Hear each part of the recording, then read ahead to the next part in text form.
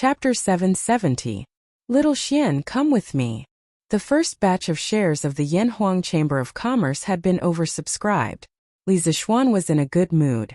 Of course, whether it was Li Chengqian's interference or Wang Ranbiao's sudden involvement, they were all outside of his expectations. In the corridor outside the meeting room, Li Zixuan bumped into Li Gang. Just as he was about to greet him, he heard the old man say in a low voice, "Oh, good."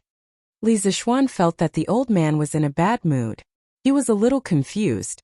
The two of them came to Li Gang's office. Li Gang closed the door and looked at Li Zixuan. "Little Xian, you were the one who called those merchants over, right?" Li Zixuan seemed to understand something. He paused and nodded. "Yes."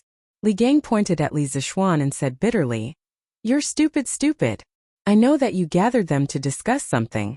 I don't have any prejudice against merchants, but Yanhuang College is an important place for learning. How can you let this place be tainted with the stench of money? This is an insult to the saints, an insult to the educated people." Li Zixuan said disapprovingly, Mister, you're wrong. First of all, today is the school's holiday. I gathered all the merchants here to discuss the future development of Plum Village. There's nothing wrong with that. Secondly, I founded Yanhuang College mainly to be practical, not to pretend to be virtuous. What do you mean by the stench of money? Mister, you're an enlightened person. Why are you associated with the commoners? If not for the stench of money that scholars talk about, how could Yanhuang College develop to such a scale in such a short time? How could Plum Village develop so quickly? Li Gang was so angry that his beard blew and his eyes widened. Are you saying that I'm vulgar? Short-sighted? Pretending to be virtuous? Li Zixuan quickly waved his hand and said, "Absolutely not. Sir, please don't misunderstand. I just want you to know that academics and money don't conflict in many cases. In fact, they even complement each other. For example, money can provide a good learning environment and promote the rapid development of academics. Academics can also promote technological innovation and earn more benefits. You also know that not all of the students trained by Yanhuang College will become officials in the future." Li Gang furrowed his brows and remained silent. He had taught and educated people all his life, and had written books to establish a theory. How could he be as sharp-tongued as Li Zixuan, who had lived 2 lives? Seeing this, Li Zixuan cupped his hands towards Li Gang and said, "Sir, if there is nothing else, then I will take my leave." Then, seeing that Li Gang was still deep in thought, he left. "Big brother, you're really fast, and you're really generous. I was still hesitating on whether to join, but you've already invested 30,000 strings of cash in it." In dorm 001, Li Tai saw that everyone else had left and whispered to Li Chengqian. Li Chengqian smiled and said, "Qingke, what's there to hesitate about? In Chang'an City, in terms of earning money, if Xiaoxian is ranked second, who dares to be ranked first? Whenever he needs help, it's our chance. Besides, this 30,000 strings of cash was earned for me by Xiaoxian. Even if I lose everything, I have nothing to lose. Don't you think so?" Big brother is wise. When Li Tai heard this, he gave a thumbs up and praised. Then the little fatty chuckled and said somewhat embarrassedly, "Big brother, I'm sure it will be difficult for you to take out so much money at once, right? It just so happens that I have some spare cash here. What do you think?" Li Chengqian found it funny and said, "I knew you would say that, Qingke. Don't worry, you have a share. Not only you but Chang'e also has a share. The 3 of us will each get 10,000 strings of cash." Li Tai was overjoyed and said, Thank you, big brother." "Oh, Azure Dragon District, Wang family residence. Young Master Butler Gong is back. He has done what you asked him to do. We already have 100,000 strings of cash in the flaming yellow Chamber of Commerce." In the backyard, Leng Yuyao leisurely walked over to Wang Ranbiao's side and bowed slightly as she spoke. Wang Ranbiao, who was sitting in the pavilion playing chess by himself, paused and said softly, I got it." Leng Yuyao was speechless. 100,000 strings of cash was definitely not a drop in the bucket for the Wang family. It was a considerable amount of wealth. But now Wang Ranbiao had given it away with just a few words, and all he got in return was those illusory shares and the unknown future of the Plum Village. She found it hard to understand what her young master was thinking. She also found it hard to understand why the elders and head of the family would agree to such a foolish transaction. Yaoer, what's wrong? After a long while, Wang Renbiao saw that Leng Yuyao was still standing beside him with a conflicted expression on her face. He couldn't help but ask. Nothing. Leng Yuyao came back to her senses and quickly shook her head. Yaoer must be wondering why I would use 100,000 strings of cash in this flaming yellow chamber of commerce? Wang Renbiao stared at Leng Yuyao for a long while, then shook his head and laughed. Young master's every move must have a deeper meaning. Yuyao doesn't dare to make wild guesses. Leng Yuyao bowed. Wang Renbiao smiled, then stood up and took the initiative to explain. It's not for anything else. Just the golden signboard of Li Zishuan alone is worth a gamble. Otherwise, why would there be so many people rushing over to buy shares? Obviously, I'm not the only one who thinks highly of Li Zishuan. Besides, I'm also very optimistic about the future of Yanhuang College and the Plum Village. 100,000 strings of cash may be a lot, but the profits it will bring to the Wang family in the future will also be considerable. Leng Yuyao nodded thoughtfully but didn't reply. Wang Renbiao suddenly asked, Yaoer, have the people that third uncle sent out to the sea to gather information returned? Leng Yuyao replied, Young master, third master has followed the orders of the head of the family, and sent all the spare ships in the family to the Southeast Sea to gather information about the Imperial Court fleet. They will be back soon, but according to third master, there will definitely be news within these 2 days. Wang Renbiao nodded and said, Good. Inform me immediately when there's news. Yes, young master. Yanhuang College. After raising more than 300,000 strings of cash, Li Zishuan could be said to be full of confidence.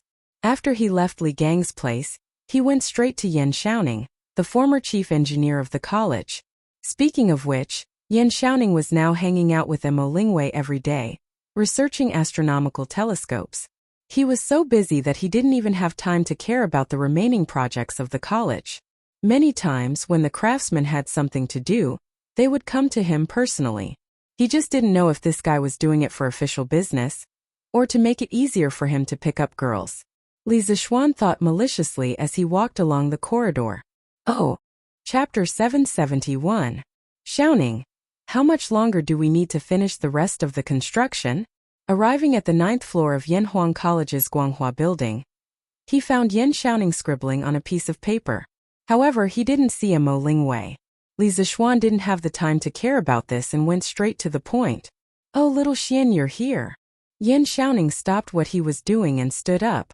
He thought for a while and said, According to the original plan of the college, we still have about 3 buildings left. A total of more than 100 houses that haven't been completed yet. If the construction team goes all out, it'll take about half a month to finish. What's wrong? Little Xian? Why are you suddenly asking about this? Did something happen? Li Zishuan sat on the chair beside him and sighed. He replied, Something did happen. Xiaoning, I'm planning to send some of the craftsmen to help me build the road. Yan Xiaoning didn't know much about the Yanhuang Chamber of Commerce. He asked curiously, Build the road? Little Xian, what kind of road are you repairing now? The road from Plum Village to Cheng. Now the workshop and the academy are both in Plum Village. Have you forgotten how crowded the roads were when the academy started school, and how difficult it was for carriages and horses to pass? Moreover, with the current road, it'll take at least 2 hours to get from the workshop to Cheng. It's as slow as a turtle. If this road isn't built, Yanhuang College and Plum Village won't be able to develop much in the future. Li Zishuan explained seriously. Yan Xiaoning was speechless. He felt that Li Zishuan was making a mountain out of a molehill. However, since Li Zishuan looked so confident, he must have come prepared. Yan Xiaoning could only agree. Okay. Then tell me how you're going to build it. How many people do you need? Li Zishuan was prepared for this question. He replied, I'm planning to build a cement road. The width of the road should be more than 6 feet. I need at least 1/3 of the craftsmen. Damn, are you crazy? After Yan Xiaoning heard this, he shouted, If you want to build a road, then build a road. Why do you have to build a cement road? Is the cement produced by the workshop enough for you to build such a long road? Also, if you ask for so many craftsmen, The progress of the academy's construction will definitely be greatly affected. Have you considered this? Li Zixuan answered his questions one by one. The cement output of the workshop has gradually caught up. Also, the students of Yanhuang College are now undergoing military training. It doesn't make any difference if the college is completed a few days earlier or later. In comparison, road repair is more important. Seeing Li Zixuan's attitude, Yan Xiaoning knew that he had no choice but to fix this road. He spread his hands and said, "All right, you have the final say. I'll fix it if you say so. When do we start construction?" "Within 3 days. I'll have at least 300,000 strings of cash in 3 days. I can guarantee that we won't have to worry about anything in the future." Yan Xiaoning thought that Li Zixuan was going to pay 300,000 strings of cash. He was a little surprised. He didn't know how much money his good brother had, but it wasn't appropriate for him to ask this kind of question. He could only reply, "All right. I'll arrange a group of craftsmen in advance." Happy days were always so short, at least for the students of Yanhuang College. The 2-day weekend passed in the blink of an eye, and they ushered in a new week of military training. Even if they were very unwilling, they could only obediently comply with the old-fashioned chief instructor Qin Qiong and the strict system of the academy. At the same time, they hoped that the next holiday would come soon. "Yamacho, there's a person called Wang Renbiao outside who wants to see you." The next morning, Li Zixuan was strolling on the academy's field and checking on the students' morning run. He saw Emozhong trotting over from afar and cupping his fist. "Wang Renbiao." Li Zixuan's heart skipped a beat, and he hurriedly said, "Take me there." Emozhong saw that Li Zixuan was so concerned about Wang Renbiao that he actually wanted to personally greet him. He knew that it might be important, so he quickly responded and led Li Zixuan to the academy's gate. "Cousin Run, long time no see. How are you doing?" Li Zixuan smiled and greeted the indifferent Wang Renbiao and the frosty Leng Yuyao outside the academy's gate. I'm fine. Xiao Xian, I'm here today to tell you something. I've found the traces of the Imperial Court's fleet." Wang Renbiao cupped his fist and said. Leng Yuyao on the side pouted and snorted. She was obviously angry that her young master came all the way here to deliver the news but was rejected at the door. Li Zixuan was startled at first, but then he smiled and said to Emozhong, "Young Master Wang is an honored guest. You don't need to report when you come to the academy in the future. You can come in directly, understand?" "Understood, Yamacho." Emozhong carefully glanced at Wang Renbiao, trying to remember his appearance thoroughly. Leng Yuyao's face looked better. "Renbiao, let's talk inside." Li Zixuan looked at Wang Renbiao and said, "Okay." The 3 of them came to Li Zixuan's office. Leng Yuyao temporarily acted as a maid and poured a glass of water for each of them. Li Zixuan hurriedly asked, "Renbiao, you said that you've inquired about the Imperial Court's fleet. Quickly tell me, how are they now? Did they encounter any accidents?" Wang Renbiao's face turned serious and he replied, "Accidents? They really did encounter a group of pirates in the Southeast Sea." Li Zixuan's heart skipped a beat. He didn't expect that the fleet would really encounter an accident, so he hurriedly asked, "And then? Were there any casualties among the crew? Where are they now?" Wang Renbiao replied, "I just received the news this morning. It said that the fleet docked on an unknown island that night and was ambushed by a group of pirates. Dozens of crew members and defenders were killed. The commandery Prince Hejian was furious. After chasing the pirates without success, he mobilized the army to go to Neon and asked the king of Neon for an explanation. Because according to the investigation, the pirates were from Neon." "His Highness went to Neon?" Li Zixuan widened his eyes and said worriedly, "The Neon are cunning. His Highness went deep with a large number of supplies alone. It's inevitable that some thieves would want to harm him. Renbiao, how is the situation over there now?" Wang Renbiao smiled and said, "Don't worry, Xiaoxian. The commandery Prince Hejian took the elite troops to sea this time. Even if the Neon people were audacious, they wouldn't be able to do anything. The ones who should be worried are not us, but the Neon people. According to the latest news, the commandery Prince Hejian has already stirred up half of the world over there." Chapter 772. According to Renbiao's words, You have more information about Neon. Tell me about it. In the headmaster's office, Li Zixuan saw Wang Renbiao's confident expression. He guessed that Wang Renbiao must have more information, so he asked. Wang Renbiao nodded and slowly said, "It's a long story. I'll pick out some important things to tell you first. I'm sure it won't be long before the imperial court receives more detailed information. At that time, you'll be able to understand the situation clearly." Seeing that Li Zixuan had no objection, Wang Renbiao began to tell. After the imperial court's army was ambushed that day, Commander Prince Hejian failed to find the pirates. The next day, he led the army to Neon.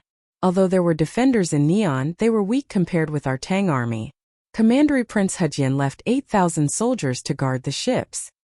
He led 12,000 soldiers and arrived at the capital of Neon at dusk that day. It was said that the imperial court of Neon was divided into two groups at that time.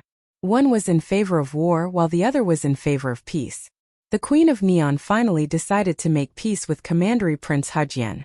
She sent a messenger out of the city to contact Commander Prince Hejian and express her goodwill. She also invited Commander Prince Hejian to the city as a guest. Commander Prince Hejian was brave. He only took one master with him and entered the city alone. Before leaving, he told the generals in the army that if they didn't return before dawn, they would be ready to attack the city. Who would have thought that the two of them would be gone for a full 6 hours? It was only in the middle of the night that the two of them returned from the city. However, when they left, there were only 2 of them. When they returned, there were more than 10 of them. All of them were assassins. The army outside the city knew that Commander Prince Hejian had been attacked by assassins in the city. They all shouted that they would kill their way into the city to avenge Commander Prince Hejian. Commander Prince Hejian didn't attack the city. He ordered people to interrogate the assassins and investigate their identities. By chance, a master assassin who was captured alive confessed that he was a hanger-on of the Suo family. Commander Prince Hejian was furious. He sent people into the city to ask the king of Pushgu to give him an explanation. Otherwise, he would personally enter the city to kill the Suo family.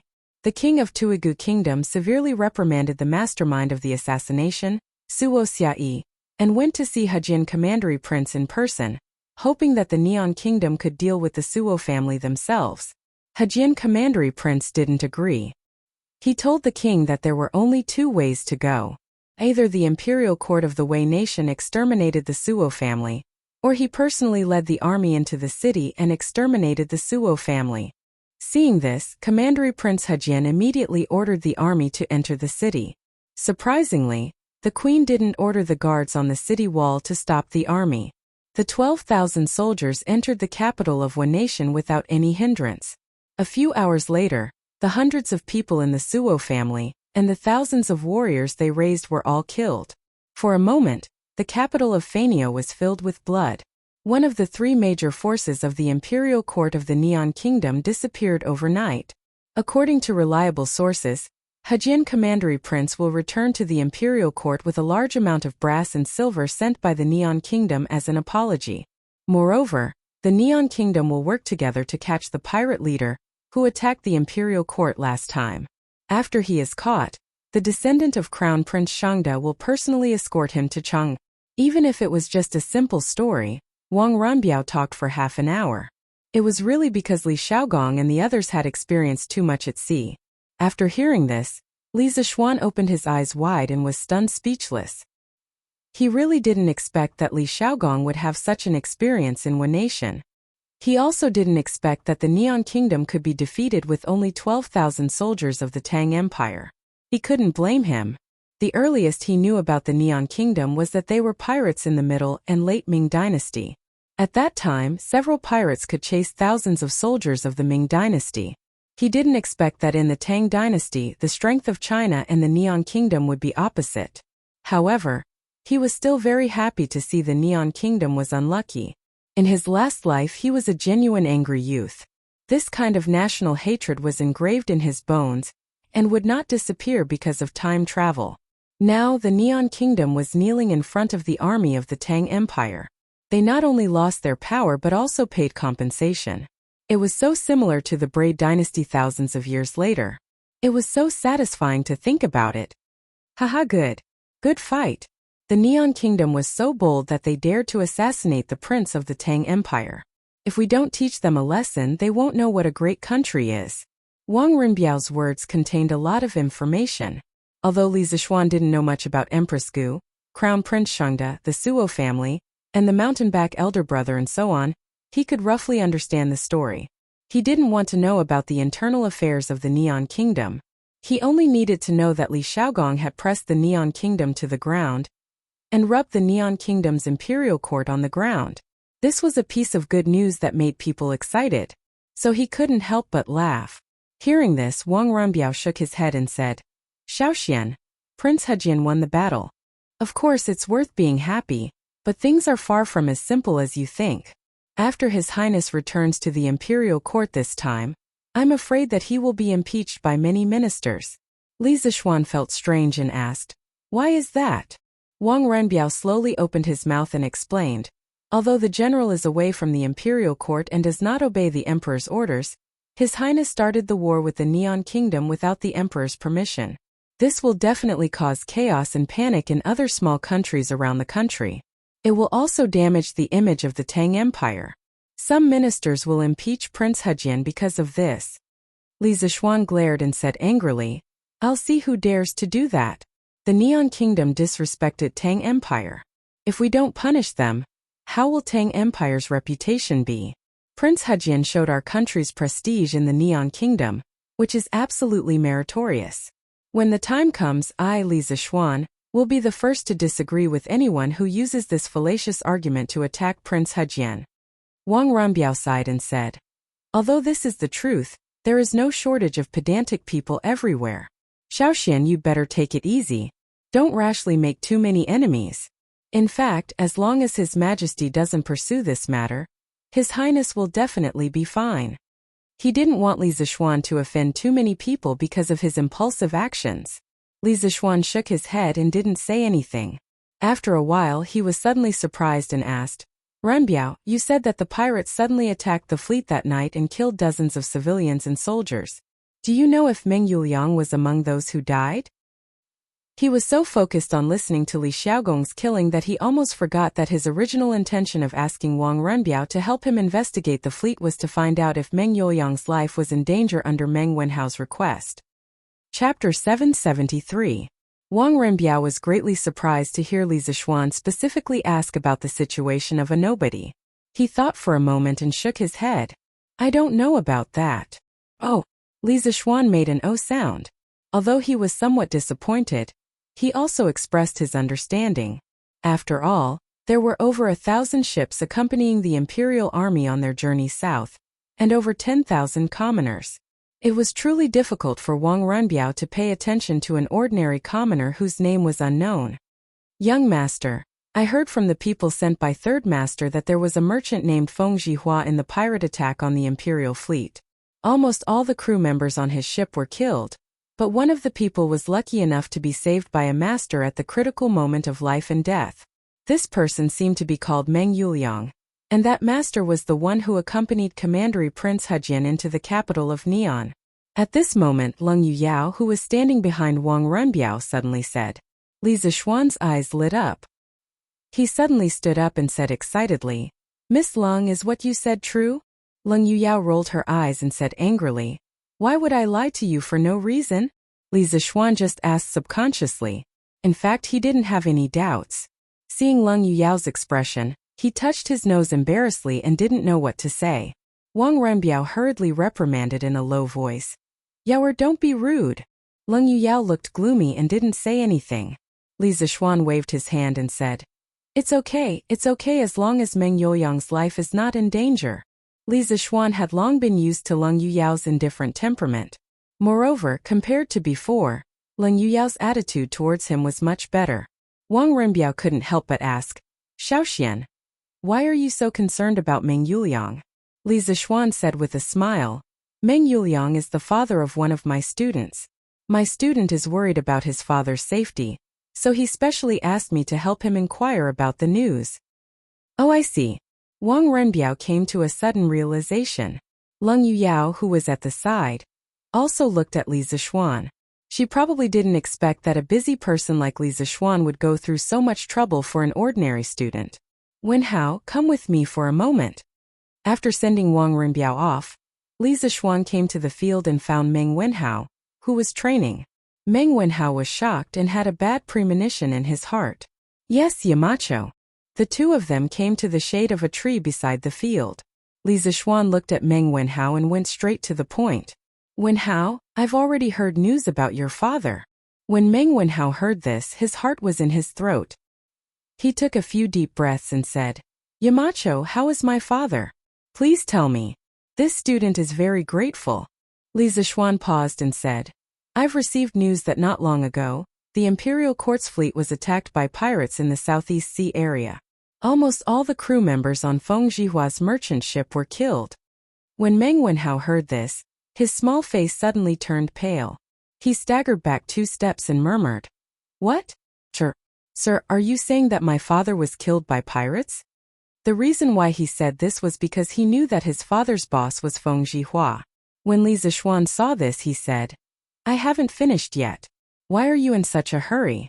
Although almost all of Feng Jihua's crew members were killed, your father was saved by an expert at the critical moment. Together with Feng Jihua, they both survived. Although he was injured, his life is not in danger. Wenhao, you don't have to worry. Hearing this, Meng Wenhao's pale face gradually regained a trace of color. He was stunned for a long time before he solemnly bowed to Li Zixuan and said, Thank you, Yamacho, for taking care of this student's affairs. This student is very grateful.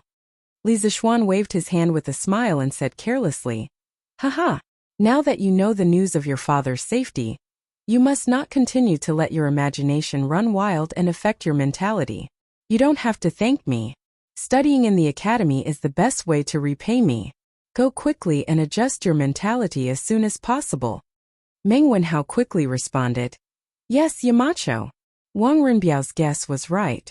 The next day, the Imperial Court had already received the news of Li Xiaogong's massacre in Neon. After receiving the report, Li Er raised his eyebrows and was shocked. Neon? One Piece? Assassination? This little Neon is really daring. It's getting more and more outrageous.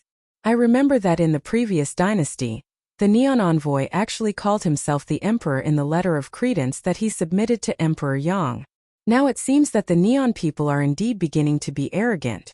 They actually dare to provoke the tiger's whiskers of the Tang Empire. However, Xiaogong's actions will inevitably be criticized. Forget it, let's wait for him to come back. As the Emperor, Li Er, of course, knew that if this report was made public in the Imperial Court, it would definitely cause a great uproar. Therefore, he chose to keep the report and temporarily suppress the matter. When Li Xiaogong returned to the Imperial Court, he would solve it together. In fact, according to the original history of Neon, after the death of Emperor Kogo in 628, the second year of Zhengguan, there was a struggle for the succession of the throne in the Neon Imperial Court. The emperor's last words were that the son of Prince Shangda, the grandson of Suamatsi, would succeed the throne. However, Suamatsi violated the last words and supported Prince Tamura, the grandson of Emperor Minda, the son of Emperor Yasaka's eldest brother, as the emperor, who later became Emperor Shuming. After Emperor Shuming ascended the throne, he sent the first envoy to the Tang Empire the next year. During his 12 years on the throne, the Suamatsi family's strength had developed greatly, and the Suamatsi family had reached its peak. But now Li Xiaogong led troops to kill the entire Suamatsi family. The Suamatsi family, which controlled the political situation of the 6 emperors, suddenly disappeared. Therefore, the heir to the Neon Imperial throne became undisputed. It was the son of Prince Shangda, the eldest brother of Brother Shangda. This man, who was originally the spare tire of the emperor in history, was really going to be the emperor now. Who should he thank the most? Li Xiaogong? That's not it. The person he should thank the most was Li Zixuan. If it weren't for Li Zixuan, the transmigrator, the Tang Empire wouldn't have sent such a large fleet to the south to trade in the first year of Zhengguan, and it would be even more impossible for the Tang army to enter the Neon territory. The Suamatsi family, which was powerful in Neon, naturally wouldn't have been accidentally destroyed, and the eldest brother of Brother Shangda could only continue to be the spare tire. Li Zixuan never dreamed that he, an otaku who had transmigrated from the modern world, would actually change the neon court in this way. He also never thought that the butterfly wings of his transmigrator had been flapped and gradually affected the world situation from here. This was the so-called butterfly effect. Chapter 774. 3 days later, the first batch of funds raised by the Yanhuang Chamber of Commerce, 335,000 strings of cash, was all in the account. Looking at the room full of copper coins, Li Zixuan sighed in his heart. The times are too backward. A mere 300,000 strings of cash is not enough to fit a room, and the servants in the house have to count the money for half a day. How is it like the modern era, where a finger lightly taps on the phone, whether it is 300,000 or 30 million, it is all in an instant. At the very least, the cash of the modern era is much easier to count than the copper coins of this era. 10,000 for a stack, 30 million for a box. Unlike now, 300,000 strings of cash is enough to fill an entire room. Li Zixuan had actually ridiculed the currency of this era many times in his heart. Think about it, if you want to buy a horse in Shi City you have to count at least 10 strings of cash, right? In the ancient era, coins were usually around 3 to 4 kilograms, and 10 strings of cash was around 40 to 50 kilograms. The weight of the copper coins used to buy a horse was almost equivalent to the weight of a person. One could imagine how inconvenient it was to buy a large amount of money in this era. Paper money, we have to develop paper money in the future. Li Zixuan sighed. Modern online payments were still too far away from the technological level of the Tang dynasty, but paper money was still something to look forward to. In fact, before the Tang dynasty there were already signs of paper money. According to historical records, because of the long war with the Xiongnu during the Han dynasty, the treasury was empty. In order to solve the financial problem, while the 3 baht and platinum coins, alloy coins made of silver and tin, were minted, the white deerskin coins were also issued. The so-called white deerskin coins were made of white deerskin from the palace gardens. Each piece was a square foot long, and the edges were painted. Each piece was set at 400,000 strings of cash. Because its value far exceeded the value of the coins, the white deerskin coins were only used as tributes between the nobles, and were not used in circulation. Therefore, they were not real paper money, and could only be said to be the precursor of paper money. In the middle of the Tang dynasty, there was a type of currency called flying money. At that time, when merchants went out to do business, it was inconvenient to bring a large amount of copper coins with them. First, they went to the government office to get a certificate, which recorded the place and the amount of coins. Then, they took the certificate to other places to withdraw money to buy goods. This certificate was called flying money. Flying money was actually just a kind of currency exchange business. It did not enter into circulation itself, and did not exercise the function of currency. Therefore, it was not a real paper currency. During the Northern Song dynasty, the Jiaozi of Sichuan and Chengdu was the beginning of paper money. It was not a coincidence that paper money did not appear in the Tang dynasty or earlier dynasties, but in the Northern Song dynasty. It was an inevitable product of social, political, and economic development. In the Song dynasty, the development of the commodity economy was very rapid, and the circulation of goods required more money. At that time, there was a shortage of copper coins, which could not meet the demand of circulation. At that time, iron coins were commonly used in the Sichuan region. The value of iron coins was low and heavy, so it was extremely inconvenient to use them. 1 copper coin was equivalent to 10 iron coins. For every 1,000 iron coins, the big ones weighed 25 caddies, and the medium ones weighed 13 caddies. Buying a bolt of cloth would cost 20,000 iron coins. It weighed about 500 caddies and had to be carried on a carriage. Therefore, objectively speaking, there was a need for a lighter currency. This was also the main reason why paper money first appeared in Sichuan. Moreover, although the Northern Song dynasty was a highly centralized feudal autocratic country, the national currency was not unified. There were several currency areas, each of which governed their own affairs and did not use the same currency. At that time there were 13 roads administrative units of the Song dynasty that used copper coins, and 4 roads that used iron coins. Shaanxi and Hudong used both copper and iron coins. Each currency area strictly prohibited the outflow of money. Using paper money could prevent the outflow of copper and iron coins. In addition, the Song dynasty government was often attacked by Liao, Xia, and Jin. The military and reparations expenses were very high, so they also needed to issue paper money to make up for the financial deficit. Under all these reasons, the paper money, jiaozi, was created. According to the original history, it was impossible for paper money to appear in the Tang dynasty. But now, as a modern person, he had transmigrated and became a rich second generation. Therefore, it was necessary for him to do something. After letting his imagination run wild for a while, Li Zixuan went to look for Yan Xiaoning directly. As for paper money, he would do it in the future, but definitely not now. It required time and talents in the related field. After arriving at the academy, Li Zixuan went directly to Yan Xiaoning's office. Xiaoning, the money for the road construction is all here. Quickly arrange for people to start work. Li Zixuan pushed the door open and saw that Yan Xiaoning was still alone. He went straight to the point. Yan Xiaoning stood up and said in surprise, "The money is here so quickly? Okay, I've already arranged everything. Since it's like this, let's start work today." "How's the preparation of the cement at the factory?" Li Zixuan replied. "There's no problem at the workshop. The production of cement will definitely be enough."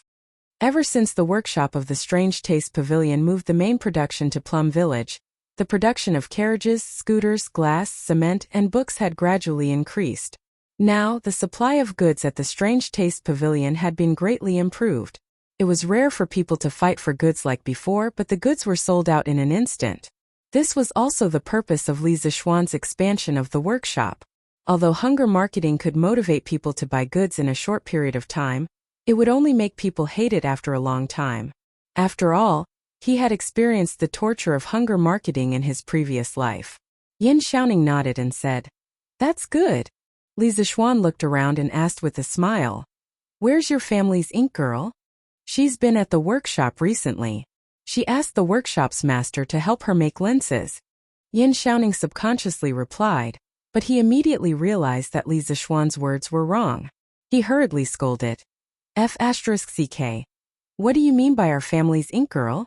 Brat, don't talk nonsense and ruin Miss Wei Er's reputation.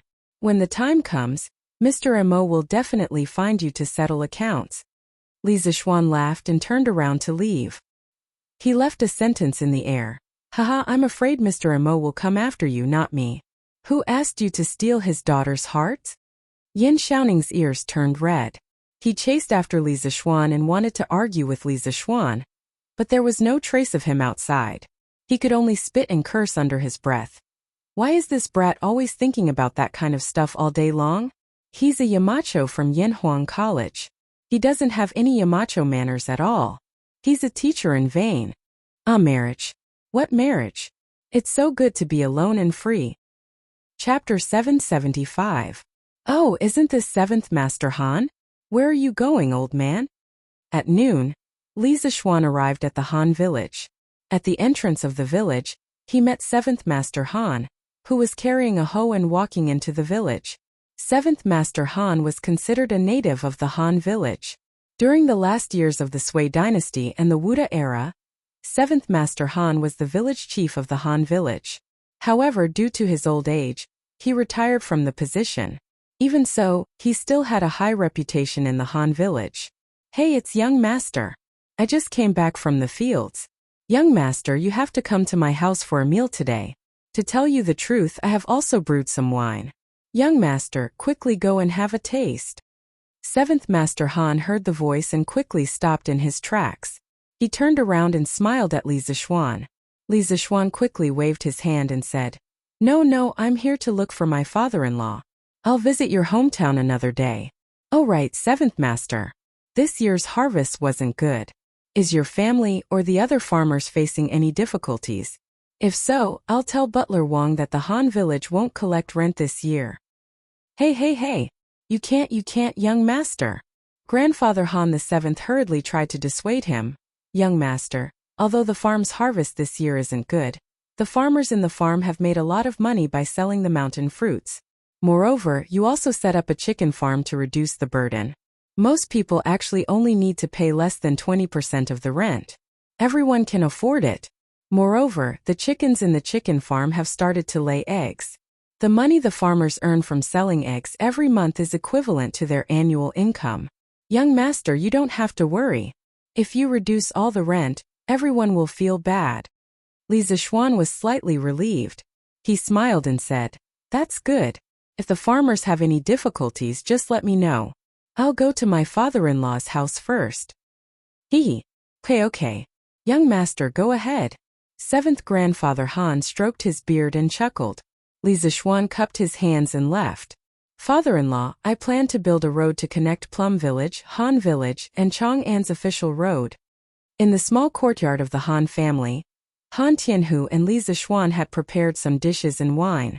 During the meal, Li Zishuan briefly mentioned the road construction plan. Han Tianhu put down his wine cup and said in surprise, "Repair the road? Little Xian, why did you suddenly think of repairing the road?" Li Zishuan repeated the theory that he had told Chao Wendong earlier. If you want to be rich, you must first build roads. After hearing this, Han Tianhu was speechless. After a while he said, "Little Xian, since this is the result of your careful consideration, then this old man will support you. Have you prepared the money and manpower to build the roads?" Li Zishuan nodded and said, "Everything is ready. Now everything is ready.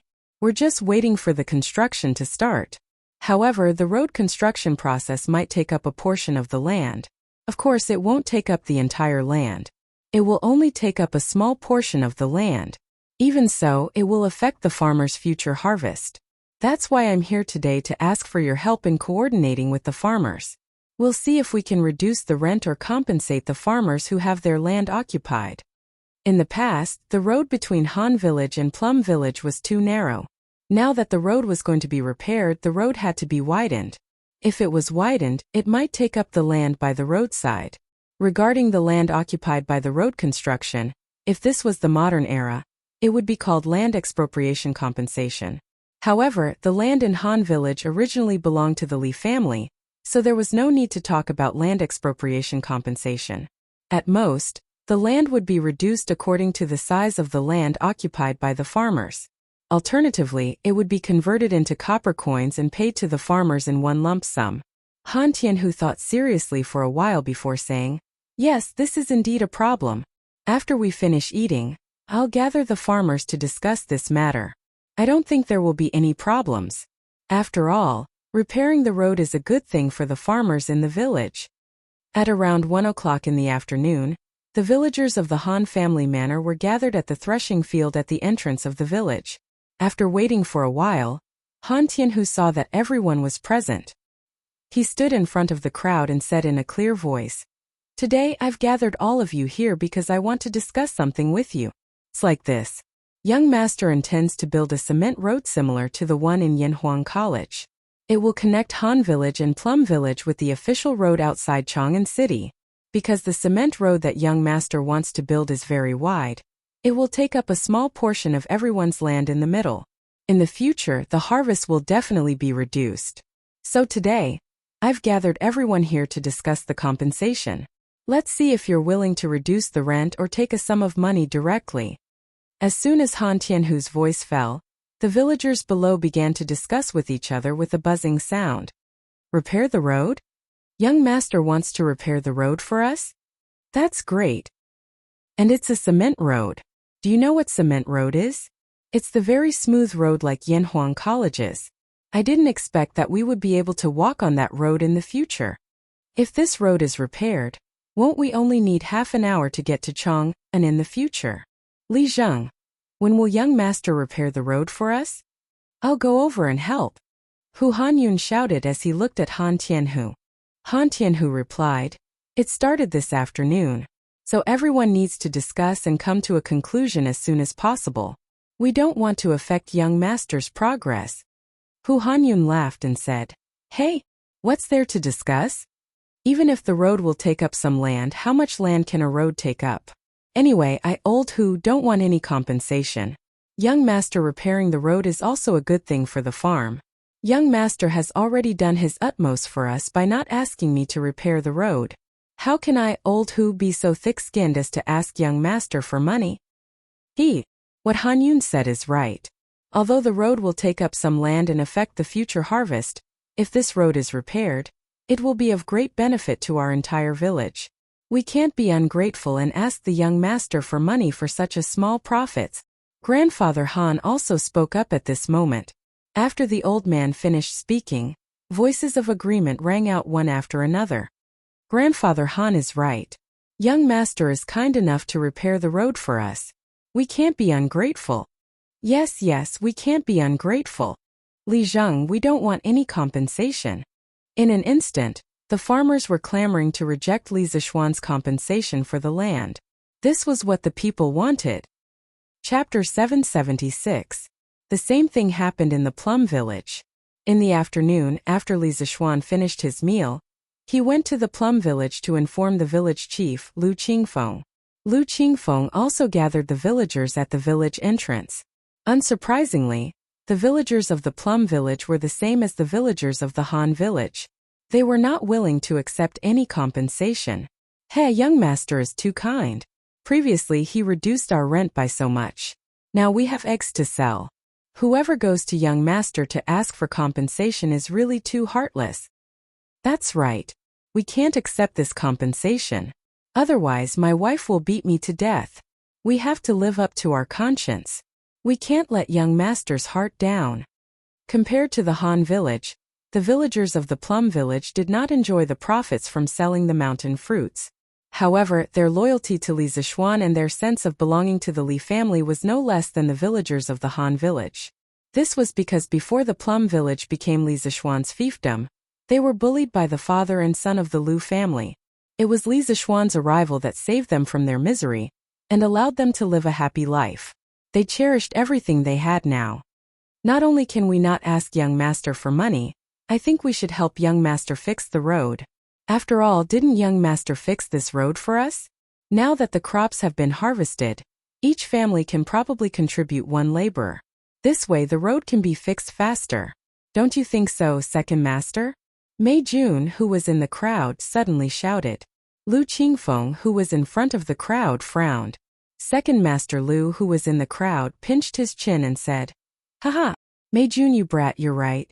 Young master is building this road for us. Although we don't need to fork out any money, we can contribute. Don't you think so, everyone? Second master Lu's influence in the plum village was not to be underestimated.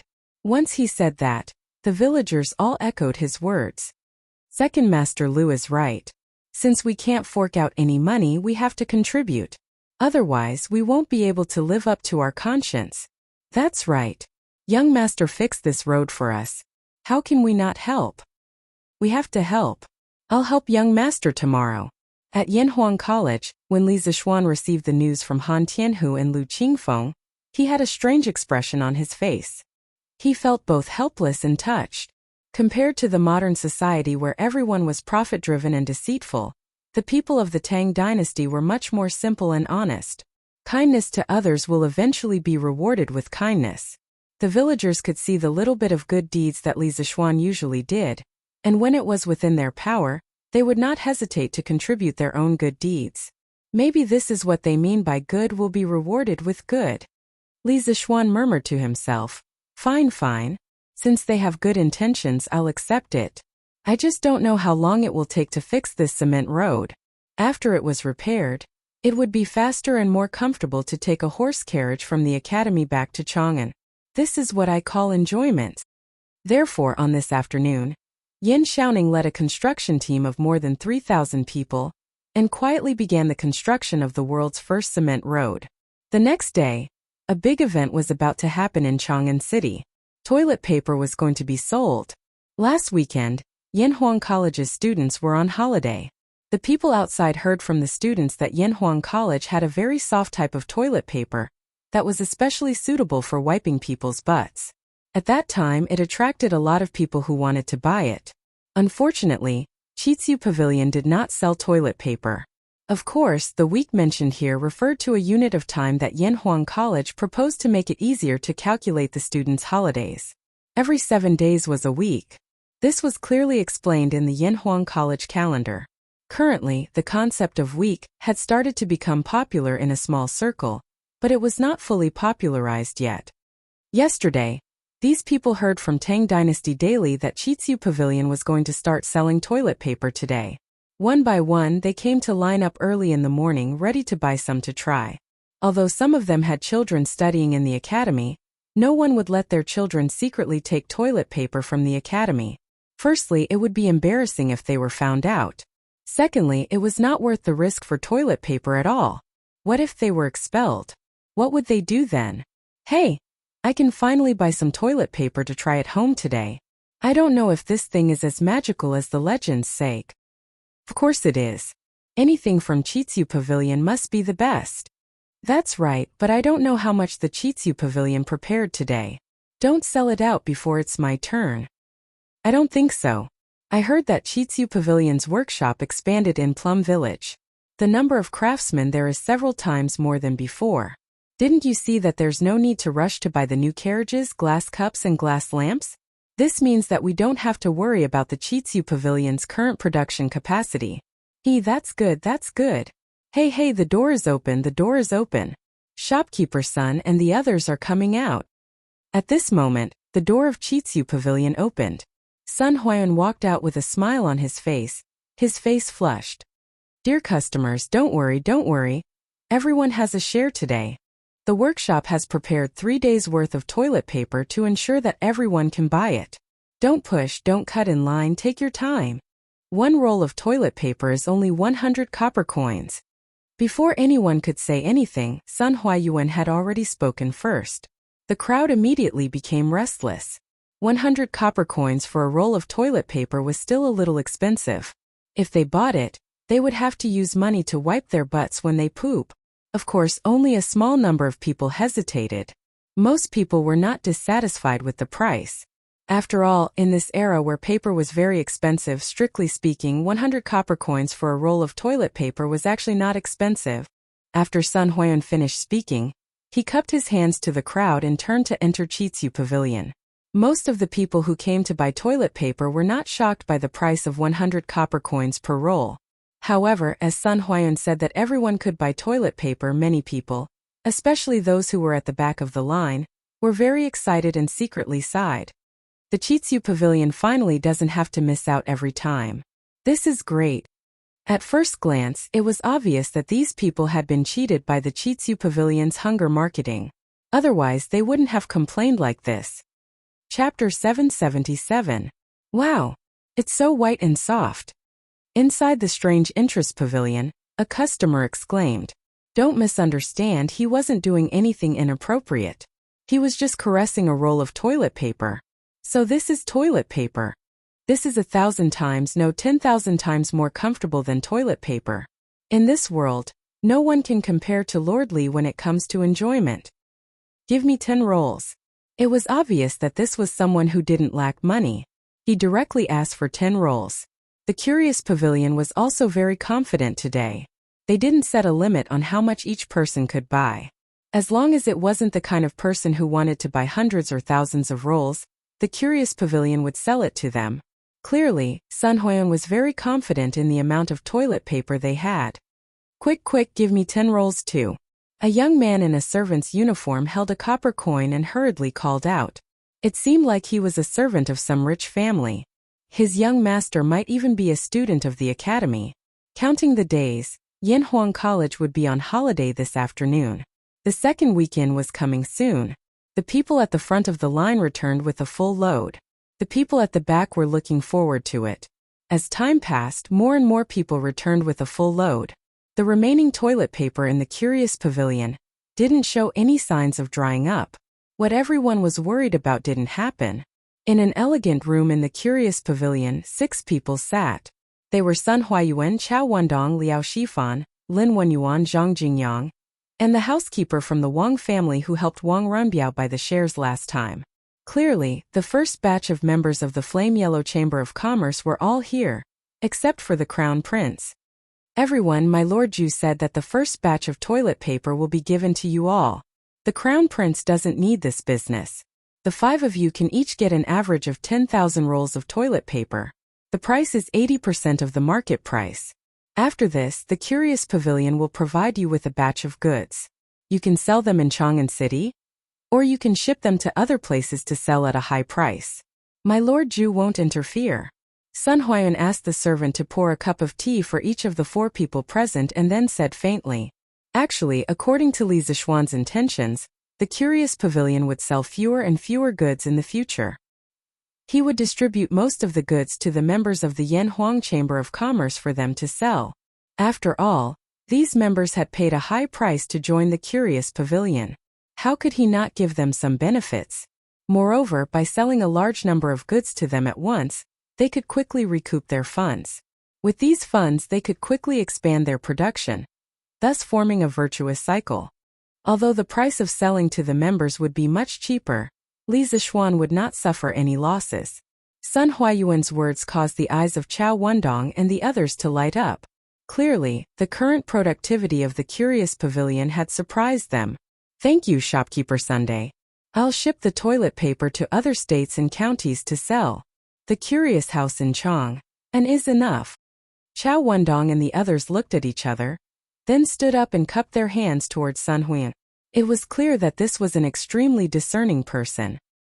He did not want to compete with the Curious Pavilion in Chang'an. Sun Huayuan chuckled and waved his hand. "Shopkeeper Chao, you worry too much. My Lord Ju said that you can sell wherever you want. You don't have to worry too much." Hearing Sun Huayuan say this again, Chao Wendong and the others were convinced that Li Zixuan did not care about the Chang'an market at all. They all hurriedly stood up and cupped their hands in thanks. "Shopkeeper Sun, Lord Ju is willing to distribute the toilet paper to us to sell. I wonder if Lord Ju is willing to distribute the rest of the items, such as the new carriage, glass cup, and divine mirror?" Liao Shifan carefully looked at Sun Huayuan, then stood up and asked tentatively. Chao Wendong, Lin Wenyuan, and Zhang Jingyang secretly praised Liao Shifan for his boldness.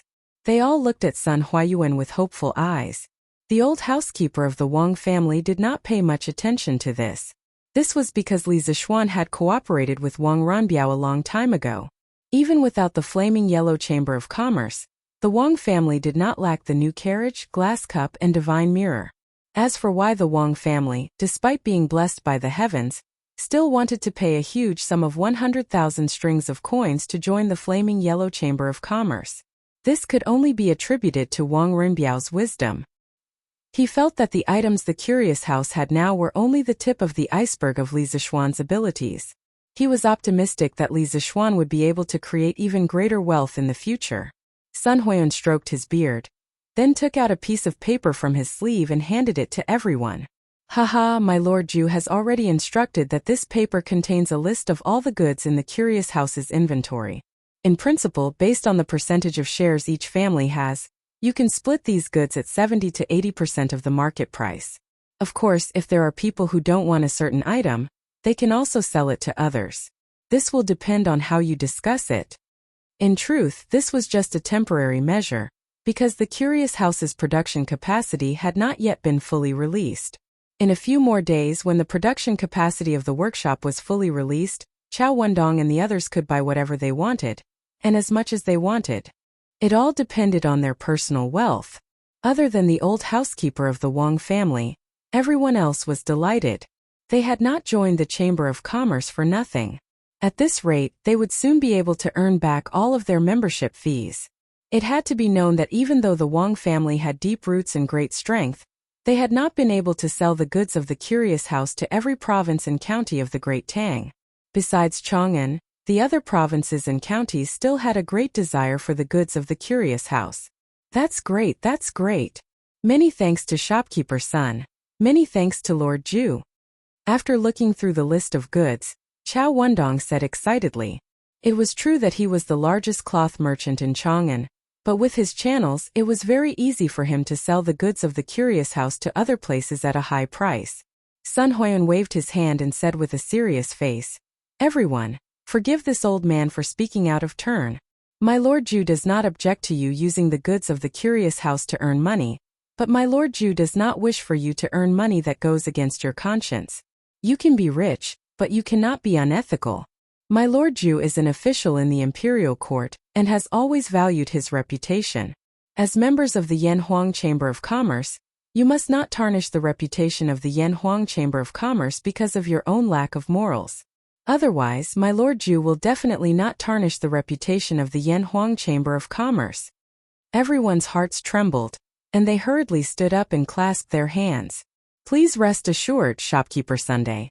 We will definitely not do anything unethical and tarnish the reputation of the Yanhuang Chamber of Commerce. Sun Huayuan nodded. This warning was the first warning that Li Zixuan had given to the members of the Yanhuang Chamber of Commerce. Chapter 778. Your Highness, this servant doesn't understand. Why are you still eating when His Majesty already said that this thing isn't beneficial to your qi illness? These locusts aren't anything good. In Changle Palace, a purple-clothed palace maid stood by Changle's side and whispered carefully. It seemed that this palace maid should be Changle's intimate person. Otherwise, she wouldn't know that this meteoric success was made with locusts. As she spoke, she glanced at the plate of golden meteoric success in front of Changle. When she thought that it was actually locusts inside, she couldn't help but feel nauseous. If it weren't for the wrong occasion, she probably would have vomited. Changle's face didn't show any discomfort. The little girl very quietly used her chopsticks to put the meteoric success into her mouth one by one. Her movements were neither hurried nor slow, and her movements were very elegant. When she heard the palace maid's question, Changle lightly opened her red lips and smiled faintly. Imperial Father also heard from the imperial physicians that locusts can't treat illnesses, but I believe in Brother Xiaoxian. Brother Xiaoxian can treat General Qin's illness, so his medical skills are naturally the best. If he says that this thing is good for my body, then it's definitely good. As soon as she finished speaking, Changle's eyes lit up abruptly, and she picked up a piece of meteoric prosperity before looking at the palace maid and saying, Moreover, this meteoric prosperity that Big Brother Xiaoxian made is really delicious. Leah, quickly come over and try it. Ah? The palace maid named Lear was shocked, and then her face was full of bitterness. She secretly blamed herself for talking too much just now. Now it seemed that she was really asking for trouble. Your Highness, this is from Li Xianan to treat your illness. This servant can't eat it. Lear waved her hand and quickly said. Changle's beautiful eyes immediately curved into two small crescent moons. She smiled and said, It's fine. Brother Xiaoxian sent a lot of meteoric success. I can't finish it alone. Lear, you can help me eat some. This was really asking for Qingqing's life. Lear knew that she couldn't refuse anymore. She could only walk in front of Changle with a bitter face. She cupped her hands and went to receive the piece of meteoric success from Changle's chopsticks. Changle pursed her lips and smiled. Why go through so much trouble? Come, Lear, quickly open your mouth. Lear's delicate figure trembled, and she was truly overwhelmed by the unexpected favor. She had the intention to refuse, but Changle was looking at her with a burning gaze, so she could only obediently open her small mouth. Not long after, a piece of charred and tender meat was sent into her mouth. All right, Leah, hurry up and eat. It's really delicious. Changle made a victorious expression, put away her chopsticks and giggled. Lear was helpless. She could only forcefully endure the nausea in her stomach and started to use her teeth to bite that piece of meat in her mouth. It's rare for His Highness to be so happy. If it's a locust, then so be it. After all, it won't kill anyone. At most, I'll just rinse my mouth a few more times after eating. Lear thought in her heart. To her surprise, when she bit into the meat, there was no disgusting smell. Instead, there was a strong aroma of eggs and meat. She couldn't help but widen her eyes. Was this the meat of a locust? Why is it so delicious? How is it? Is it delicious? Changle looked at Lear expectantly and asked. Oh, delicious. Your Highness, this meteoric is really delicious. Li County's men are really amazing. Even the meat of a locust can be so delicious. Lear was a little embarrassed as she licked the minced meat at the corner of her mouth with the tip of her tongue and smiled excitedly at Changle. Hee. Since you think it's delicious, then you can eat with me in the future. Anyway, I can't finish this amount by myself. Changle looked extremely happy. Of course, she also had a reason to be happy because there wouldn't be someone watching strangely from the side when she ate locusts in the future.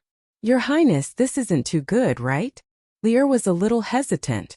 To be honest, the meteoric she ate just now was indeed very delicious. She liked to eat it very much, but if she ate it with Changle every day, it seemed a little out of line. What's wrong with this? I let you eat with me, so just eat. While Changle was recruiting friends to eat locusts, outside the palace, there was another scene.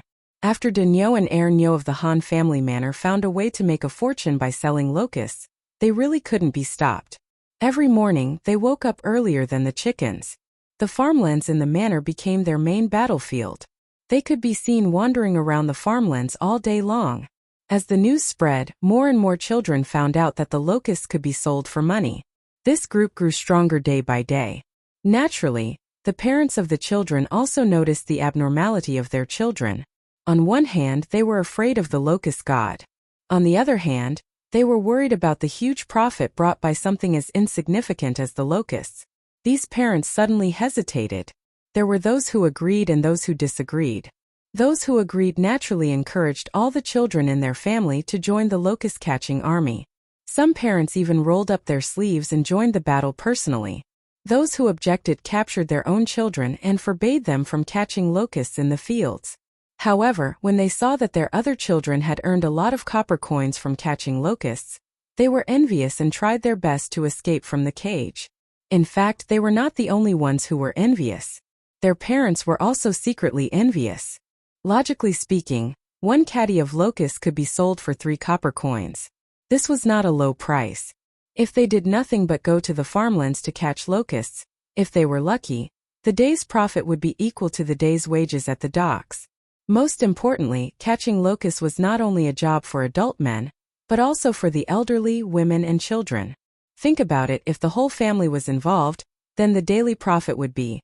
Just like that, when they saw other people getting rich, many who were against the idea of catching locusts were shaken. Gradually, they joined the ranks of the locust-catching army. Actually, compared to using locusts to make food, it was Li Zishuan's real purpose to shake people's attitudes towards locusts. Since these deep-rooted beliefs were not easy to change, then he would use subtle benefits to assimilate them. As a result, the number of locusts purchased by the Academy's cafeteria skyrocketed. Initially, Soaring Star was only provided to the students in the special training class. However, after a few days, the head chef realized that there were too many locusts. The students in the special training class could not finish them all. Therefore, after asking for permission from Li Zishuan, Soaring Star was provided to all the students and teachers in the academy. At the time, Li Tai and Sun Zifan were overjoyed. The delicacy of Soaring Star captured the taste buds of many students. What was the most popular dish at the academy now? It had to be none other than Soaring Star. Chapter 779. A few more days passed. Plum Village and the villages around the Han Village also knew that the Yanhuang College cafeteria was buying locusts. Moreover, it was 3 copper coins per caddy. Wasn't that picking up money? Therefore, the army of locusts increased several times. The number of locusts that the college cafeteria received was even more overwhelming. This time, even if all the teachers and students in the college ate to their heart's content, they wouldn't be able to finish it. However, Li Zishuan was already prepared for this situation. On this day, the Zuaxian restaurant in Chang'an City's West City quietly released a new dish called Meteoric Success. Yo, shopkeeper Lu, there's a new dish again. Meteoric Success, that's a good name. When it was close to noon, a customer came to the Immortal Indulgence Inn, and he inadvertently glanced at a new dish on the menu. When he focused his eyes and saw the words Meteoric Rise written on it, he couldn't help but laugh. Hey, isn't this old Master Wang? Long time no see. Shopkeeper Lu's face was full of wrinkles. He first greeted him, then replied, "This Meteoric Success is a new dish invented by my Lord Ju. It was originally only available in Yanhuang College, and the students were full of praise for it. My Lord Ju felt that this delicacy should be shared with everyone, so old Master Wang, you're lucky today." That diner was obviously shocked. Wow, it's actually a new dish invented by Lord Ju, and only the college could eat it before. I'm really lucky today. He saw that there were still empty seats in the restaurant. Therefore, he said to Shopkeeper Lu, "Shopkeeper Lu, give me a portion of gnawed chicken, a portion of dongpa meat, and a portion of Meteoric Success and a pot of Gentle Beauty."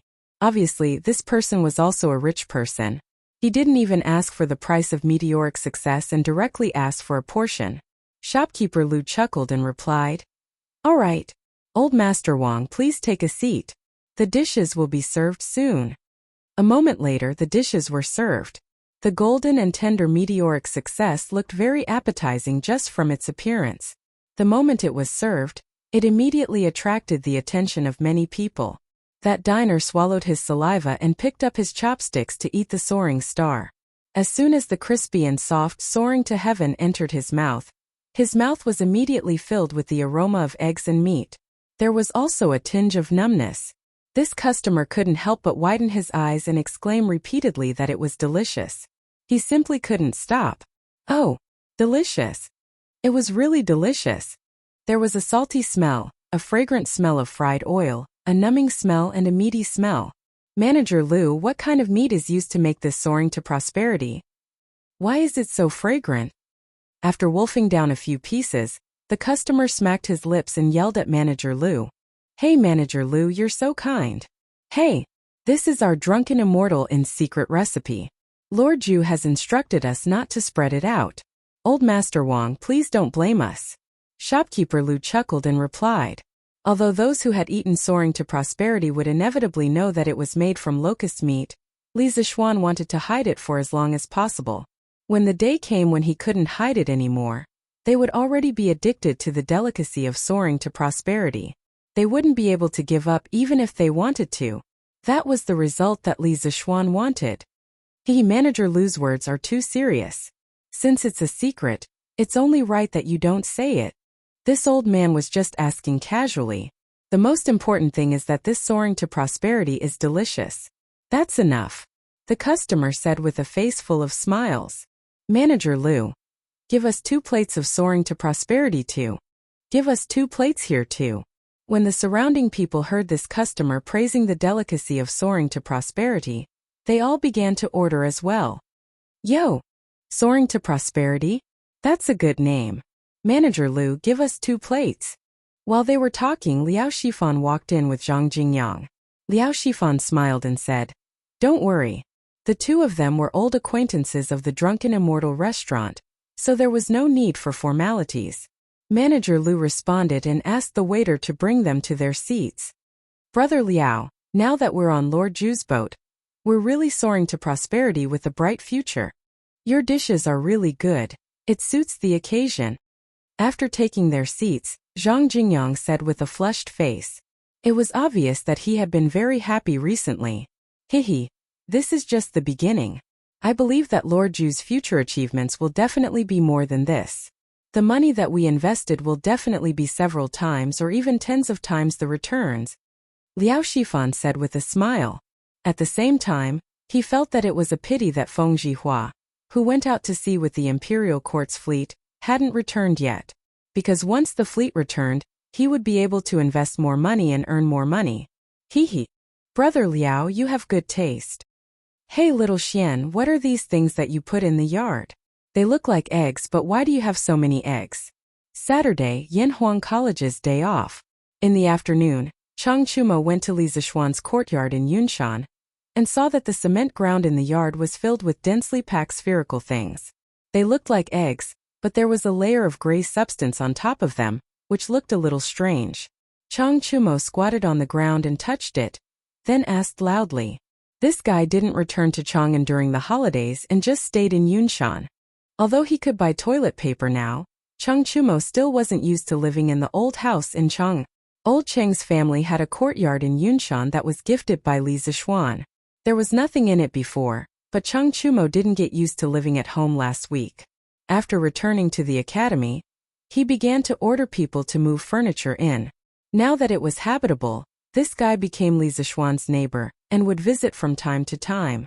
Put it down, don't touch it. This is an egg with lime. I took it out to dry today. Chonyo, don't mess around. Li Zishuan walked over and kicked Chang Chumo's but in a bad mood as he said. To make century eggs, the fresh eggs were placed in a pot or basin filled with lime paste. After the eggs were dipped in lime, they were taken out and mixed with chaff or sawdust. Then they were placed in a jar and sealed. Generally speaking, it would take about 7 days in spring and autumn, and 4 days in summer. When the time was up, they should be taken out to dry in the jar. This time, The century eggs that were being dried in the Lee family's courtyard were the ones that had been rolled out last week. Ah, it's really an egg. Oh my God. I didn't believe it when I heard that your family was buying eggs a while ago, but I didn't expect it to be true. Xiaoxian, why did you get so many eggs? You even added lime. Are you trying to hatch chicks? Chang Chumo stood up, looked at Li Zixuan and said stupidly. Li Zixuan's face was full of black lines. Hatch chicks. I'll hatch an MLGB. Where have you seen chicks hatched like this? Chapter 780. Hatching your sister's chickens. I say, can't your brain work a little better? What are you thinking about all day long? Li Zixuan slapped Chang Chumo's head and said angrily. Chang Chumo screamed in pain, then retreated far away and said, F***CK. A gentleman uses his mouth, not his fists. Xiaoxian, why are you so violent now? Besides, there are so many eggs. If you're not going to use them to hatch chickens, what are you going to use them for? Are you going to eat them? Li Zixuan said lightly. Yes, you're right. These eggs are for eating. *CK. Who are you trying to fool? There are so many eggs. They'll spoil after a few days. How can you finish them with so few people in your family? Chang Chumo said with a face of disbelief. This idiot. Li Zixuan shook his head and said, these eggs are not ordinary eggs. They can be stored for a long time. As he said that, he picked up a century egg covered with lime and sawdust and said, this egg is now 80% cooked. After a few days you can peel the eggshell directly, add some vinegar and garlic and eat it. It's simply a delicacy. Duck eggs were the majority of century eggs made with traditional methods. However, if you use duck eggs to make century eggs because the eggshell of duck eggs was thicker, it generally took 30 to 40 days. The eggshell of duck eggs was thinner, and the pores on the surface were thicker. Generally, it would completely turn into century eggs in about 10 days. Of course, if you wanted it to taste good, it would need to be stored for a few more days. Therefore, it wouldn't be long before Li Zixuan's century eggs in the courtyard could be eaten. After listening to Li Zixuan's description, Chang Chumo couldn't help but lick his lips, but he still didn't believe it. Cooked? Did you cook the eggs? Even so, the eggs can't be stored for long. What a country bumpkin. Li Zixuan thought unhappily in his heart. I didn't say that the eggs were cooked. You're the one who misunderstood. Forget it, I'm too lazy to argue with you. You should be able to taste this delicacy next week. That's great. Next time I'll definitely come on time. Hearing this, Chang Chumo didn't care about how these eggs were cooked. Obviously, the food was more important. Xiaoxian, the villagers from Plum Village and Han Village have been clamoring to help with the road repairs these few days. We can't even stop them.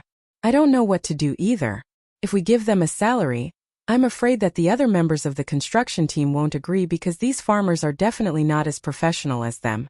If we don't give them a salary, we'll be letting down the villagers' good intentions. When the time comes, people will definitely say that we're stingy. When evening approached, Yin Xiaoning came over. He found Li Zixuan and said with a conflicted expression, Oh? There's such a thing? Li Zixuan raised his eyebrows in surprise. After thinking for a while, he said, Xiaoning, your concerns are very reasonable. How about this? The farmer's daily wages will be half of the workers' wages in the construction team. What do you think? Li Zixuan had just established the Yanhuang Chamber of Commerce and raised more than 300,000 strings of coins. Therefore, logically speaking, Li Zixuan wasn't lacking in money. Since his farmers were so supportive, he couldn't let them work for nothing, right?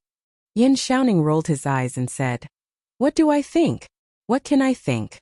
This money is yours. You can spend it however you want. Suddenly, he seemed to have thought of something. He glanced at Li Zixuan and said in a strange tone, Oh right, Xiaoxian. I say you're really bad. You actually bought so many locusts from Plum Village and Han Village and made them into meteoric success for the students and the diners in Chang, and to eat. You're too mean. Li Zixuan was stunned and asked curiously, Xiaoning, how did you know that meteoric success was made from locusts? Yin Xiaoning curled his lips and said in disdain, I'm not stupid. Today, I saw a lot of children catching locusts in the fields by the roadside. I randomly grabbed one of them and asked. Only then did I know that the locusts they caught were all sent to Yanhuang College's cafeteria. Then I thought about the meteoric success that you introduced before. I roughly guessed that it was locust's meat. I really didn't expect that you would do such a wicked thing. Damn it, I was still eating meteoric success a few days ago. At the end of his speech, Yan Xiaoning gnashed his teeth in hatred. If he could beat Li Zishuan, he would probably beat him up right now. After all, no one would be in a good mood if they found out that the delicacy they had been eating was made of locust meat. Li Zishuan touched his nose awkwardly. However, after a moment, he realized why he was embarrassed. Wasn't it just locust meat? The living conditions of people in the 21st century were so good. Didn't many people like to eat it? I spent so much effort to promote locusts just so that fewer people would starve to death next year. Hee. Then, Xiaoning, tell me honestly, is meteoric success delicious? Will you still eat it in the future? Li Zishuan came back to his senses and looked at Yan Xiaoning with a smirk. Yan Xiaoning heard him and was in a dilemma. He wanted to harden his heart and say that he wouldn't eat it. However, he felt like he was slapping himself in the face if he said that he would eat it. After all, he was just belittling the meteoric success. Ugh, this meteoric success's taste is just so. I definitely won't eat it in the future. I still have things to do, so I'll leave first. After struggling for a long time, Yan Xiaoning still couldn't swallow his pride. He could only say that and run away. Hee. Even Yan Xiaoning is like this. When other people know the truth in the future, they will definitely put on a delicious show. Li Zishuan looked at Yan Xiaoning's back and thought with some bad intentions. What? This meteoric success is actually made with locust meat? Ugh, I won't eat it in the future. Yes, even if I starve to death, I won't eat meteoric success again. This drunken immortal restaurant is too immoral. They actually gave us locust's meat. I won't eat here in the future. Yes, if I eat meteoric success again, I'll be a dog. This conversation should be the first reaction of most people when they found out that meteoric success was made with locust meat. However, it wouldn't be long before they would be like this. Shopkeeper Lu, give me a plate of red braised pork again, another plate of meteoric success. Hey, Brother Zhang, didn't you say a few days ago that you won't eat meteoric success anymore? Oh? Who said that? Did I say that? I definitely didn't say that. You must have heard wrongly. It's delicious. I miss it. The truth was just as Li Zishuan expected. At night, in a corner of the academy's cafeteria, Yan Xiaoning was eating the meteoric success on the table with relish. He sighed softly and said, it's so delicious. Chapter 781. Sure enough, where are you going? The next morning, Lu Yu'er saw her son holding a small bamboo basket and was about to go out. She quickly stopped him and asked, Mom, I'm going to catch locusts with Iron Egg and the others. Hu Gua'er turned around and smiled at his mother. He was on vacation this time. Seeing that his friends in the village were catching locusts all over the place, and hearing that the locusts could be sold for money at the Yanhuang Academy, he could not sit still after finishing his homework at home. Sure enough, stop. Lu Yu'er heard that her son was going to catch locusts and quickly stopped him. She walked over and said, Sure enough, you're a student of Yanhuang College now. How can you go to the fields to catch locusts? Aren't you embarrassing your husband by doing this? Besides, we don't lack money now. You'd better not go. Rest well at home or prepare for your future homework. The silly child from before had now become the envy of the entire Han village. It was all because Hu Gua'er was admitted to Yanhuang College. Lu Yu'er treasured her son very much. Hu Gua'er opened his mouth and said, Mom, Iron Egg is also in Yanhuang College. Why can he catch locusts but I can't? Lu Yu'er was speechless. Sure enough, are you done? We should go. At this moment, Iron Egg's voice came from outside. Hu Gua'er quickly stretched his neck and said loudly, Coming, Iron Egg bro, I'm coming. He then looked at Lu Yu'er and said, Mom, I'm leaving with Iron Egg bro now. I'll be back by noon. He didn't wait for Lu Yu'er's permission and ran out like a wisp of smoke. Lu Yu'er could only stare at her son's back. Hey! You silly woman, your son didn't dare to go out and hid at home every day. You secretly cried every day. Now that your son is willing to go out and play with others, you don't want to. You're really... Hu Hanyun, who was fetching water from the well in the east corner of the courtyard, said to his wife angrily. Lu Yu'er glared and retorted. How can it be the same? Our son is a student of Yanhuang College now, a scholar. How can it be the same as before? He has to maintain the dignity of a scholar. When Hu Hanyun heard this, although he was happy in his heart, his mouth said carelessly, Hey, young master didn't say anything, but you silly woman. Tai Dander is young master's personal disciple. If he can catch locusts, how can our son be more precious than him? Lu Yue was a little flustered and exasperated. She snorted and said, I don't care. Anyway, my son is definitely the best. I can't be bothered with you, old thing. I'm going to the chicken farm on the mountain to pick up eggs. Sigh. It would be even better if I could pick up money. Hu Hanyun was speechless.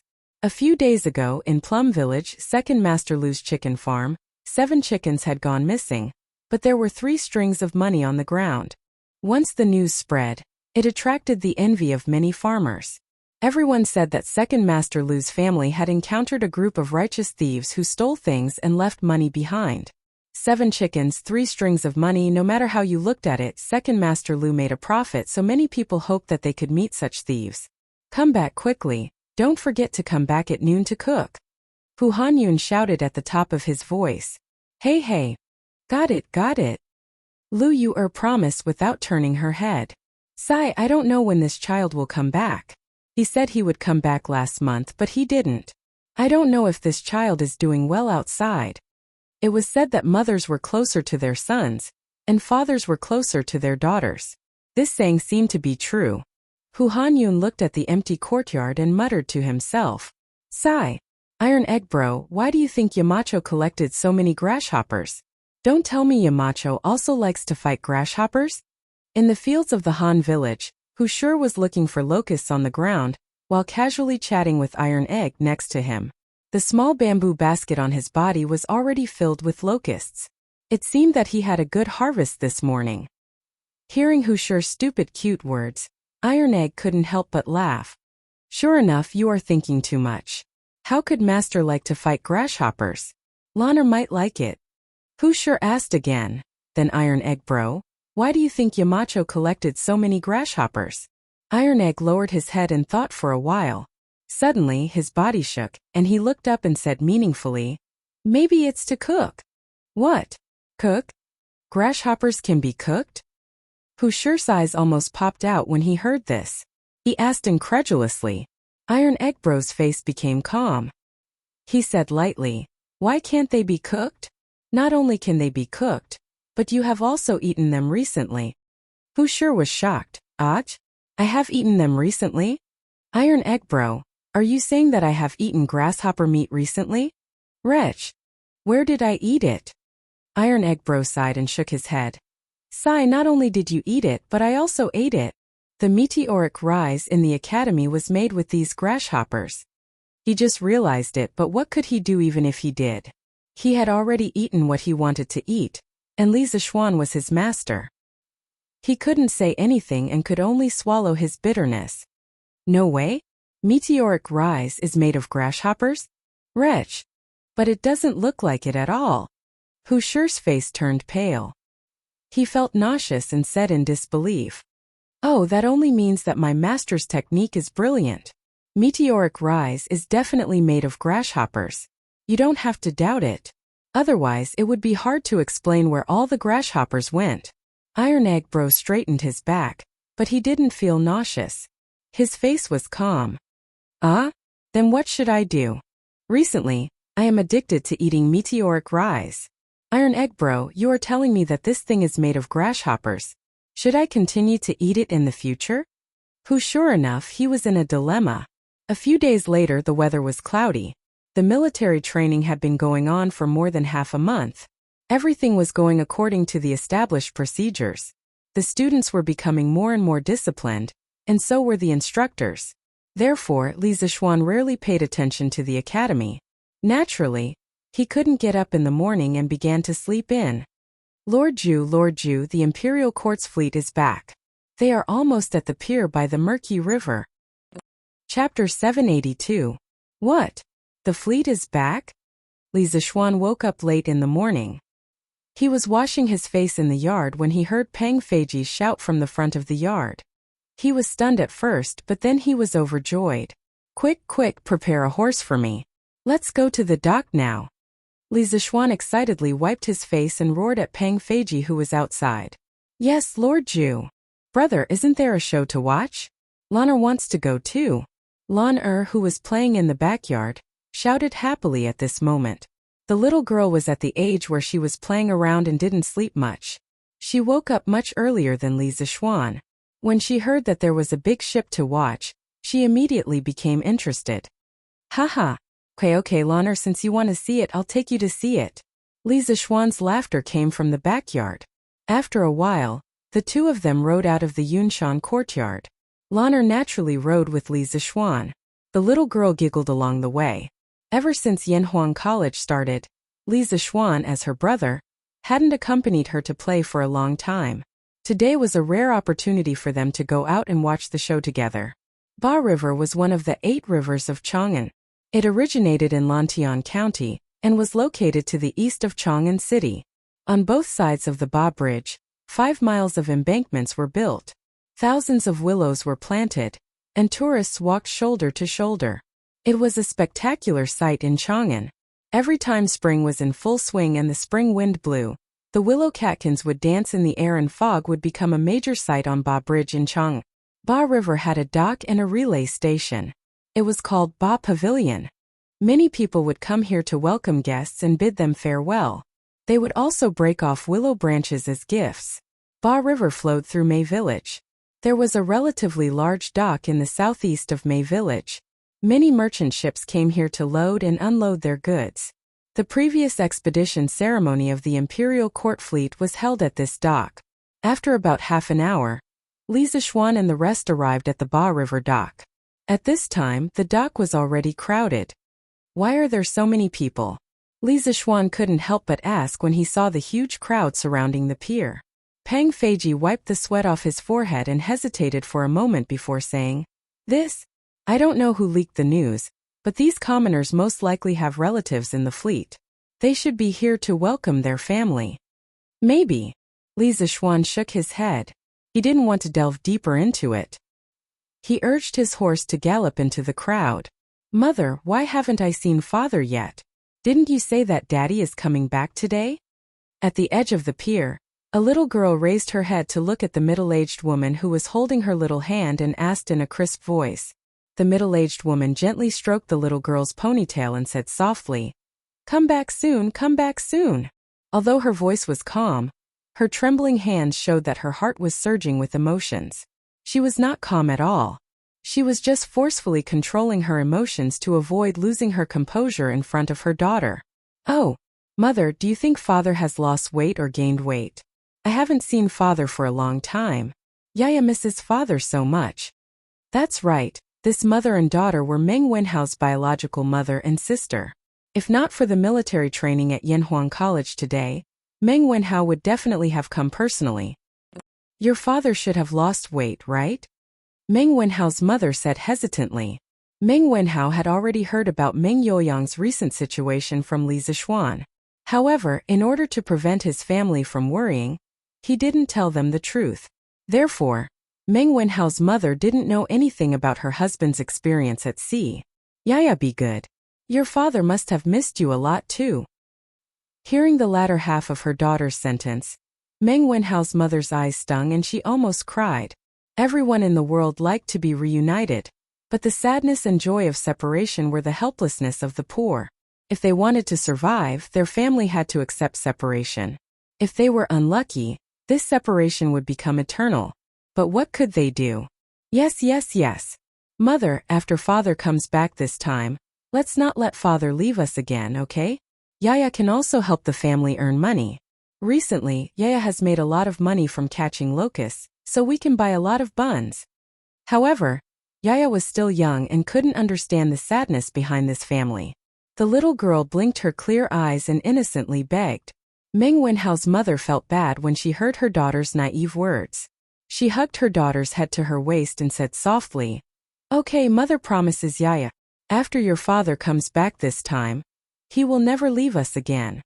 In fact, Yaya's wish was also Meng Wenhao's mother's wish. In the past few months when the fleet went out to sea, she didn't have a good night's sleep. She had never believed in gods and Buddhas, but she even went to Chang'an City's Daxing Shan temple to pray to Bodhisattva several times, and donated dozens of copper coins for incense and oil. Dozens of copper coins were nothing to a rich family, but for the current Meng family, dozens of copper coins were not a small amount. They could buy hundreds of pounds of rice. However, in order to pray to the gods and Buddhas to protect her husband's safety, Meng Wenhao's mother felt that it was worth it. How long will it take for the fleet to come back? Li Zixuan held Lan Er's small hand and squeezed forward as he asked. Now that he was a Wu Dao master, he could naturally release his inner strength. Although the dock was crowded with people and it was very crowded, with his strong inner strength, no matter where he went, the people around him would quietly bounce back a little. Therefore, he didn't have to worry about Lan Er being squeezed. Sir, it should be soon. When I reported to you this morning, the fleet was only about 10 miles away. Now it should be about 6 or 7 miles away. Opening the way in front should have been Pang Feiji's job as a guard. However, Li Zixuan, who spoiled his sister, was afraid that the crowd would squeeze and hurt Lan Er, so he personally opened the way. Therefore, Pang Feiji, the guard, actually hid behind Li Zixuan and enjoyed the treatment of a superior. 6 or 7 miles, based on the speed of the ship on the water, would only take about half an hour. Li Zixuan nodded and continued to pull Lan Er to the front of the crowd. The people of Chang'an City all knew that the fleet was coming back today. As the emperor, Li Er couldn't not know. However, he certainly couldn't be like the people and wait there for a long time. Halfway through the morning court, a small eunuch quietly walked to Li Er's side and whispered a few words. Then Li Er directly stood up and said to the officials in the court with a smile on his face, "The morning court will end today.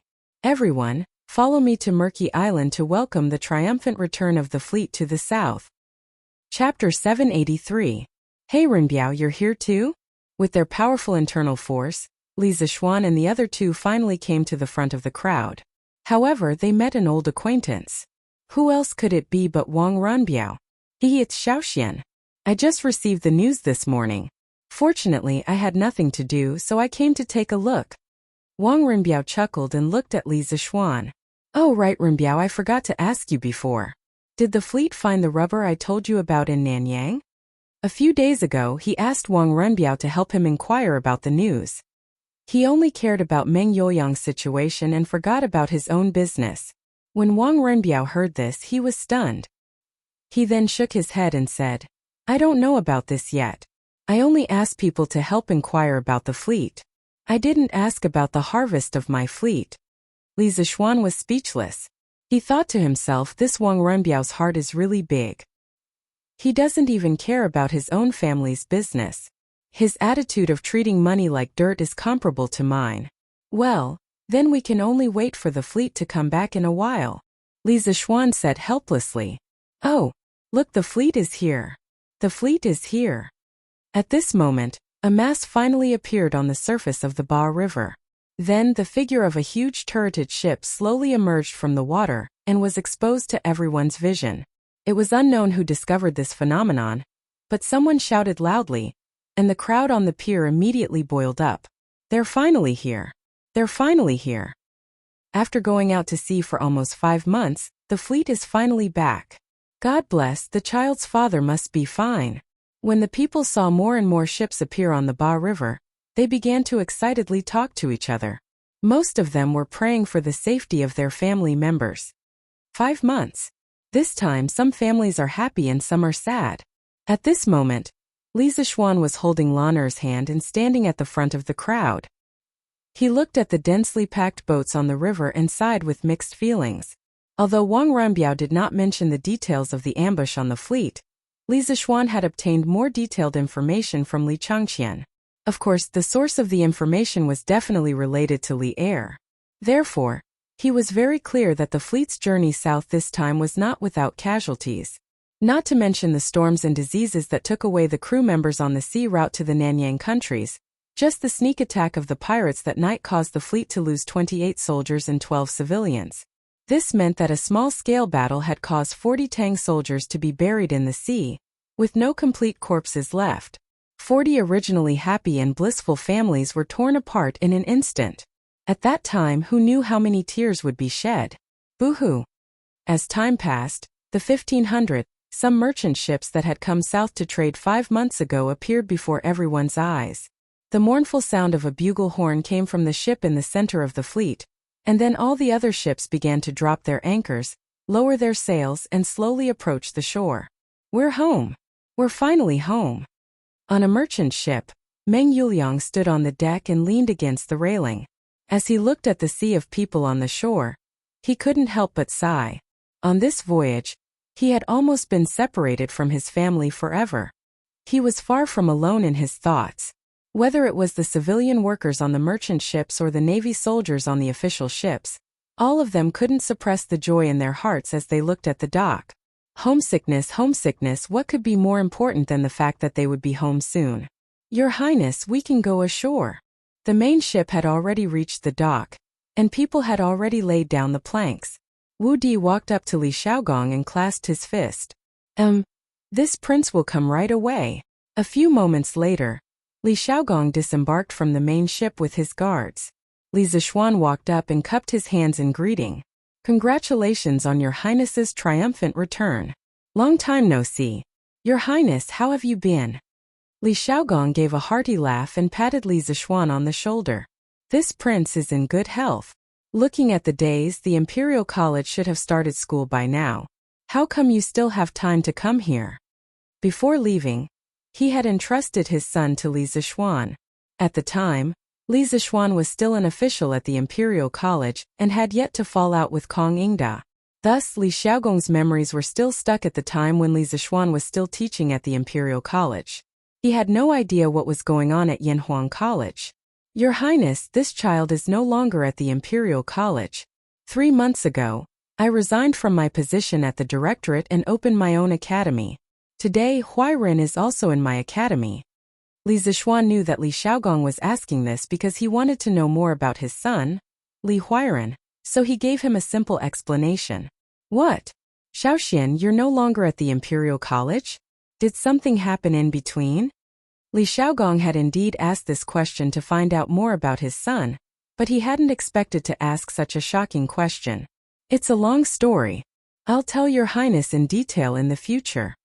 Li Zishuan knew that this wasn't the place to talk, so he said this to Li Xiaogong. His Majesty has arrived. As they were speaking, another group of people arrived on the road to the west of the docks. When they heard the words His Majesty has arrived, they all hastily turned around. When they saw the person in bright yellow at the front of the group, they all bowed and said, "Paying respects to your Majesty." At the same place with the same loud voice, one couldn't help but think of the departure ceremony that Li Er had held when the fleet went out to sea 5 months ago. Li Er followed the path that the crowd made and came to the edge of the docks, not far from Li Xiaogong. He stopped and turned around to look at the densely packed crowd, saying, "Rise!" Only then did the commoners and the soldiers on the ship straighten up. Li Er looked at Li Xiaogong and said, "Xiaogong, it's been hard on you." Li Xiaogong hurriedly clasped his hands and said, "Your Majesty is too kind. It's my duty to share your Majesty's worries and worries. It's not hard at all." Li Er nodded. Then he looked at the endless number of ships on the river and asked slowly, "Have all the ships of our great Tang returned?" Li Xiaogong said solemnly, "Your Majesty, of the 1,587 ships that I brought, except for one that was burned at sea, the rest returned safely. Furthermore, the 32 small countries in Nanyang have all sent a fleet of ambassadors to follow me back to pay respects to the Tang Empire and your Majesty." Chapter 784. The envoy of Zhenla greets the Emperor of Tang. The envoy of Funan greets the Emperor of Tang. The envoy of Piao greets the Emperor of Tang. Following Li Xiaogong's words, a group of people with different skin colors and clothes came down from the ship. They greeted Li Er respectfully with all kinds of etiquette. Some of them spoke in their native language, while others spoke in broken Chinese. When Li Xiaogong saw this, he quickly assigned a middle-aged scholar beside him to translate for them. Li Er was very happy after hearing this. As an emperor, there was no one who did not like to achieve great things. It was just that every emperor had different priorities. Haha. Good. Where's Cui Er? Cui Shanfu stepped out from the crowd of civil and military officials and cupped his hands. I'm here. Bring the envoys of the various countries to Honglu Temple and treat them well. 3 days later, I will summon the envoys of the various countries at the imperial court meeting. In the Tang dynasty, Honglu Temple was one of the 9 temples. It was in charge of the 4 barbarians' tributes, banquets, gifts, and welcoming. It was also in charge of the inauspicious ceremonies of the country, the ancestral temples of Zhongdu, and the Taoist scriptures and tents. Whenever the emperor of the 4 barbarians or envoys had an audience, they would be treated as guests. They would be given a place to stay, and they would be given invitations, gifts, and banquets. The Department of Precepts would prepare in advance. There were 20 translators who specialized in translation, and each of them knew different languages. Generally speaking, Honglu Temple was equivalent to the modern Ministry of Foreign Affairs with an additional translation function. Cui Shanfu was the minister of Honglu Temple at this time. There was an organization corresponding to Honglu Temple called the Warden's Office. However, there was a substantial difference in the functions of the two. Honglu Temple was in charge of foreign guests, while the Warden's Office mainly dealt with ethnic affairs. Yes, Your Majesty. Cui Shanfu didn't show it on his face, but he was complaining in his heart. This was because there were envoys from 32 countries. It was a rare sight to see such a large number of envoys in 100 years. Just communicating with so many envoys from different countries was difficult, not to mention other things. The pressure on Cui Shanfu's body was suddenly increased. After the envoys of various countries left the dock with Cui Shanfu and headed for Chang'an, Li Er looked at the endless boats on the river and turned around to give an order. Beloved official Xiao, beloved official Yan, the 2 of you will be in charge of the transportation of goods. The grain and goods on the imperial court ships will be directly transported to Taicang. As for the goods on the civilian merchant ships, you will order people to calculate the income of each family. After they pay the merchant tax, have them start unloading the goods. Be careful to prevent some people from secretly embezzling. When the fleet was heading south, the imperial court had said that all merchant ships heading south with the army had to pay a 5% tax on their trade. This could be understood as a protection fee, but compared to the 20,000 elite navy that the imperial court had mobilized, this protection fee was very cheap. Yes, Your Majesty. When the Minister of Civil Affairs, Xiao Yu, and the Minister of Works, Yan Lide, heard Li Er call out their names, they quickly stepped forward and bowed. Li Er nodded. Seeing that everything was done here, he immediately said to the ministers, "Return to the imperial court." A messenger eunuch spread Li Er's order one by one. The civil and military ministers who came with him all agreed. Li Er was about to return to the imperial court with Li Xiaogong and the officials of the imperial court. Suddenly, he turned his head and looked at Li Zishuan, who was secretly watching from the side. He said, "You also come back to the imperial court with me." Li Zishuan was confused. He didn't know why the goddess of luck suddenly fell on his head and made him unable to resist. Yes, Your Majesty. Since he couldn't resist, he might as well enjoy it. He also wanted to hear about the harvest of the whole country, which had mobilized so many people to go south to trade. Commandery Prince Hujian, can you tell us about the harvest of this trip for our beloved officials? After Li Er led the ministers back to Taiji Palace, he sat up straight and looked at Li Xiaogong with a smile. Yes, Your Majesty. Li Xiaogong was already prepared. He responded, then took out a booklet and began to read slowly. For this voyage, the imperial court has raised a total of 500 official ships. This subject has used more than 3,000 strings of silk and porcelain to exchange for a total of 880,000 dan of grain. There are 170,000 caddies of various spices such as Lycopodium officinalis, Lycopodium officinalis, Lycopodium officinalis, Lycopodium officinalis, Lycopodium officinalis, Lycopodium officinalis, Lycopodium officinalis, Lycopodium officinalis, Lycopodium officinalis, Lycopodium officinalis, Lycopodium officinalis, Lycopodium officinalis, Lycopodium officinalis, and various other spices. In addition, there are also 50,000 caddies of brass and 300,000 taels of silver. Silence.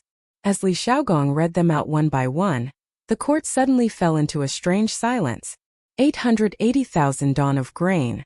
Although this amount was a bit large and exceeded everyone's expectations, it could be attributed to the fact that Nanyang was rich in grain and had never seen the beautiful silk and porcelain of the Central Plains. But what the hell was 170,000 don of spices? Did you think that spices were weeds or radishes? Oh, at this time radishes were still not called radishes. They were called fishes, see the Book of Songs. Picking fishes and picking fishes, there is no lower body. Cabbages were also not called cabbages. But spices had always been a precious existence in the Great Tang. Most of them were sold in pairs. Depending on the type of spices, the price could range from a few dozen copper coins to a few strings of one tael. When had anyone ever heard of someone possessing more than 10,000 don of spices? The 170,000 don of spices that Li Xiaogong mentioned was too frightening. However, Li Xiaogong wasn't lying. Some spices were really rampant in some of the island countries in the South China Sea. They grew everywhere like weeds. The 20,000 Navy soldiers he brought were farmers who cut the weeds many times. As for the 50,000 caddies of brass and 300,000 taels of silver, this was even more frightening. The total amount of silver that had been mined in the Great Tang was probably only around 200,000 to 300,000 taels. But Li Xiaogong actually brought back 300,000 taels of silver. What was even more shocking was that he even brought back 50,000 caddies of brass. Many of the courtiers started to look at Li Xiaogong with a strange expression. They wanted to ask, "Big brother, did you rob an entire country?" Of course, the courtiers were not surprised. The difference between the cost and the reward was too big. According to Li Xiaogong, he only used 3,000 strings of silk and porcelain to trade. But what about the things that he brought back? Just the 880,000 don of grain, according to the current grain price, would be worth more than 30,000 strings of coins. Adding in the 170,000 don of spices, 300,000 taels of silver, and 50,000 caddies of brass. Oh my God! Many of the courtiers calculated in their hearts, and in the end, they found it difficult to even breathe. Huge profits. This was more than 10 times the profit. It was more than 100 times the profit. What else in the world could be more profitable than this? Oh. Chapter 785. Some people might question whether 500 ships could transport 880,000 dan of grain. Of course they could. There was no doubt about it. During the Qin and Han dynasties, the development of our country's shipbuilding industry reached its peak. During the war to unify the southern part of China, Qin Shi Huang organized a fleet that could transport 500,000 dan of grain. With the technology at that time, they could build ships that could transport 50 to 60 tons of grain. 1 dan was 50 kilograms. In other words, a ship during the Qin and Han dynasties could carry more than 1,000 dan of grain. During the Tang and Song dynasties, the second peak in China's shipbuilding history was the dragon boat that Emperor Yang of Sui rode. It was 5 feet tall and 200 feet long. The upper level had the main hall, the inner hall, and the east and west imperial halls. The middle 2 levels had 120 rooms with a capacity of more than 300 tons. Of course, it was even more impressive during the Song dynasty. The Song dynasty built a divine boat for Korea. It had a capacity of more than 1,500 tons. Some large ships could carry tens of thousands of dan of grain, and had a rudder that was 30 to 50 feet long. Taiji Palace. Although Li Er, who was sitting high above, was mentally prepared, he was still shocked by Li Xiaogong's work report. His eyes were as wide as the others. Fortunately, the courtier's attention was not on him, otherwise if the remonstrant saw his gaffe, he would definitely be criticized again. Ahem. This trip to the south was really fruitful. Xiaogong and the soldiers have worked tirelessly across thousands of miles, and have contributed to the country. They should be rewarded. Li Er recovered from his shock and praised with a face full of emotion. Your Majesty. As soon as Li Er finished speaking, Wei Zheng walked in front of him. The old man cupped one hand in the other before his chest and said, "Congratulations to Commander Prince Hejian for leading the fleet to the south. But there is still one thing that I don't understand. Where did you get these 300,000 taels of silver and 50,000 kilograms of brass?" Wei Zheng was not targeting anyone. He was just stating the facts. Grain, spices, and ivory were all fine. But the amount of brass and silver was too huge for him to understand. After all, which country would use these things for trade? It didn't make any sense no matter what. After hearing Wei Zheng's question, the other ministers all cast doubtful glances at Li Xiaogong. However, Li Zishuan's heart skipped a beat. According to the information he had gathered, the 50,000 jin of brass and 300,000 taels of silver that Li Xiaogong had brought back were the war reparations that he had extorted from the Wen nation. If this was revealed, Li Xiaogong would most likely be impeached. Li Er's eyes darkened. Obviously, he also knew the inside story of the Japanese war. But now that Wei Zheng had asked in public, he could only watch Li Xiaogong's performance. As soon as Li Er left with the civil and military officials, the docks by the murky river immediately became lively. There were more than 1,000 large ships, and they definitely could not all dock at the same time to unload their cargo, so they could only come in batches. At the very front were the 500 official ships of the imperial court. Wu Di, the captain of Li Xiaogong's personal guard, came to Xiaoyu with a man who looked like a steward. He respectfully handed over a booklet and clasped his hands. Minister Xiao, this is the list of all the cargo on the official ship. He is the steward of the cabin, Yao Jing. If Minister Xiao has any questions, please ask me or Steward Yao. We will tell you everything we know. Well, okay. Thank you. Xiaoyu said politely and took the booklet. When he opened it, he was shocked. So much food. I'm afraid the granary of Chong and city can't hold it all. Hearing this, Yen Lide was very curious. He thought that the official ship of the imperial court had only brought a little silk and porcelain. At most, it could be exchanged for more than 100,000 jin of food. How could the granary of Chong and city not be able to hold it all? Sherwan Xiaoyu's courtesy name. Let me see how much food you have. Then, Yen Lide eagerly came over and wanted to see what was on the booklet. When he saw the number on the booklet, his eyes widened and he exclaimed, This 880,000 jin? So many jin of food, Taicang can't hold it all. It has to be transported to Hanjiatsong and Luoyang. The Taicang he was talking about was the largest granary in Chang'an City. It was also the granary of the imperial family. Its main function was to provide for the imperial family's consumption, rewards, salaries of officials, military supplies, and government accounts. Although Taicang's main function was to serve the central government, it also had some positive functions. For example, every time there was a famine, Taicang would take out grain to replenish Chongpingsang and suppress the price of grain. It would also sell some grain at a low price to help the victims. However, Taicang's total storage was not very high. It could only store 500 to 600 jin of grain at most. Moreover, the autumn harvest had just passed, so there was even less space left in Taicang. That was why these two big shots of the imperial court sighed with emotion. As for the Hanjiatsong that Yen Lide mentioned, it was the largest granary in the Tang Empire. At the start of the Sui dynasty, Chang'an was built, but the Guangzhou region was unable to satisfy the needs of the imperial family, officials, and the central army. During the Day era, to satisfy the grain needs of Chang'an, Emperor Yang built the Grand Canal. Later on, Yangguang directly moved the capital to Luoyang. After establishing Luoyang, Yangguang first built Huiluotsang as the national granary in Luoyang. The entire Huiluotsang city was 1,000 meters from east to west, 335 meters from north to south, and around 700 warehouses with a diameter of 10 meters. Each warehouse could store 4,000 jin of grain, and the entire city could store 3 million jin of grain. As Huiluotsang was built outside of Suitang Luoyang City, at the end of the Sui dynasty, the world was in chaos. Li Mi took Huiluotsang, and Luoyang City fell into a situation where there was no grain. Later on, Huiluotsang became the focus of the war between Li Shimin and Wang Shichong. The warehouses outside the city were occupied, and Wang Shichong lost due to a severe lack of grain.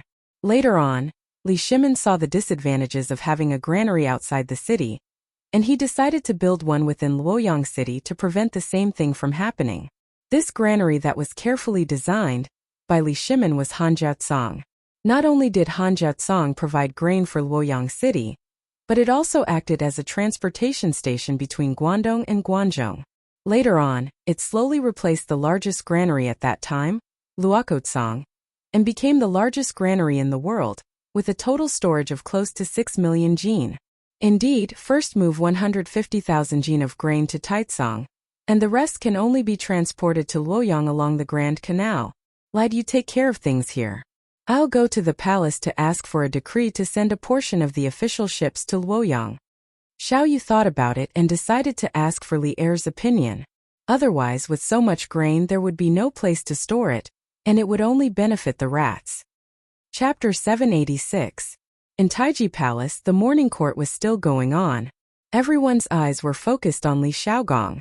Due to the special nature of the previous battle, Li Xiaogong had only passed on the specific details to Li Er in the form of a secret report instead of a battle report. In this way, the ministers in the court naturally had no way of knowing the details. Of course, it couldn't be ruled out that some well-informed people obtained the news through abnormal channels, but even if they knew, they had to pretend that they didn't know at this moment. Otherwise, if they exposed their so-called abnormal channels in front of Li Er, wouldn't that be looking for trouble? As a minister, if he attracted the suspicion of the emperor, his good days would be numbered. That's a good question, Minister Wei. Li Xiaogong looked back at Wei Jing and then bowed to Li Er. He said in a deep voice, "Your Majesty, I am guilty." Seeing that Li Xiaogong didn't answer Wei Jing's question directly, and instead apologized to Li Er, the ministers in the hall were confused. They didn't know what Li Xiaogong was doing. This time, the imperial court had sent a fleet to the south. The harvest from this trip was almost equivalent to the imperial court's annual revenue.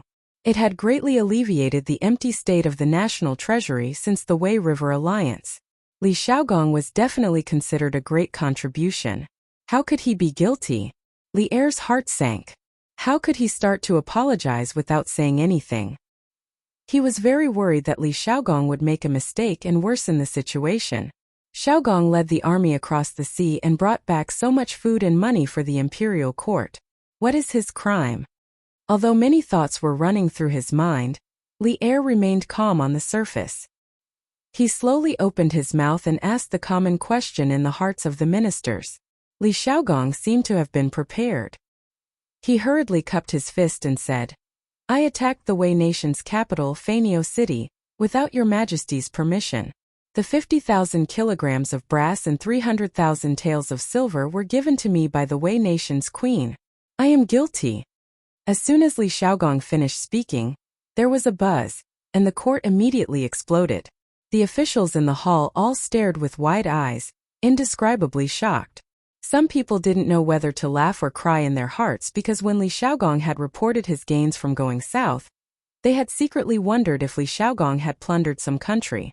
Otherwise, how could he have brought back so much wealth? However, judging from the results that were announced now, their previous guess was actually correct. Li Xiaogong had truly ransacked a country, and the target of his ransacking was none other than the Wen nation that had previously paid tribute to the Great Tang. How could this be? Therefore, some people could not help but be eager to give Li Xiaogong a try. Wei Zheng, who was standing in front of the officials, raised his eyebrows. He clearly didn't expect the truth to be like this.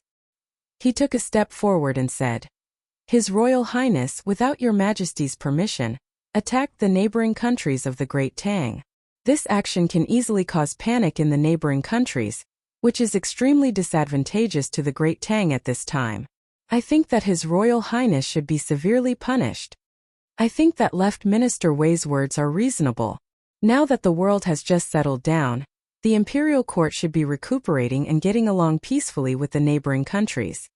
His Royal Highness, for 300,000 taels of silver and 50,000 kilograms of brass, he attacked without authorization and ignored the relationship between the Great Tang and its neighboring countries. He simply has no respect for the imperial court. I think that he should be severely punished. As soon as Wei Zheng finished speaking, Minister Cui Shanfu of the Honglu Temple hurriedly jumped out. As the leader of the Honglu Temple, who specialized in dealing with the relationship between neighboring countries, he naturally had the right to express his opinion. Of course, as a core disciple of the Shandong aristocratic family, he also wanted to use this opportunity to bring down Li Xiaogong, the only person who could be used in the Li Tang imperial family. If he didn't know how to make good use of such a heaven-sent opportunity, he would really be blind. I second the motion. His Royal Highness must be severely punished. Severely punish your grandma. Li Xiaogong's identity was not only that of the Li Tang imperial family, but also that of a general. Although he usually didn't like Li Xiaogong at this time, Cheng Jijia wouldn't just watch Li Xiaogong be besieged by Cui Shanfu and the others. The devil incarnate wouldn't talk about rules with you. This old guy came up and directly pushed Cui Shanfu more than 10 steps away, and almost fell to the ground. He stood up angrily and was about to argue with Cheng Jijia, but he heard old Cheng directly scold him in his rough voice. Damn it! Xiaogong didn't say why he attacked Neon. How do you know that he went for the silver and brass? Is your father a Neon? Did he tell you in your dreams? Cui Shanfu's expression changed and he felt greatly humiliated because Cheng Jijia was saying that his father was from Neon. As a person of the Celestial Empire, anyone who was said to be a descendant of the short and wretched people of Neon would be angry. Chengju, you've gone too far and disgraced the refined. At this time, Cui Shanfu was obviously blinded by anger, and directly called Cheng Jijia by his name. Bah! You slandered Xiaogong without any evidence. Isn't this a disgrace to the refined? This old guy actually spat a mouthful of thick phlegm in Cui Shanfu's direction and continued to scold him. However, he also knew that it was not a good idea to continue scolding like this. If this continued for a long time, it would be counterproductive. Therefore, after scolding Cui Shanfu, he cupped his hands and said to Li Er, Your Majesty, Xiaogong is not a person who is greedy for money and doesn't know the severity of the matter. This old official thinks that there must be something hidden.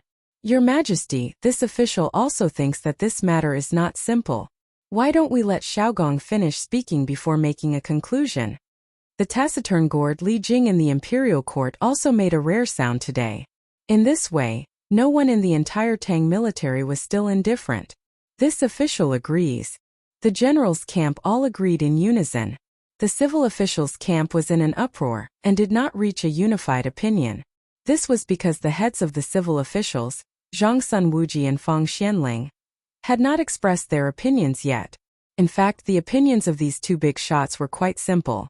For Zhang Sun Wuji, because of the relationship with Empress Zhang Sun, the Zhang Sun family was a proper relative of the emperor.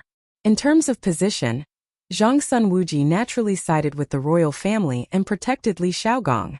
As for Fang Xianling, he felt that a mere one nation was not enough to change the attitude of the surrounding countries toward the Tang Empire. Moreover, the Tang Empire's current number one enemy was the Turks.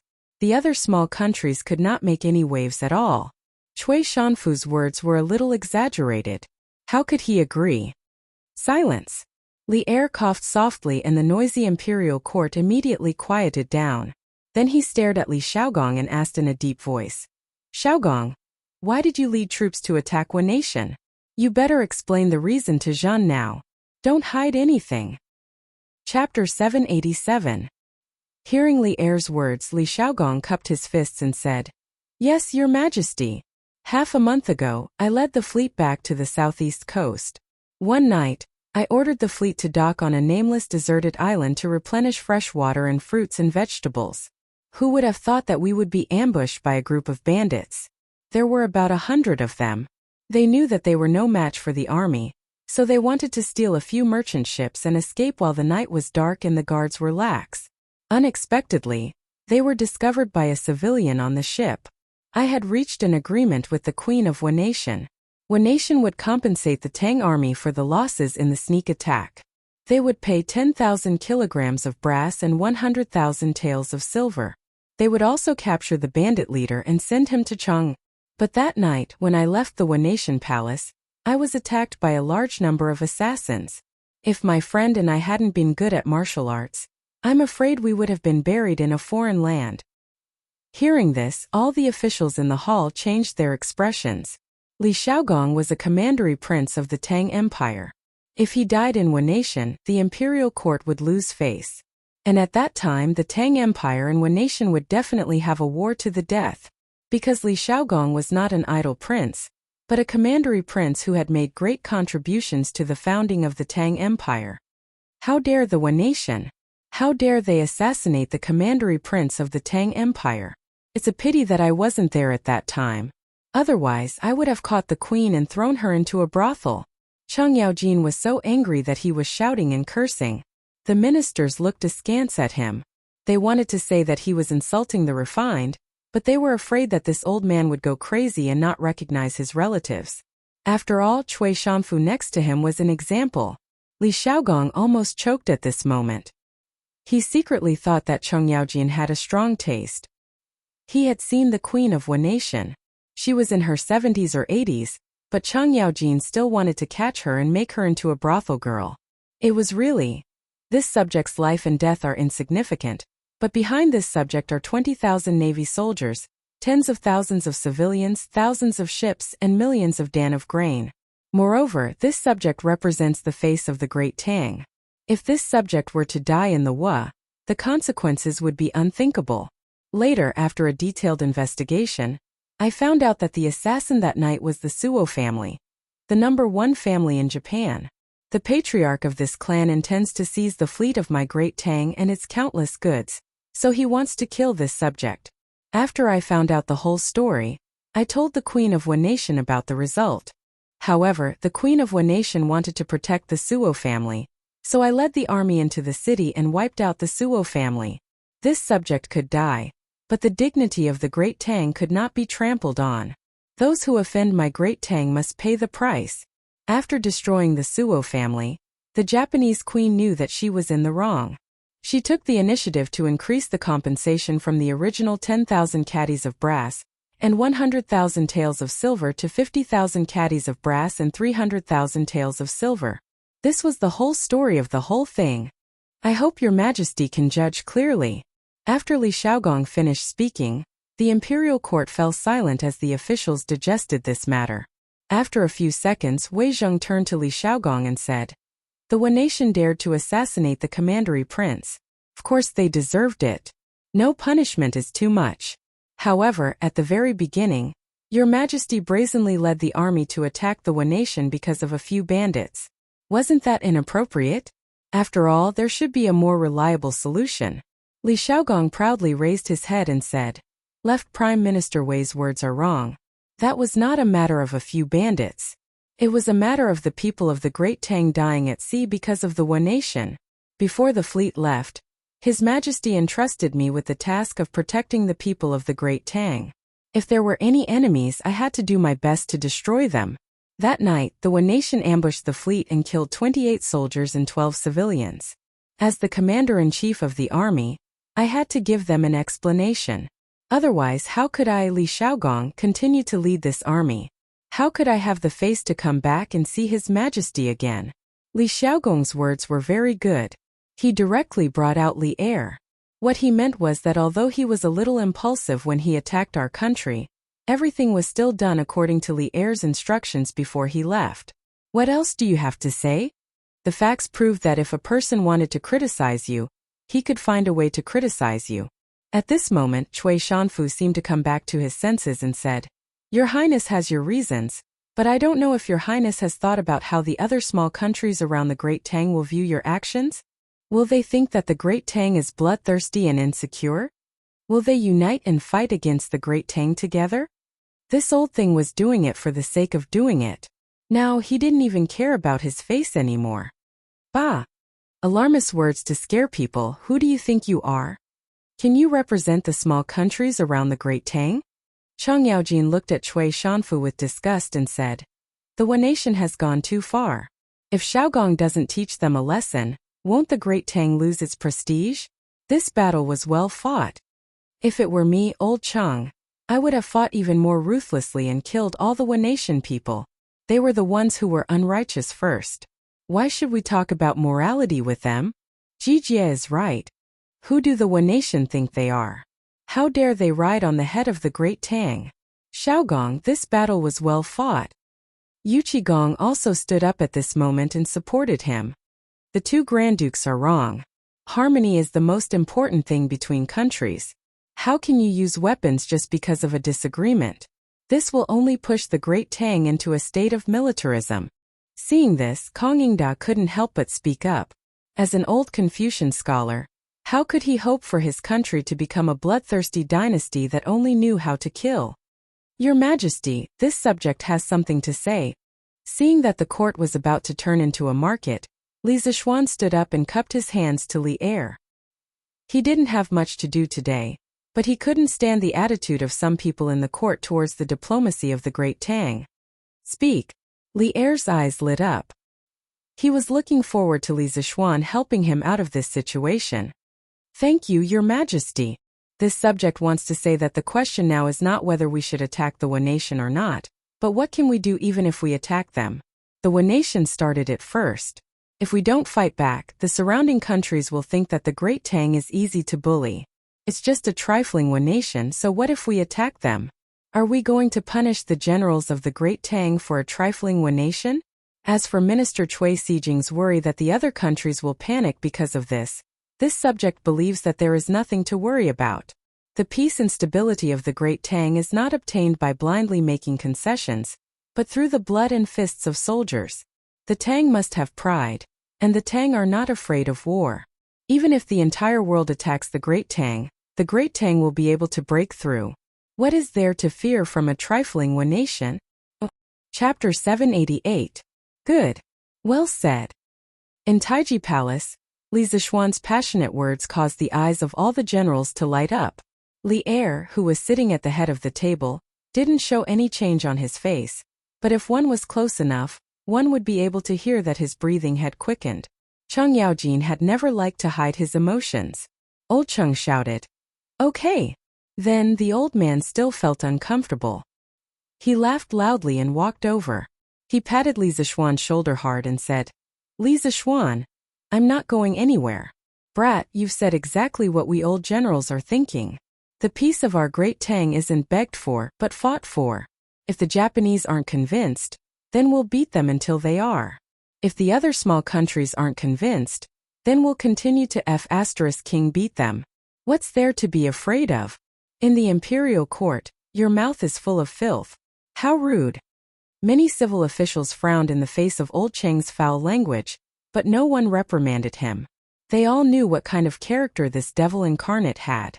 However, there were also those who weren't afraid of death, and that was Cui Shanfu. This old man had completely forgotten the pain after his wounds healed. He couldn't help but reprimand him. Rude? I, Old Cheng, am clearly courageous. Unlike some people who, after 2 years of peace, shrink back and be afraid of this and that. They're really a disgrace to our Great Tang. Cheng Yaojin immediately snorted disdainfully at Cui Shanfu. Li Zishuan, on the other hand, secretly applauded. Cheng Yaojin's words were precisely the reason why he had changed his usual style and forcefully stood out today. Now that the world had settled down, some people couldn't wait to put away their weapons and live a peaceful and comfortable life. How could that be? The current Great Tang was still quite a distance away from the prosperous dynasty in Li Zishuan's mind that could dominate the world. Who's shrinking back? This old man is just speaking the truth. Li Zishuan is just a brat who only knows how to talk big. When the time comes for the world to attack the Great Tang, what will we use to fight against the other countries? At that time there would be wars every year, and the treasury would be empty. The common people would be plunged into misery and suffering. The slightest carelessness could lead to the downfall of the country. How can such an important matter of the country be decided by a little boy in his teens? When Cui Shanfu saw that Cheng Yaojin was just talking and not doing anything, he couldn't help but become bolder. The more he talked, the more excited he became. In the end, he was moved by his feelings for the country and the people. Chief Cui, your words are too much. Before Cheng Yaojin could say anything, Li Xiaogong spoke up. To be honest, Cheng Yaojin, Yuqigong, Li Zishuan, and the others stood up for him and supported him, which was within his expectations. However, Li Zishuan also stood up for him, which surprised him a little. This was because in his impression, Li Zishuan had always been unwilling to participate in these court battles. Otherwise, this child would not be a third-rank official now. However, in reality, his daily authority was limited to the Yanhuang College's Yamacho. Regardless of where a hero comes from, Li Zhanshu is full of abilities. So what if he's young? A curved plow, a paper machine, a compass, a celestial lamp, and a glass mirror. These are all things that benefit the country and the people. Even if it was a 30 or 40-year-old scholar, would he be able to do better than Li Zhanshu? This time, if the fleet didn't have the help of Li Zhanshu's compass and sea chart, the casualties of the army and the people going south would definitely be more than 20 to 30%. How can such a young hero not even have the right to speak in the court in your mouth? Even if Li Zixuan didn't come out to help today, Li Xiaogong would still speak up for him. This was because if it wasn't for Li Zixuan's help, this southern trade trip definitely wouldn't have gone so smoothly. Xiaogong well said. So what if he's young? Cui Shanfu, when you were Xiao Xian's age, who knows what you were doing? You still have the nerve to talk about Xiao Xian's age? Chang Yaojin looked at Cui Shanfu and said with contempt. You. Cui Shanfu's face turned red. He pointed at Chang Yaojin and trembled for a long time, but he couldn't say anything. Li Zixuan knew that at this time he also had to go on stage. Otherwise, how could he always let others stand in front of him? Thus he stepped forward and clasped his hands at Cui Shanfu. Minister Cui just said that this kid was just talking big. When the time comes to attack the Tang Empire, I can't do anything. Heh, how ridiculous. This kid here swears to the heavens that when the time comes, this kid is not only willing to use all of his family's wealth as military supplies, but this kid's 7 feet tall body is also willing to jump on the battlefield, lay down his head and shed his blood. The yellow sand wears golden armor after 100 battles, and Lu Lan won't return until it's broken. This kid dares to say, dares to do, and dares to take responsibility for his actions.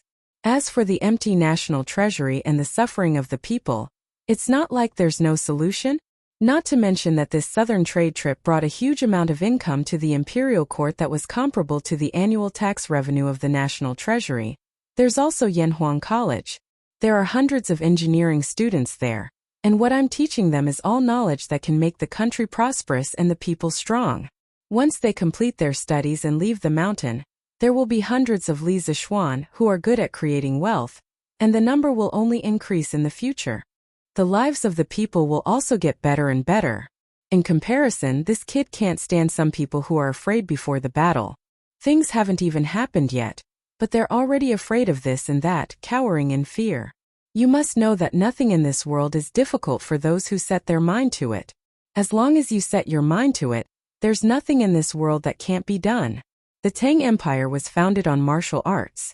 If there's a day when all the important officials in the court are afraid to fight, then the country won't be far from being destroyed. If you want to be everlasting, then you must always maintain the will to forge ahead and do things that ordinary people think are impossible. You shouldn't be afraid of everything like you are now, until you achieve nothing in the end. Li Zixuan's words could be said to be frequent golden sentences, such as gold wears golden armor in 100 battles, and Lulan will not be returned until it is broken, from Wang Chongling's 7 military lessons 4th. Nothing in this world is difficult for those who set their mind to it. Song Chan Yuanjing's Lin Guangji, Volume 9. These sentences had never appeared before, and every one of them sounded so classic. Perhaps Li Zixuan himself didn't pay attention to this, and he just said it casually. However, Zhang Sun Wuji, Fang Xianling, and the other civil officials couldn't help but look at Li Zixuan in a new light. They secretly thought that this kid had never shown his talent in writing before, but today he suddenly said so many good sentences. Could it be that he improvised? However, there was a problem. For someone like Li Zixuan who kept saying words like destroy the country, he couldn't be said to be a coward. If it was a narrow-minded emperor, he might have been killed because of this. Good. It's rare for Li Zhanshi to have such insight at such a young age. Although this old man doesn't dare to agree with all of your previous views, this old man definitely agrees with the latter part of your words. To everyone's surprise, the old troll actually supported Li Zixuan. Chapter 789. Yellow sand wears golden armor after 100 battles. Lulan won't return until it is broken. Wei Jing suddenly spoke up for Li Zixuan in the imperial court, which was indeed unexpected. However, Li Er, who was sitting at the head of the table, did not pay attention to this. He muttered Li Zixuan's poem twice, and if one looked closely, they would find that his eyes were actually shining. After a while, just as the officials in the imperial court were still discussing and whispering to each other, Li Er finally spoke. There is no need to discuss this matter anymore. The Battle of Fanio capital was started by the Wu nation. First, they attacked the Tang Empire's merchant ships. Then they assassinated the Tang Emperor. They should be punished. Xiao Gong's actions were all for the sake of the Tang Empire's people. Even if he had overstepped the bounds, A general is outside and does not obey military orders. We cannot punish a meritorious official because of this. The journey to the south was full of dangers. Xiaogong alone shouldered the heavy responsibility and brought back a large amount of food, spices, and money for the imperial court at a very low cost. He really deserves great credit for his hard work. I have decided to reward Xiaogong with 200 households, 10 pairs of elephant tusks, 50 tiger skins, 100 rolls of silk, 5,000 taels of silver, and 2 million taels of money. After such a long discussion, Li Er finally made the final decision. The noisy crowd in the imperial court suddenly quieted down. "Thank you, Your Majesty." Li Xiaogong hurriedly bowed to express his thanks. Chang Yaojin and the others said happily, "Your Majesty is wise." Cui Shanfu was so angry that he frowned, but at this time, he did not dare to say anything. He did not want to anger Li Er again. He heard Li Er continue. "The compensation for the soldiers who died in the battle will be increased by 1 level. The Ministry of Civil Affairs will send a special person to compensate the civilian who died in the battle. Among them, the civilian who survived, Meng Yuliang, loudly warned at the critical moment and prevented the merchant ship from falling into the hands of the bandits. Moreover, this person is extremely loyal and brave. At the moment of life and death, he forcefully changed the direction of the burning ship and saved the main fleet. I have decided to confer him the title of Grade 8 Xuanjie Commandant. He will be rewarded 100,000 taels of silver and 100 rolls of silk.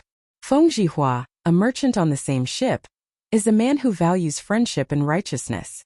In the face of danger, he is not flustered. The title of righteous merchant shall be bestowed upon him. When Li Zishuan heard this, he was secretly happy for Meng Wenhao's father. This man who was like a pillar of the family had finally used his own life to support his family. It was really not easy. Although the rank of an 8th grade official was small, it was still an official position. In the future, their family would not be easily bullied by others. This was just a reward for 2 nameless soldiers, and the rewards were insignificant. Naturally, the ministers in the court would not object. Some of them even felt that Li Er should not have brought this kind of small matter to the court. It seemed like he was making a mountain out of a molehill. Lantian County's Li Zishuan, who created the compass, presented the sea map, and helped the fleet return safely. Although he didn't personally participate in the voyage, his contributions in the rear cannot be erased. Moreover, it was you who suggested that the fleet go south to trade. Now that the fleet has brought back such a large amount of goods and money for my great Tang, your contributions cannot go unnoticed. In addition, you invented the paper machine, leveled the price of paper, presided over the compilation of the Great Tang Dictionary, and enlightened tens of thousands of people.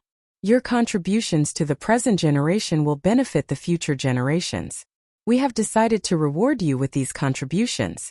You will be conferred the title of Marquis of Yong, and with a fief of Lantian and 600 households. Regarding Li Zishuan's official position, Li Er had been deliberately suppressing it. Previously, Li Zishuan had made many contributions, but Li Er did not reward Li Zishuan. He felt that Li Zishuan was still too young, and if he were to reward him too much, it would be overpraising him. But later on, Li Er felt that Li Zishuan's abilities and views were becoming less and less like those of a teenage brat. Thus, Li Er decided to stop suppressing it and directly promote Li Zishuan from county's marquis to Li Zishuan. Of course, this one step was truly one step. At least within the next 10 years, Li Zishuan's noble rank would not be able to rise any further. Otherwise, he would quickly reach a point where he could not rise any further. Li Er wanted to leave this talent to Li Chengqian. This subject thanks Your Majesty for the great favor. When the ministers heard Li Er's reward, they were all stunned. Li Zishuan took advantage of the moment when others were stunned to go forward and thank him. Logically speaking, he did not care if his marquis title could be promoted in the next few years. His original dream was to become a marquis in the Great Tang. Now that his dream had come true, he naturally had to cherish this opportunity. As for the title of Duke above Marquis, he did not even think about it. To him, one marquis was enough. Your Majesty, this. Almost at the same time, Wei Zheng also opened his mouth. It seemed that he wanted to object, but seeing Li Zishuan accept the reward so quickly, He could only swallow the words that were on the tip of his tongue. His expression was very ugly. Li Er indifferently glanced at Wei Zheng, but did not ask for details. He waved his hand and said, "The matter of the reward ends here. Officials, if there is anything, please submit a memorial. If there is nothing, the court is dismissed." The officials looked at each other. After the establishment of the Great Tang, marquis titles were extremely rare. But now Li Er had so casually rewarded a founding marquis. No matter how they looked at it, this was very imprudent. But once the domineering Li Er made up his mind, there was no room for discussion.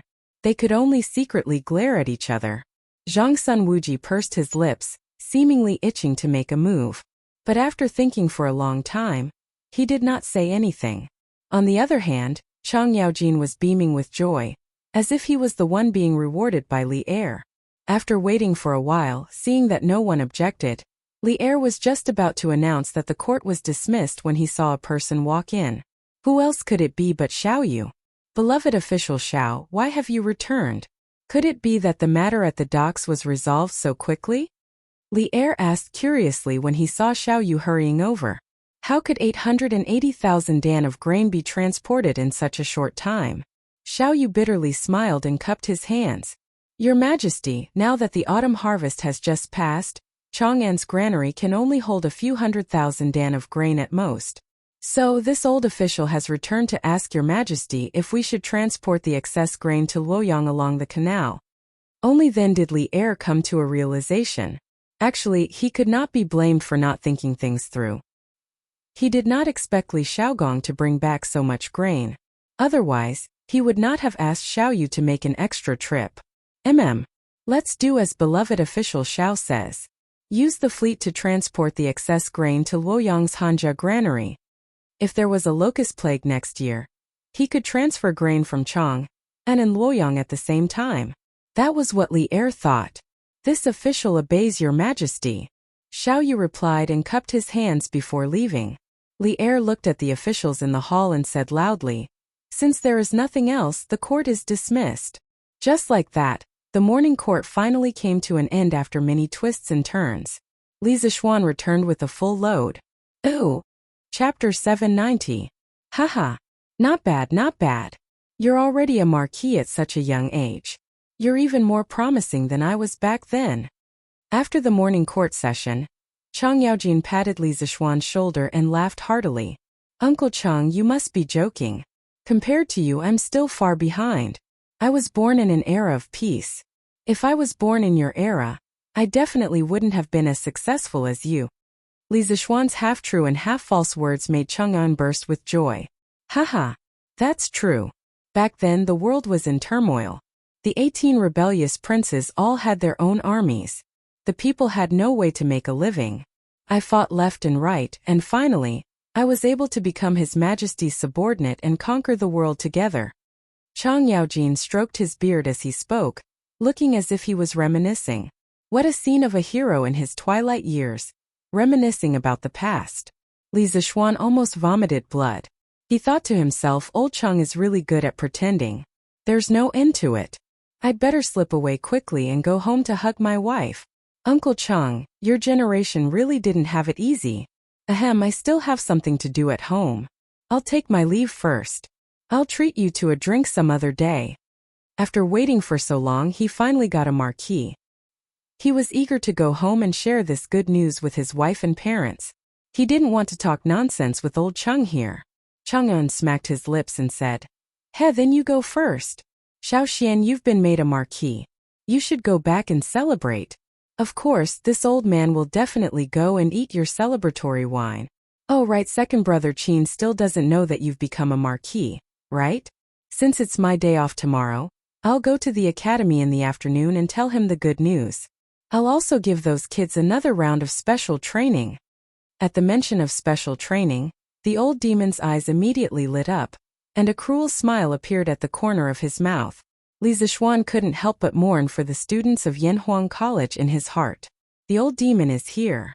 Your good days are coming to an end. A new round of brutality was about to begin. Cough cough. Uncle Chang, you've really put a lot of thought into this. The students will definitely be grateful to you. I'll go back first. Li Zixuan said some polite words and then ran away. As for whether the students would be grateful to old Chang, even if he used his butt to think, he knew that they definitely wouldn't.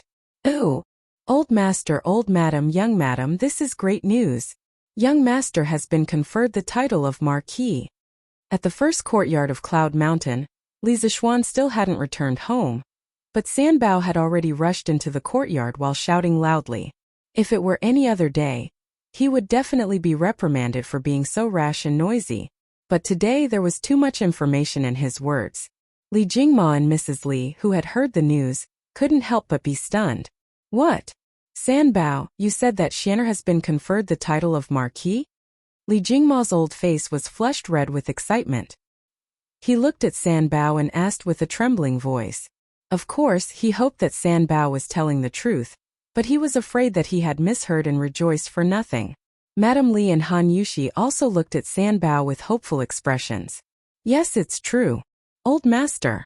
Young master has really been conferred the title of Marquis Yong, and, personally conferred by His Majesty, with 600 households. It's all over Chang'an now. Everyone is saying that young master is the youngest marquis since the establishment of the Tang Empire. Sanbao wasn't nervous at all as this was the first time he had become the center of attention. Or perhaps his excitement had diluted the nervousness in his heart, and he spoke loudly with excitement. It's true, it's actually true. Madame Xianer has become a marquis. Xianer is promising. Li Jingma was stunned for a long time before he finally reacted. He held his wife's hands and said excitedly, he used to be a businessman. Although he didn't lack in food and drink, the status of businessman was low since ancient times. Even his descendants couldn't enter the imperial court as officials. He had only hoped that his son would be able to live a safe and healthy life. He had never thought that his son would one day become an official. However, ever since Li Zixuan returned from Longhu Mountain, he had given him too many surprises. First, he was conferred the title of Marquis, then he was promoted to third-grade Crown Prince Zhanshe, and now he had become a Marquis. All of this sounded like a dream, but reality told him that it was all real. How could Li Jingma not be excited? That's great, my Xianer is promising. He has become a Marquis. The excitement in Madame Li's heart was no less than Li Jingma's. She was old and a little sentimental. At this moment, tears welled up in her eyes. Han Yushi stood at the side and looked at her parents-in-law silently. Her eyes were filled with joy. She was happy for her husband and for the whole family. Sister Yushi, what is a marquis? Is it delicious? Why are father and mother so happy? Lana the little cutie came out of nowhere. She tugged at Han Yushi's sleeve, looked up and blinked her bright eyes as she asked. Although Han Yushi had been married to Li Zixuan for a long time, Lana still called Han Yushi Sister Yushi and not sister-in-law. It wasn't that no one corrected her, but the little girl didn't listen to them. Ah? Lana, don't talk nonsense. A marquis isn't for eating, it's a very, very big official. In the future, Lana, you will be the marquis' younger sister. No one will dare to bully you. Hearing this little cutie's innocent words, Han Yushi didn't know whether to laugh or cry. She saw Li Jingma glaring at her, as if he wanted to scold her. She quickly squatted down, stroked Lana's little head, and explained gently. Oh, so it's brother who got promoted. When brother comes back, I'll ask him for the wedding money. Lana suddenly understood. She shook her little head and said excitedly, oh, why is it so lively today? Father, mother, wife, why are all of you here? And little sister, who are you looking for to ask for the wedding money? At this moment, Li Zixuan had already stepped through the door. When he saw the whole family in the backyard, he said with a smile, of course it's for you, brother. When Lana saw that Li Zixuan had returned, she quickly ran to his side and shook his arm. She said with a smile, brother, you've been promoted. Hurry up and give me the wedding money. Li Zixuan lowered his head and looked at his little sister's bright smiling face. He couldn't help but feel a little absent-minded. Why was this the same as the children in the modern world who shouted, congratulations, get rich. Give me the red packet. He didn't know where the little girl learned this from. Chapter 791. The whole family had a happy and harmonious lunch. Li Zixuan's laziness relapsed and he didn't even want to go to the academy. He just lay down at home and waited for the imperial edict to officially confer him the title of Marquis from the palace. Around 1 in the afternoon, Li Zixuan did not receive an imperial edict from the imperial palace, but a person did. "Oh, Your Highness, you're here." That's right, the person who came was Li Xiaogong, the commandery prince of Hejian. When Li Zixuan received the servant's report and went downstairs to the living room, Li Xiaogong was already sitting on the tiger skin sofa and looking at the furnishings in the room curiously. "Haha, little Xian, this courtyard of yours is rather interesting." Seeing Li Zixuan come, Li Xiaogong nodded and said with a smile. Li Zixuan ordered the servant to serve tea and sat down next to him. He said casually, "Your Highness, this is just my unintentional work. It's not presentable." Li Xiaogong shook his head and didn't say anything. He looked at the other places in the room and said, "Haha, you're being modest in front of me now? This is not like you. Although the style of this courtyard is novel, it has its own rules and regulations. It's not something that can be built casually. Obviously, you've spent a lot of effort on it, and the furniture in the room is unique and comfortable. You still know how to enjoy life." Li Zixuan wasn't angry at all after being criticized by Li Xiaogong. Instead, he said with a smile, "Haha, if Your Highness likes it, why don't I give you a courtyard like this?" Li Xiaogong was very tempted, but he still shook his head after thinking about it. He said, "I won't accept a reward for nothing. I won't take your house for nothing." Speaking of this, he picked up the teacup brought by the servant girl and took 2 sips of tea. He continued, "When I just came here, I passed by Yanhuang College and saw the buildings in the distance. The style is quite similar to your courtyard." This queen entered the academy and saw that the students were all wearing the same clothes and were training. Although he couldn't tell what these training items were, this group of weak scholars was actually able to do such neat movements. It was really beyond this king's expectations. Handing Huairen to you before I set out to sea was the right choice, Li Zixuan thought to himself. Although Li Xiaogong usually yelled at Li Huairen, his concern for his son was not vague at all.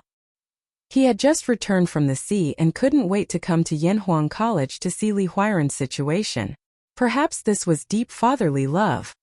"Your Highness is too kind," Li Zixuan said politely. Li Xiaogong waved his hand and said, "There's no need to say any more. This prince should indeed thank you for this matter. Compared to before, Huairen is much more sensible. In the future, he will continue to stay at Yanhuang College." Li Zixuan naturally had no reason to refuse. The two chatted for a while and the topic turned to the sneak attack at sea. "Speaking of that sea battle, this prince is somewhat sorry. You entrusted Meng Yuliang to this prince, but who would have thought that he would almost die at sea that night? This prince was thoughtless." Li Xiaogong said apologetically, "Your Highness, what are you saying? The weather is unpredictable, and people are uncertain.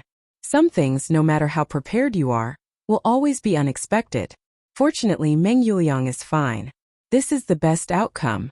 Otherwise, I really wouldn't know how to face that child Meng Wenhao." Li Zixuan couldn't help but sigh. "Oh right. Dare I ask Your Highness, just what was the identity of the mysterious expert who saved Meng Yuliang that night?" According to previous intelligence, Li Zixuan only knew that Meng Yuliang had been saved by a mysterious expert at the critical moment, but he had no idea who that expert was, which was why he asked this question. Li Xiaogong suddenly fell silent. After a long silence he said, "This prince cannot reveal that person's identity. If fate wills it, you should be able to meet him in a few days. What this prince can tell you is that this person is extremely skilled in martial arts, and is one of the top experts in the world. When this prince entered Fainio capital alone, he was by my side." The identity of the dragon-bearded guest was hard to say. After all, he was the man who had fought for the world with Li Er. Although he had taken the initiative to withdraw in the end, he had still violated some taboos, which was why Li Xiaogong was being so vague. Hearing him say this, Li Zixuan became even more curious. At the same time, he pondered in his heart. In the world today, how many people could be called top experts? After thinking for a long time, he still couldn't think of a reason, so he simply stopped thinking about it. "Since Your Highness does not wish to reveal it, this child will quietly wait at home for that person to come as a guest." Li Xiaogong chuckled. After chatting a little longer with Li Zixuan, He got up and bid farewell. But not long after he left, the villa welcomed another guest. It was Wang Renbiao. Hey, today's guests really come in waves. Li Zixuan quietly said to himself. Little Xian, congratulations. Congratulations on being made a marquis.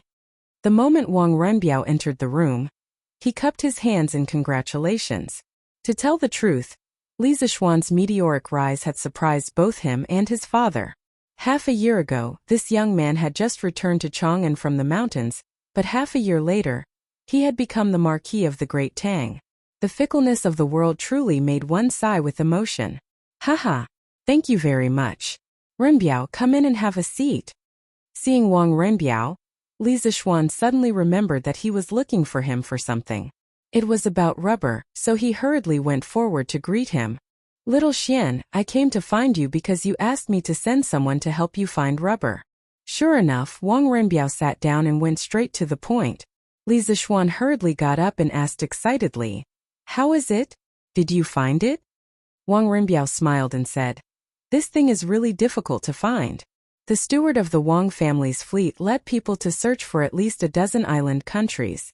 Finally, on a long island in the South China Sea, they found a forest with tree trunks that could flow white sap. But the trees there were much thicker than what you described before. Basically, one person couldn't hold it. Later, the steward of the Wang family's fleet released all the sap from the trees in the forest and transported it back to the ship. Now it's all at the dock. Li Zixuan was overjoyed. He realized that today was really his lucky day. Good things were happening one after another. That's great, that's great. I didn't expect you to really find rubber. Renbiao, you've helped me a lot this time. Let's go and have a look now. Li Zixuan stood up and said eagerly. Chapter 792. According to modern historians, rubber was originally produced in the Brazilian Amazon rainforest. Later, when Columbus returned from America, he brought rubber back to Europe. Later, with the beginning of the British colonial era, they introduced rubber trees to Southeast Asia and opened plantations there to produce rubber. Therefore, according to modern history books, it was impossible for rubber trees to appear in Southeast Asia during the Tang dynasty. However, the reason why Li Zixuan asked the Wang family's fleet to help him find rubber trees was because he was betting. He was betting that there were wild rubber trees in Southeast Asia a long time ago. Southeast Asia's unique climate conditions were too suitable for rubber trees to grow. This could be seen from a set of data. Although rubber trees originated from Brazil, in modern times, Southeast Asia accounted for more than 90% of the world's natural rubber production, while Brazil accounted for less than 1%. The reason for this pattern, in addition to specific historical conditions, was also inseparable from Southeast Asia's unique climate conditions. Therefore, Li Zixuan guessed that there were wild rubber trees in Southeast Asia before the Tang dynasty or even longer. Later, they went extinct for some reason. When the British colonists introduced rubber from Brazil to Southeast Asia, the world thought that rubber originated from Brazil. He had to admit that the reason why he had this kind of wishful thinking was because he was desperate. After all, the Tang dynasty did not have a fleet that could cross the Pacific Ocean and reach America. But fortunately, his wishful thinking turned out to be true. The Wang family's fleet really found wild rubber in Southeast Asia. How could this not make him ecstatic? At this time, he did not care about waiting at home for the imperial edict. He directly urged Wang Renbiao to follow him to the dock. Therefore, the tragic Wang Renbiao, who had just entered the house, did not even warm up on the stool. No, he did not even warm up on the sofa before he was called out again. Ooh! Here, the rubber is still in the wooden bucket. It's still on the ship. Xiao Xian, wait a moment. I'll get someone to find a small boat and bring you to the big ship to take a look. When they arrived at the dock, Wang Renbiao pointed to a few large ships on the river with the Wang family's flag and said, Thank you for your trouble. Li Zixuan clasped his hands and thanked him. Wang Renbiao smiled and turned to leave. Li Zixuan observed the scene at the docks. Compared to the morning, there were a lot fewer people and ships. The 500 search ships of the imperial court were all gone. It seemed like Xiao Yu and Yan Lide had already made arrangements. Most of the official ships were probably already on their way to Luoyang. Although the official ships had been arranged, the task of the two big shots of the imperial court was not over yet. They still needed to arrange for officials on the spot to levy taxes on the merchant ships that had participated in the Southern Sea trade. This job was not easy. The two old fellows were setting up tables on the pier to serve as a temporary office. There wasn't even a canopy above their heads. Compared to some people in the future, these two old fellows' outfits were really shabby. However, they were the real public servants of the people and deserved everyone's respect. Uncle Yin, Elder Xiao. The two of you are still busy.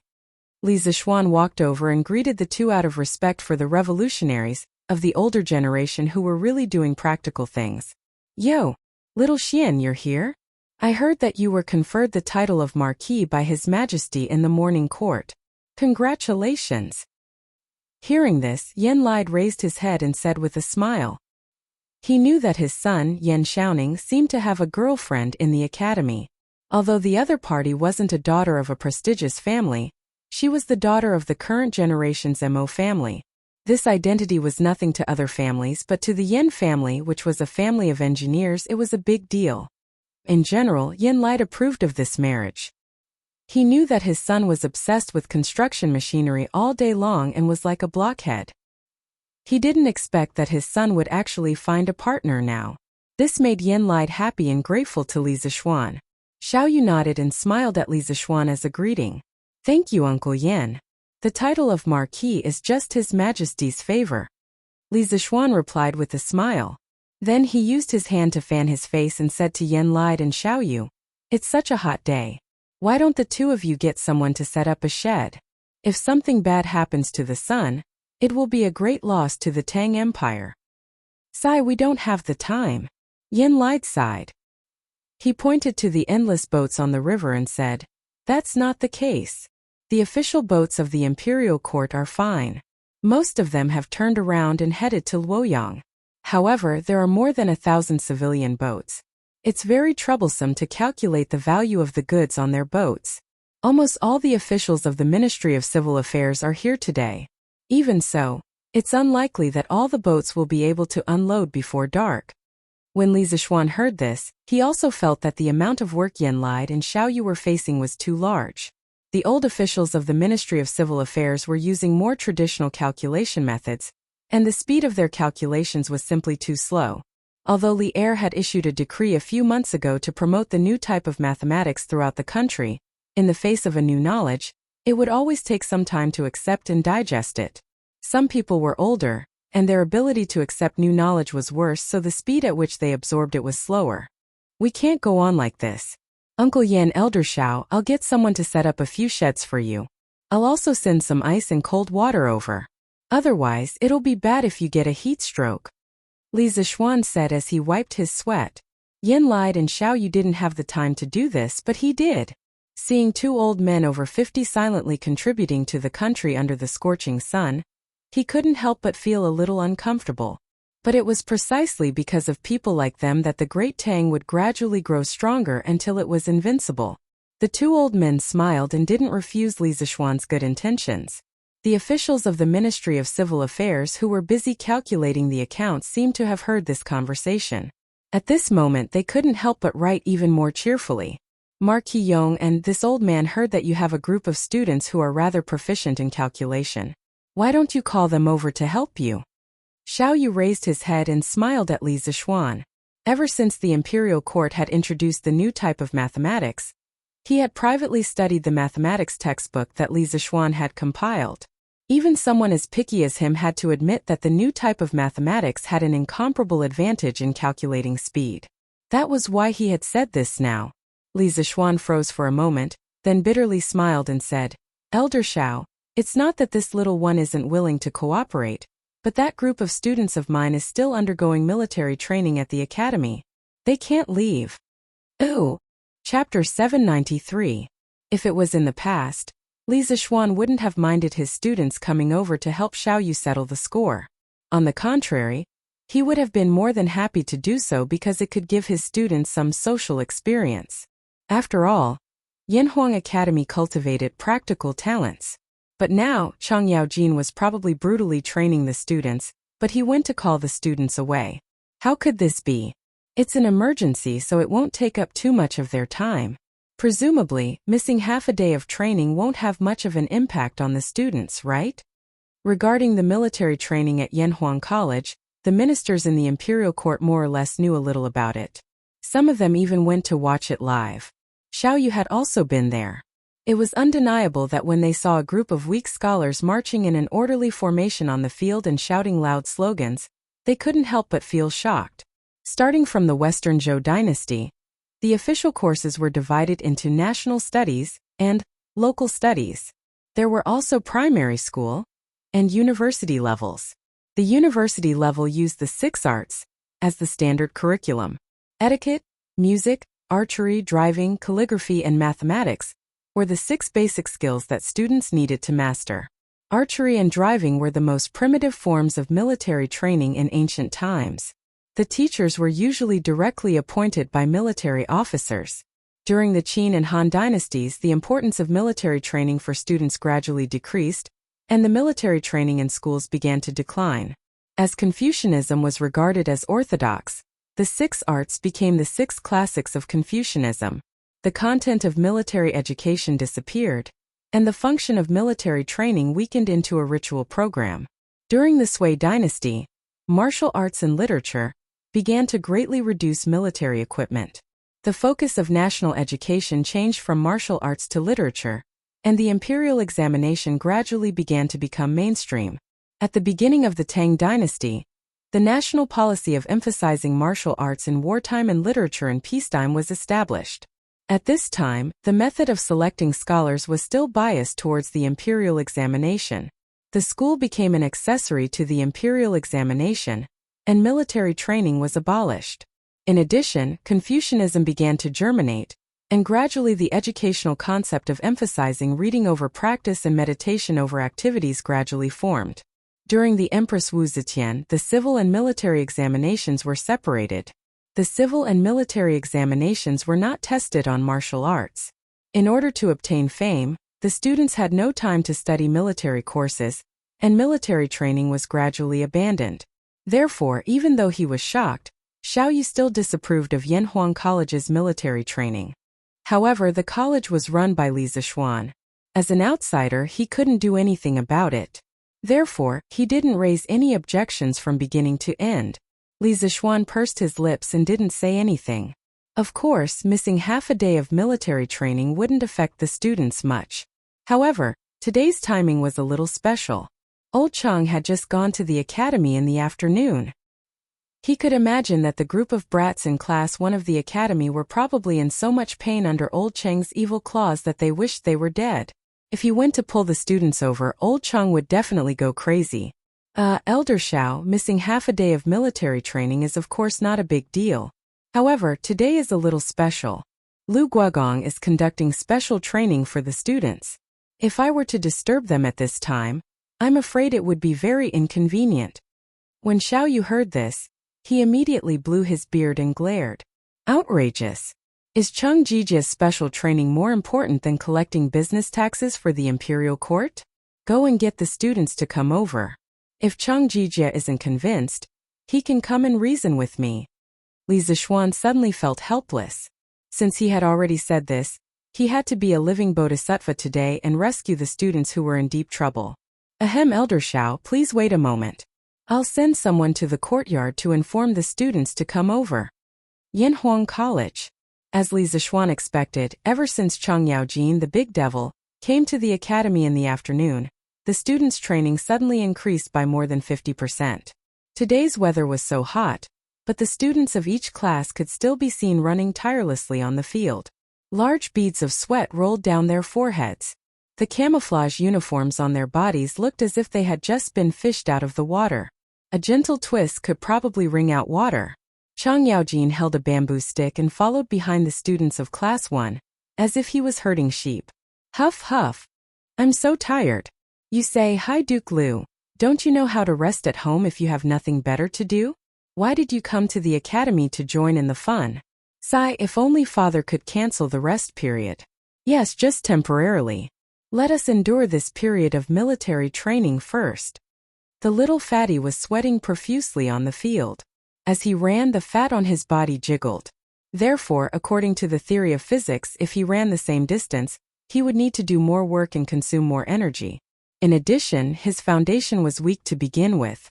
Naturally, he would be more tired than others. At this time, Li Tai wiped the sweat on his forehead and muttered in his heart. It couldn't be helped. Old Devil Chang was really too abnormal.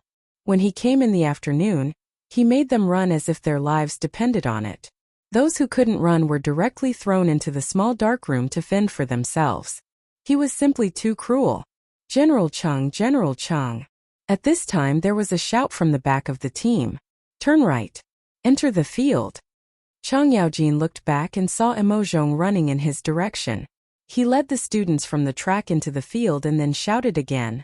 Stop! The students of Class 1 immediately stopped in their tracks. What's the matter? Can't you see that I'm in the middle of military training? Chang Yaojin turned around and glanced at Emozhong as he said with some dissatisfaction. General Chang, Yamacho asked someone to send a message.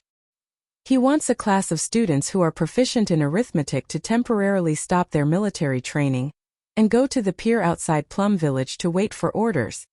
Emozhong felt a little guilty when old Devil Chang looked at him like this. However, he still relayed Li Zishuan's order. When Chang Yaojin heard this, he began to look at Emozhong strangely. If he didn't know him well, he would have suspected that Emozhong was a spy sent by a student to deliberately spread false information. Why does Shaoxian want students who are proficient in arithmetic?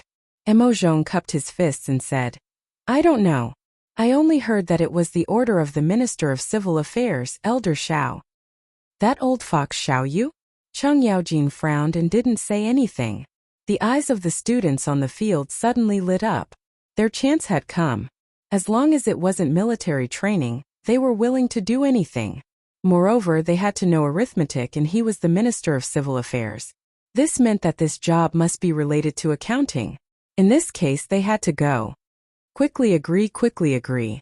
Counting makes me happy. This king wants to go and settle accounts. Li Tai stood upright and looked at Chang Yaojin's back from the corner of his eyes as he madly muttered in his heart. As if he had heard his thoughts, Chang Yaojin paused for a moment and said, Then let them go first. I'll go and train the students of Class 2 in the afternoon. The students of Class 1 were ecstatic when they heard this. However, they were afraid that extreme joy would lead to sorrow, so they didn't shout out loud. At this moment they were extremely grateful to Xiao Yu, the Minister of Civil Affairs. Chapter 794. On the pier. Li Zishuan was talking to Yen Lide and the others when Wang Runbiao came back. He first greeted the two leaders of the imperial court, then looked at Li Zishuan and said, Little Xian, I've already prepared the small boat. I'll take you to the big ship to see the goods. Okay. Li Zishuan nodded and was about to leave with Wang Runbiao when Xiao Yu suddenly said, Mark Kyungen, do you have goods on the Wang family's ship? Li Zishuan didn't know what Xiao Yu meant. He turned around and answered, Yes, before the imperial court's fleet went south, I asked Runbiao to help me bring back some specialties from Nanyang. Xiao Yu twirled his beard and laughed. Haha, that's great. You can ask your students to help you settle the accounts. I'll let your goods reach the shore earlier. Take it as repayment. Li Zishuan couldn't help but laugh. He didn't expect Xiao Yu to open the back door for him. This was good too. He didn't have to wait for half a day at the pier. Haha, thank you, Elder Xiao. Li Zishuan thanked Xiao Yu, then followed Wang Runbiao onto the boat and went to the Wang family's main fleet. Xiao Xian, come and take a look. Is this the rubber you need? The boat followed the Ba River and rode for more than a mile before reaching the Wang family's fleet. From this, one could see how many ships were waiting to dock. If Xiao Yu didn't open the back door for Li Zishuan, they would have to wait for an entire afternoon. After boarding a large ship, Wang Runbiao said to Li Zishuan behind him. Li Zishuan responded, his heart full of anticipation. Many modern industrial products required rubber, and he really needed it. A person who seemed to be in charge of the ship led the two of them into the cabin. They saw that the huge cabin was filled with rows and rows of wooden barrels. Young Master Marquis, this is the rubber we brought back from Nanyang. Please take a look. The guide bowed and smiled at Wang Runbiao and Li Zishuan. At this time, Li Zishuan couldn't be bothered to exchange pleasantries with others. He took a big stride and arrived in front of a wooden barrel. He deftly opened the lid and saw that it was filled with a white glue-like liquid. When he sniffed it carefully, he could smell a faint fragrance. What else could this be but natural rubber? Oh no, it should be called natural latex. In Li Zixuan's previous life, when he was in university, one of his university classmates opened a factory that produced latex pillows and mattresses. The rich second generation generally liked to show off. When he was in his second year of university, that guy invited everyone in his class to visit his factory. That was the first time Li Zixuan saw what natural latex looked like. It was also from that visit that Li Zixuan learned that natural latex didn't have a pungent smell. Instead, it had a faint fragrance. Some people bought natural latex pillows from the internet, but when they bought them, they would come back with a pungent smell. This meant that you bought a fake product. It was synthetic rubber, not natural. Little Xian, how is it? Is this the rubber you need? Wang Renbiao asked worriedly when he saw Li Zixuan staring at the wooden barrel for a long time without saying anything. Yes, this is rubber. This is the rubber I need. Li Zixuan recovered from his chaotic thoughts. His voice was unusually excited. Renbiao, it's all thanks to you this time. How much rubber did you bring back in total? From his voice, Wang Renbiao could hear a trace of expectation. This made Wang Renbiao a little surprised. One must know that this young man in front of him held a high position at such a young age. Moreover, he had a huge family fortune. It was really hard to understand that he had something to look forward to. Wang Renbiao looked at the manager beside him, indicating that he should answer this question. The middle-aged manager didn't dare to be negligent. He cupped his hands towards Li Zixuan and said, replying to Marquis, we found the rubber on the island. The island was full of rubber trees. We filled 20 boats, but we didn't finish loading them. However, in order to not fall behind the team, we only brought back 20 boats of rubber. Each boat was loaded with about 50,000 pounds of rubber. If each boat was 50,000 pounds, 20 boats would be 1 million pounds. Li Zixuan's breathing suddenly became hurried. 1 million pounds, that was more than 500 tons. I'm rich. I'm rich. There were only 3 words in Li Zixuan's mind right now, and that was to strike it rich. Such a huge amount of rubber was enough for him to do a lot of things. That's great. Renbiao, I won't beat around the bush, but I'll remember this kindness. I'll have someone send the money to your house now. Get someone to row these boats upstream for another 3 li. That's the new workshop of Strange Taste Pavilion. Just move the rubber there. According to the original agreement, if the Wang family's fleet found rubber in Nanyang, Li Zixuan would have to pay 400 strings of cash for each boat of rubber. Of course, the 400 strings of cash was a price of friendship, because a boat of spices from Nanyang would definitely cost more than 400 strings of cash. The main reason was that Wang Renbiao was looking for Li Zixuan to buy a large number of compasses to ensure the safety of the Wang family's fleet. It could also be said that it was an exchange of interests. Haha, Xiaoxian, you're too kind. Wang Renbiao replied with a smile. At the same time, he couldn't help but breathe a sigh of relief. After this incident, the relationship between the Wang family and Li Zixuan was even stronger. This was more valuable than anything else. After all, this young man in front of him had become a founding marquis before the age of 15. His future achievements were simply immeasurable. After exiting the cabin, Wang Renbiao ordered the steward on the boat to start sailing. They bypassed the boats in front of them and headed straight for the dock. Such a blatant act of cutting in line would, of course, anger some people. However, after seeing that it was the merchant ship of the Wang family of Taiyuan, most people shut their mouths. The reputation of the Wang family of Taiyuan was not just for show. There were also people who weren't afraid of the Wang family of Taiyuan. However, after seeing Li Zixuan at the bow of the boat, they all hesitated. After a while, 20 fleets full of rubber arrived at the front and began to dock. Xiao Yu was a man of his word. He had already sent officials from the Ministry of Civil Affairs to wait at the dock to calculate the total value of the goods on board. Perhaps it was because Li Zixuan had now been promoted to a marquis, or perhaps it was because Li Zixuan had sent people to set up sheds for the officials of the Ministry of Civil Affairs at the dock and even sent ice cubes and iced water. The officials of the Ministry of Civil Affairs who came to receive the goods were so enthusiastic that Li Zixuan was a little uncomfortable. However, facing the buckets of white gelatinous liquid on board, the officials of the Ministry of Civil Affairs who came to receive the goods couldn't help but feel troubled. How should they value this stuff? How much should they charge? Chapter 795. Marquis, what is this thing? How much should we tax it according to the market price? The middle-aged official from the Ministry of Civil Affairs looked at the white latex in the wooden bucket in the cabin. He reached in and touched it, then put his hand next to his nose and sniffed it. In the end, he still couldn't recognize what it was, so he walked behind Li Zixuan and asked with an awkward expression, "Oh, I call this thing rubber. As for the market price, I really don't know. After all, this thing has never appeared in Chang'an City." Li Zixuan didn't make things difficult for the official and answered truthfully. According to the rules, we have to collect tax based on 10% of the total value of the goods. What should we do now?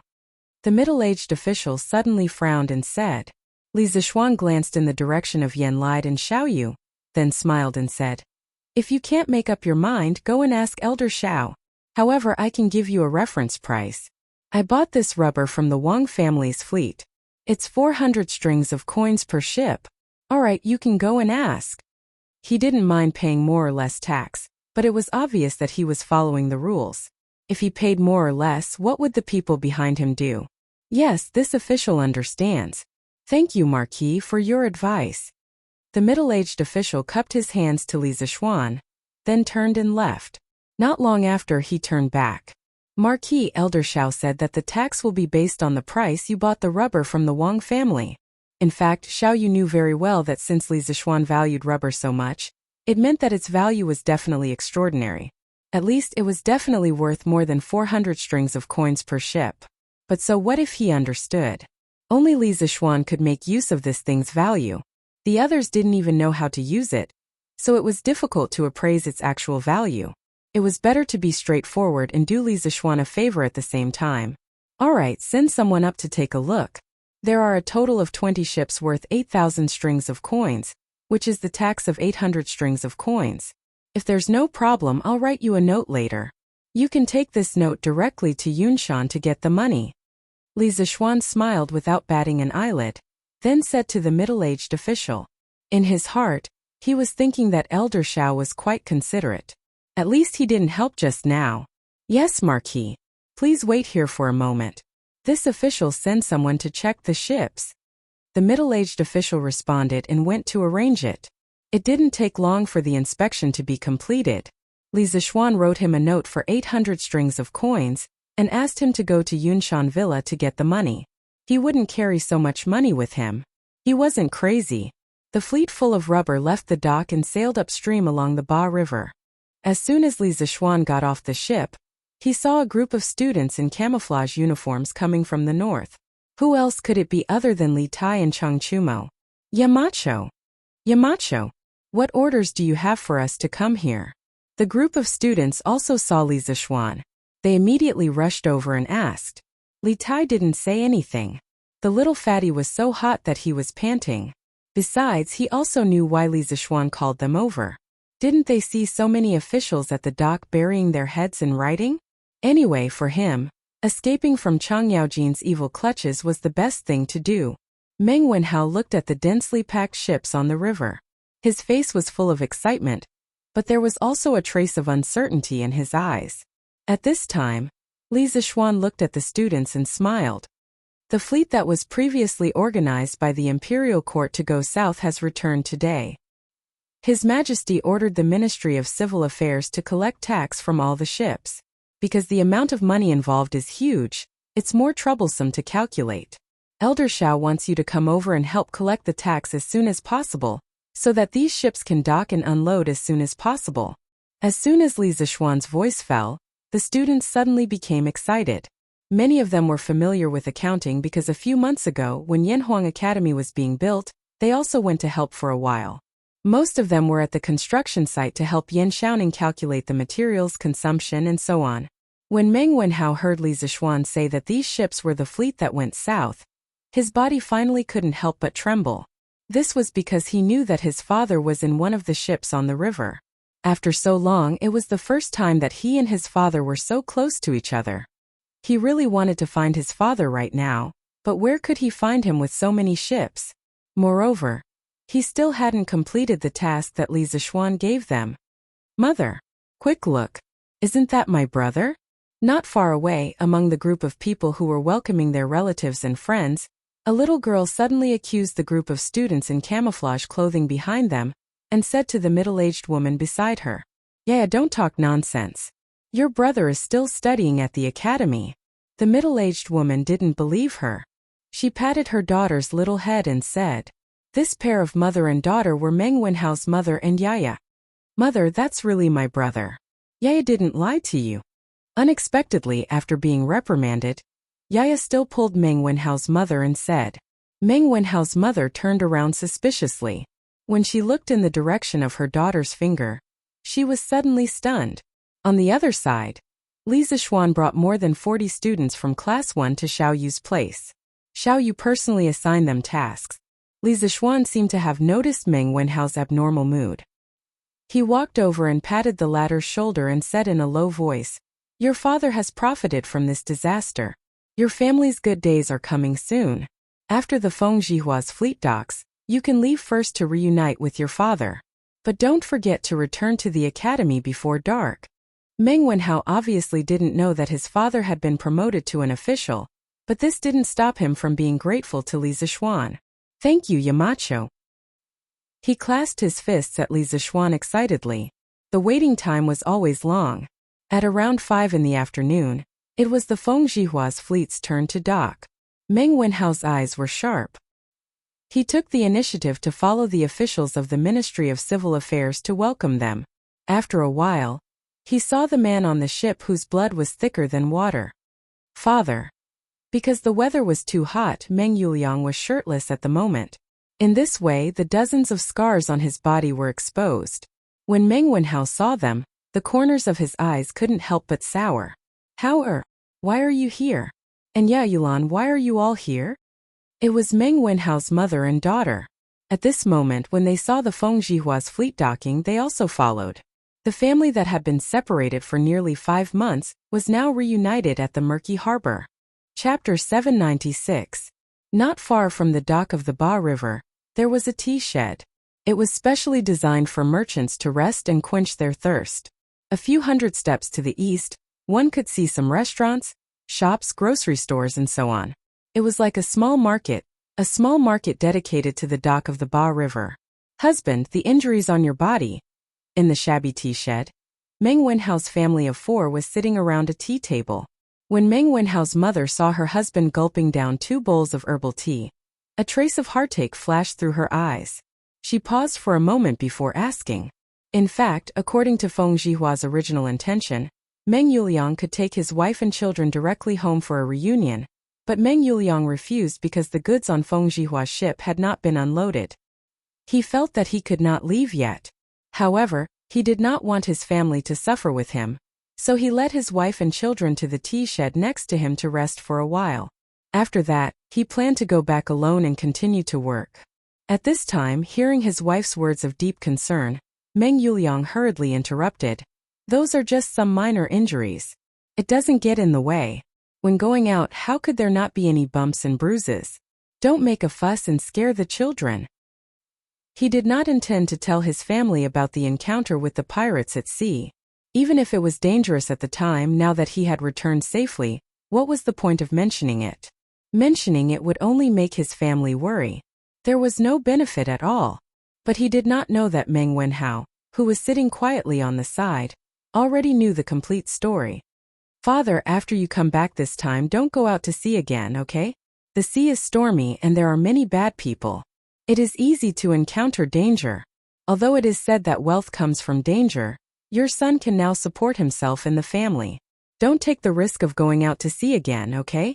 When Meng Wenhao saw that his father was deliberately covering up the scars on his body, he instantly understood what his father was planning. Considering his mother and sister's tolerance, he didn't expose his father's lie on the spot. However, what he said hinted at something. Meng Yuliang heard this and looked at his son with some uncertainty. What did he mean by "the sea is stormy and there are many bad people"? Did his son know about the pirate attack that night? That was impossible. Logically speaking, his son was just a commoner.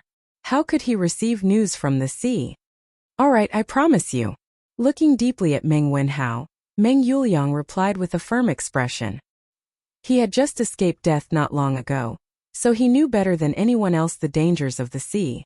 To be honest, after experiencing this life and death crisis, he didn't want to go out to sea again. It wasn't that he was afraid of death, but he was afraid that no one would take care of his wife and children after he died. Oh, great. That's great.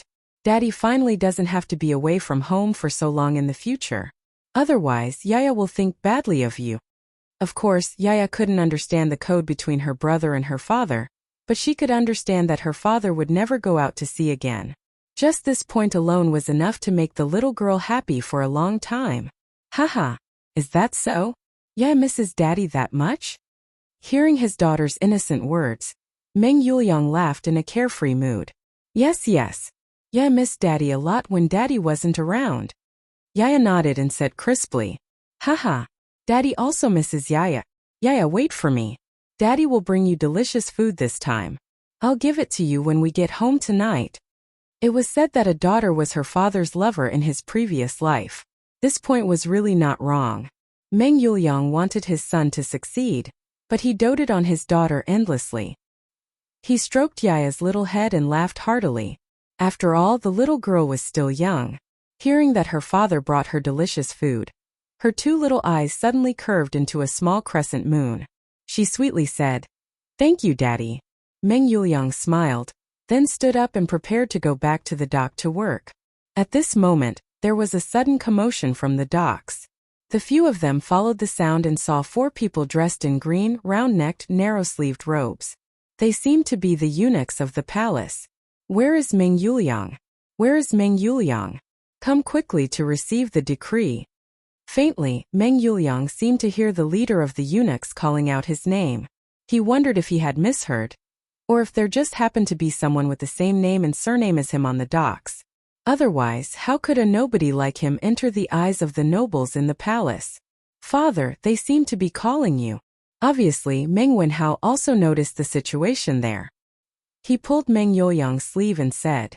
At this moment, the words that Li Zixuan had said to him half an hour ago suddenly echoed in his mind. Your father has profited from a disaster this time. Your family's good days are about to come. After a while, when Feng Jihua's fleet docks, you can leave first to reunite with your father. But don't forget to return to the academy before dark. Profited from this disaster? Good days? Eunuchs in the palace? Connecting all the signs together, Meng Wenhao's heart suddenly had a bold idea. Oh no, it should be a bold guess. How is this possible? I guess they are not calling me father. Meng Yuliang heard his son say so. He was shocked and doubtful and stuttered. Father, it's you. Look, that's the Yamacho's people coming here. I think they are calling you over. Meng Wenhao's eyes were sharp and saw Emozhong rushing over.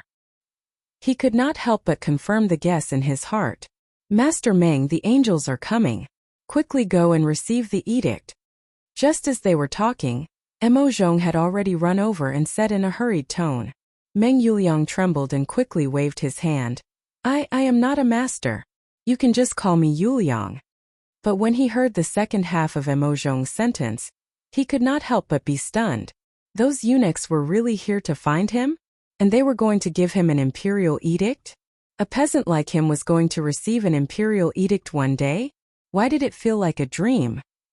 Father, don't worry, it must be a good thing. Go quickly. Don't be late and let the angels wait impatiently.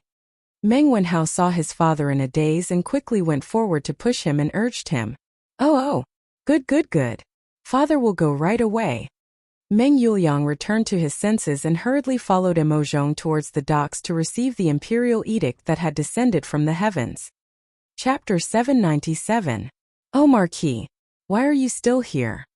Meng Yuliang and Meng Wenhao had just walked to the dock when they heard the eunuch shouting at Li Zixuan. Marquis? When Meng Yuliang and Meng Wenhao heard how the eunuch addressed Li Zixuan, they couldn't help but be surprised. They secretly wondered when Li Zixuan became Marquis. One of them had just returned after drifting on the sea for several months, while the other had received closed military training in the academy. They had no way to know about the news from the outside world, so they didn't know that Li Zixuan had been conferred the title of Marquis today. His Majesty conferred Yamacho the title of Marquis of Yong, and in the morning court. This news had already spread by noon. Although the father and son of the Ming family spoke softly, Mo Zhong was a martial arts expert in the Qi transformation realm, so he naturally heard it clearly. Therefore, he explained to the two in a low voice. Yamacho has been conferred the title of Marquis? That's really great. Meng Wenhao was sincerely happy. Although Li Zixuan was strict with his students, he was always full of kindness behind his sternness. The other students of Yanhuang College might not know this, but the group of students who used to study in the mathematics school all wanted Li Zixuan to be well. At this time Li Zixuan asked, "What does this little eunuch mean? If I'm not here, where should I go?" The little eunuch hurriedly trotted to Li Zixuan's side with a flattering face and said, "Marquis Steward Zhao left the palace with us to deliver the decree. He's probably looking for you all over the Yunshan mountain right now. Quickly go back and receive the decree." Li Zixuan suddenly realized that the official decree to confer him the title of Marquis of Yong and hadn't been issued yet. Therefore he bid farewell to Yen Lide and Xiaoyu, and told Li Tai and the rest to work hard and not be lazy. Only then did he get on his horse and gallop towards the Yunshan mountain. The crowd at the dock all knew that Li Zixuan had been conferred the title of Marquis after hearing the explanations of some insiders. Heartfelt congratulations immediately filled the air. Li Xiannan has been conferred the title of Marquis. This is really great. Yes, Li Xian, no, it should be Marquis. Marquis of Yong. And so kind and considerate of the common people should be conferred the title of Marquis and have a long life.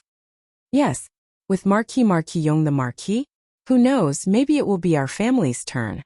Look, compared to our villages, Marquis are, as compared to heaven and earth. Yes. It's just that I don't know how big Marquis Yong'an's fief is. It would be great if my family could become one of his farmers. What this person said was exactly what the others were hoping for.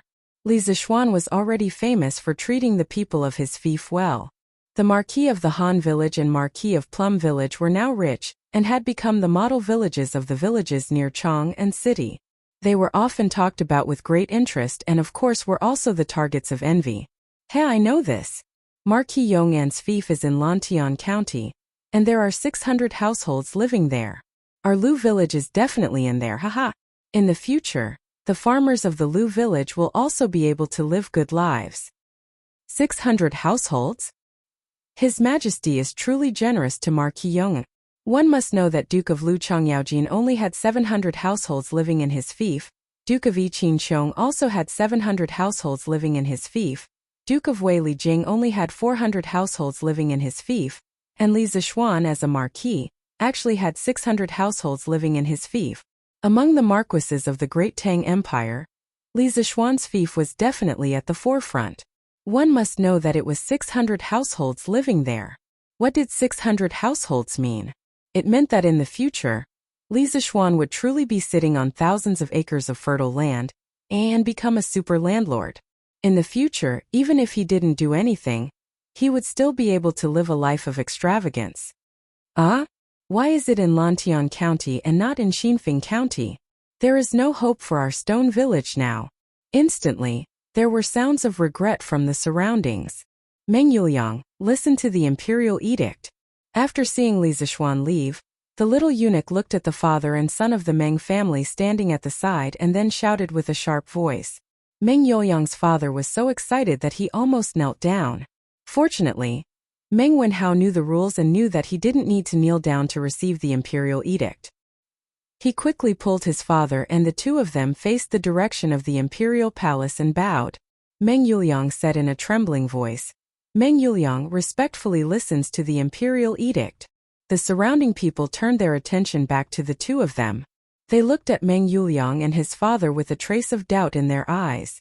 Obviously, they didn't understand why Li Heir would give an imperial edict to a commoner. The Emperor of the Great Tang Empire decrees. Meng Yuliang, the crew member of the southbound fleet, loudly warned at the critical moment when the fleet was attacked and prevented the merchant ship from falling into the hands of the bandits. Moreover, your loyalty and bravery are unparalleled. At the moment of life and death, You forcefully changed the direction of the burning ship and saved the main fleet. I have decided to confer you the title of Xuanje Commandant of the 8th rank and reward you with 100,000 yuan and 100 bolts of silk and satin. Imperial edict. As the little eunuch's voice fell, the crowd was in an uproar. The man in front of them, who looked incomparably humble, was actually conferred the title of Xuanje Commandant of the 8th rank by the emperor. This made countless people envious and jealous. The person involved, Meng Yuliang, was a little dumbfounded. He didn't expect that he would be conferred the title of an official. For the previous Meng Yuliang was so far away. He only hoped that his son would study hard and in the future, he would be able to enter the imperial court as an official. He never thought that he would be one step ahead of his son to become an official. How is this possible? He is just a peasant who doesn't know how to read and write. Meng Yuliang's mother, who was worried about her husband, came to observe. At this moment, after hearing the imperial edict on one hand, she was shocked that her husband was conferred the title of an official. On the other hand, she was frightened and sad because the imperial edict mentioned the bandits and the words of life and death. Meng Yuliang's mother instantly understood how those scars on Meng Yuliang's body came about. Almost subconsciously, the image of a fierce battle in the sea appeared in her mind. Her husband was seriously injured and on the verge of death. The tears in her eyes suddenly burst out.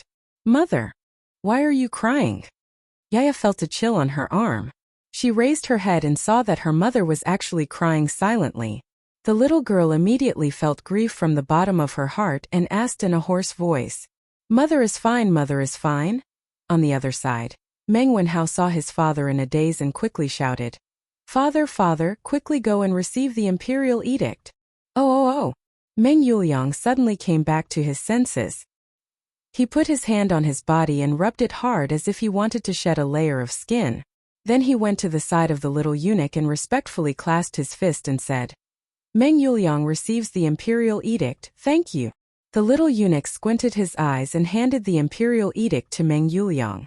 According to reason at this time, he should offer the wedding money, but Meng Yuliang's mind was full of confusion at this moment. How could he think of this? Fortunately, Feng Zhihua heard the news and rushed over. "Happy event. Very happy event. This little eunuch has worked hard all the way. Just take it as the tea money. I hope little eunuch will accept it." Chapter 798. Seeing the Meng family at a loss, Feng Zhihua could only take out a small pouch with a few golden beans and hand it to the little eunuch. The little eunuch squinted his eyes and looked at Feng Zhihua. Then he quietly stuffed the pouch into his sleeve and said with a fake smile, "It is indeed worthy of celebration. Lieutenant Meng, don't forget to report to the Ministry of Personnel later." Only then did Meng Yuliang come back to his senses. He wanted to personally present the wedding money, but this time he only brought a total of 12 copper coins. Moreover, the little eunuch had already received the wedding money from Feng Zhihua. If he were to present the wedding money again, it would be very inappropriate. Therefore, he put on a smiling face and stepped forward. "Thank you for your reminder. I will go to the Ministry of Personnel tomorrow to report." The little eunuch faintly said, "N." Then he took out an imperial edict and shouted with a sharp voice, "Where is Feng Zhihua?" Feng Zhihua, who was standing next to Meng Yuliang, suddenly opened his eyes wide and murmured in disbelief, "This eunuch, this one is Feng Zhihua. Are you calling me?" The little eunuch looked at Feng Zhihua in surprise. He didn't expect that the person who just gave him a red packet was the main character of the second imperial edict. However, he still had a good impression of Feng Zhihua, who was very discerning. "And that's right. Xiu, come forward and listen to the edict," the little eunuch said in a feminine voice. "Ah? Listen to the edict? Listen to the edict?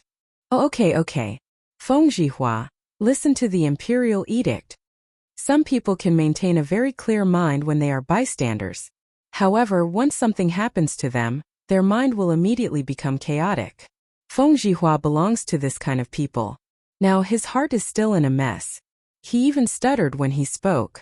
The Tang Emperor decrees, southbound merchant Feng Zhihua, who values friendship and righteousness, when the pirates attacked the fleet, he didn't panic in the face of danger. He joined hands with the crew to turn the tide and prevent the main fleet from suffering a huge loss. He is awarded the title of Righteous Merchant. He will live with the country for generations to show his appreciation. Wow! As soon as the little eunuch's voice fell, the surrounding people suddenly exclaimed in surprise. Feng Zhihua was stunned for a moment, and then he was ecstatic. Feng Zhihua accepts the decree. Thank your majesty for your kindness. Since ancient times, the status of merchants had always been low, and they were often exploited by local officials. Moreover, after being exploited, they had to swallow their anger, and no one would seek justice for them. This was because the hierarchy of agriculture, industry, and commerce firmly nailed the merchants to the ground, and they would never be able to move. But now that he had the title of Righteous Merchant, at the very least when he walked around the local government, he would encounter fewer difficulties. To Feng Zhihua, this title was as valuable as gold. More importantly, the imperial edict had stated that this title of Righteous Merchant would last for as long as the Great Tang existed. This meant that as long as the Great Tang existed, Feng Zhihua would always enjoy the treatment of a righteous merchant. Even if he died, this title would be passed on to his descendants. This benefit was simply too good. It could be said that Feng Zhihua had now become the object of envy of all merchants in the world. At this moment, Feng Zhihua trembled as he stepped forward to receive the imperial edict. Of course, it was inevitable that he stuffed a gold bean into the little eunuch's hands. But to Feng Zhihua, money was a small matter. This imperial edict was priceless. All right, the edict has been passed. We should return to the palace. The little eunuch brushed his sleeves, turned around with a smile, and left with his entourage. He was rejoicing in his heart. Fortunately, he was not going to pass on the imperial edict to Li Zishuan. Otherwise, how could he get so much money? It was not that Li Zishuan was stingy, but he did not dare to accept the money given by Li Zishuan. Take care, eunuch. Meng Yuliang and the others hurriedly bowed to the back of the little eunuch. After the little eunuch left, this place suddenly became a sea of joy. Boss Feng, thank you for just now. I will return the money to you later. Meng Yuliang said. Feng Zhihua was obviously very happy. His old face was smiling like a chrysanthemum. He waved his hands and said, "Haha, you don't need to return it?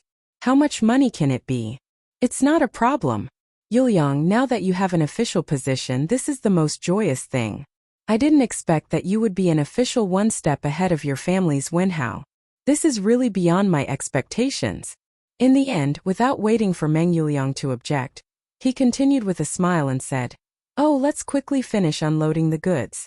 After unloading, this old man will treat all of you to wine to celebrate for you, Yuliang, and of course for me."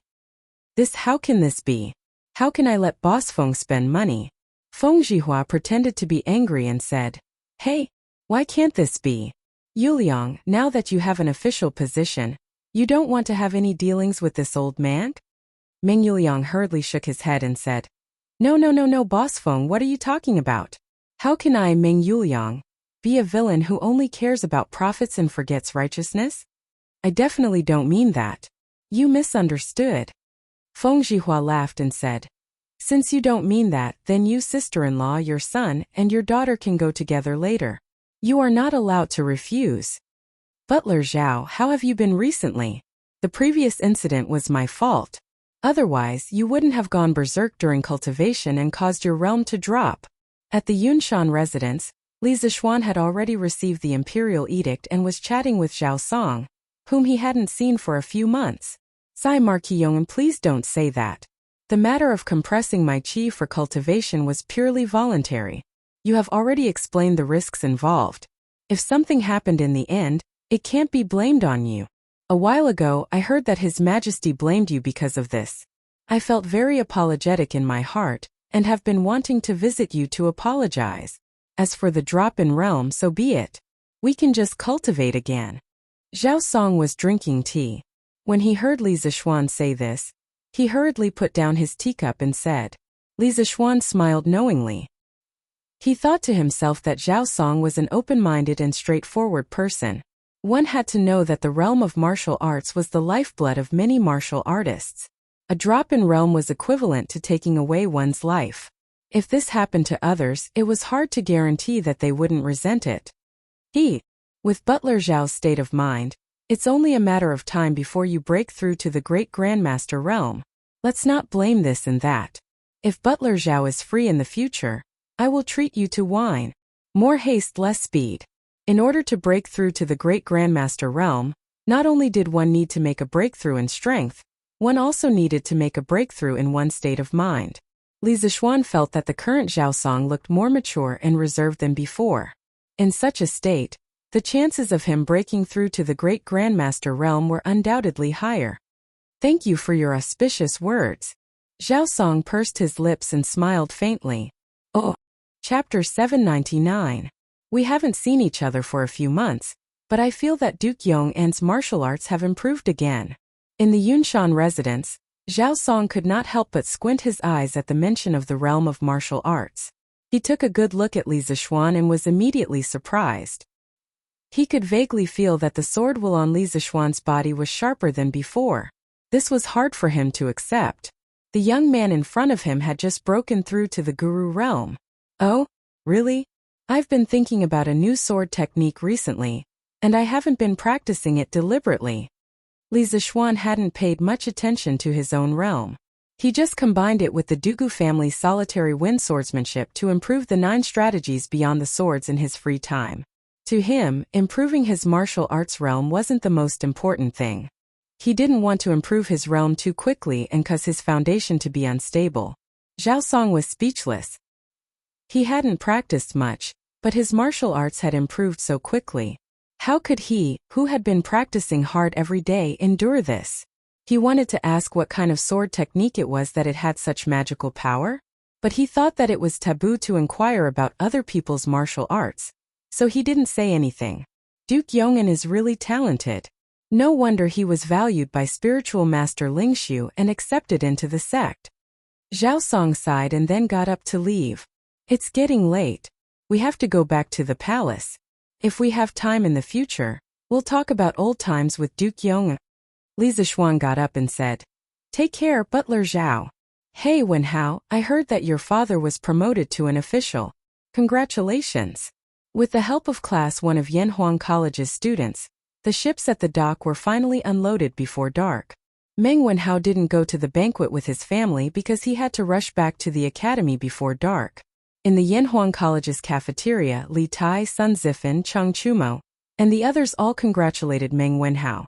Although they were busy with the accounts in the afternoon, they had also noticed the movement over there. It was just that they didn't have time to care about it at that time. Thank you.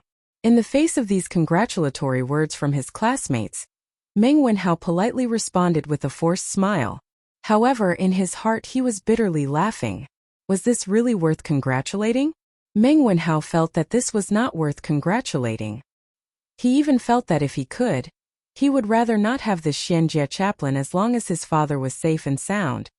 Haha, tomorrow is Friday, it's finally the holidays again. Wenhao, you've become a rich man now. You have to treat us to a meal when the time comes. Cheng Chumo laughed heartily. This time, Li Er not only rewarded the Meng family with a Xianjia commandant, but also a lot of money. That was why he said that Meng Wenhao was now a rich man. That's how it should be. In the past, Wenhao has received a lot of care from all of you. It's time to treat all of you to a drink. Although Meng Wenhao's mind wasn't here, he still replied. The sharp-eyed Li Tai noticed the change in Meng Wenhao's emotions, but he didn't say anything. Hey, speaking of which, this is the 3rd week, right? The 1-month military training period is about to end. We can finally relax. Now I finally understand how blissful it is to sit in the classroom and listen to lectures. Sun Zifan, the little fatty, said with a face full of emotion. Calling him a little fatty now wasn't very appropriate.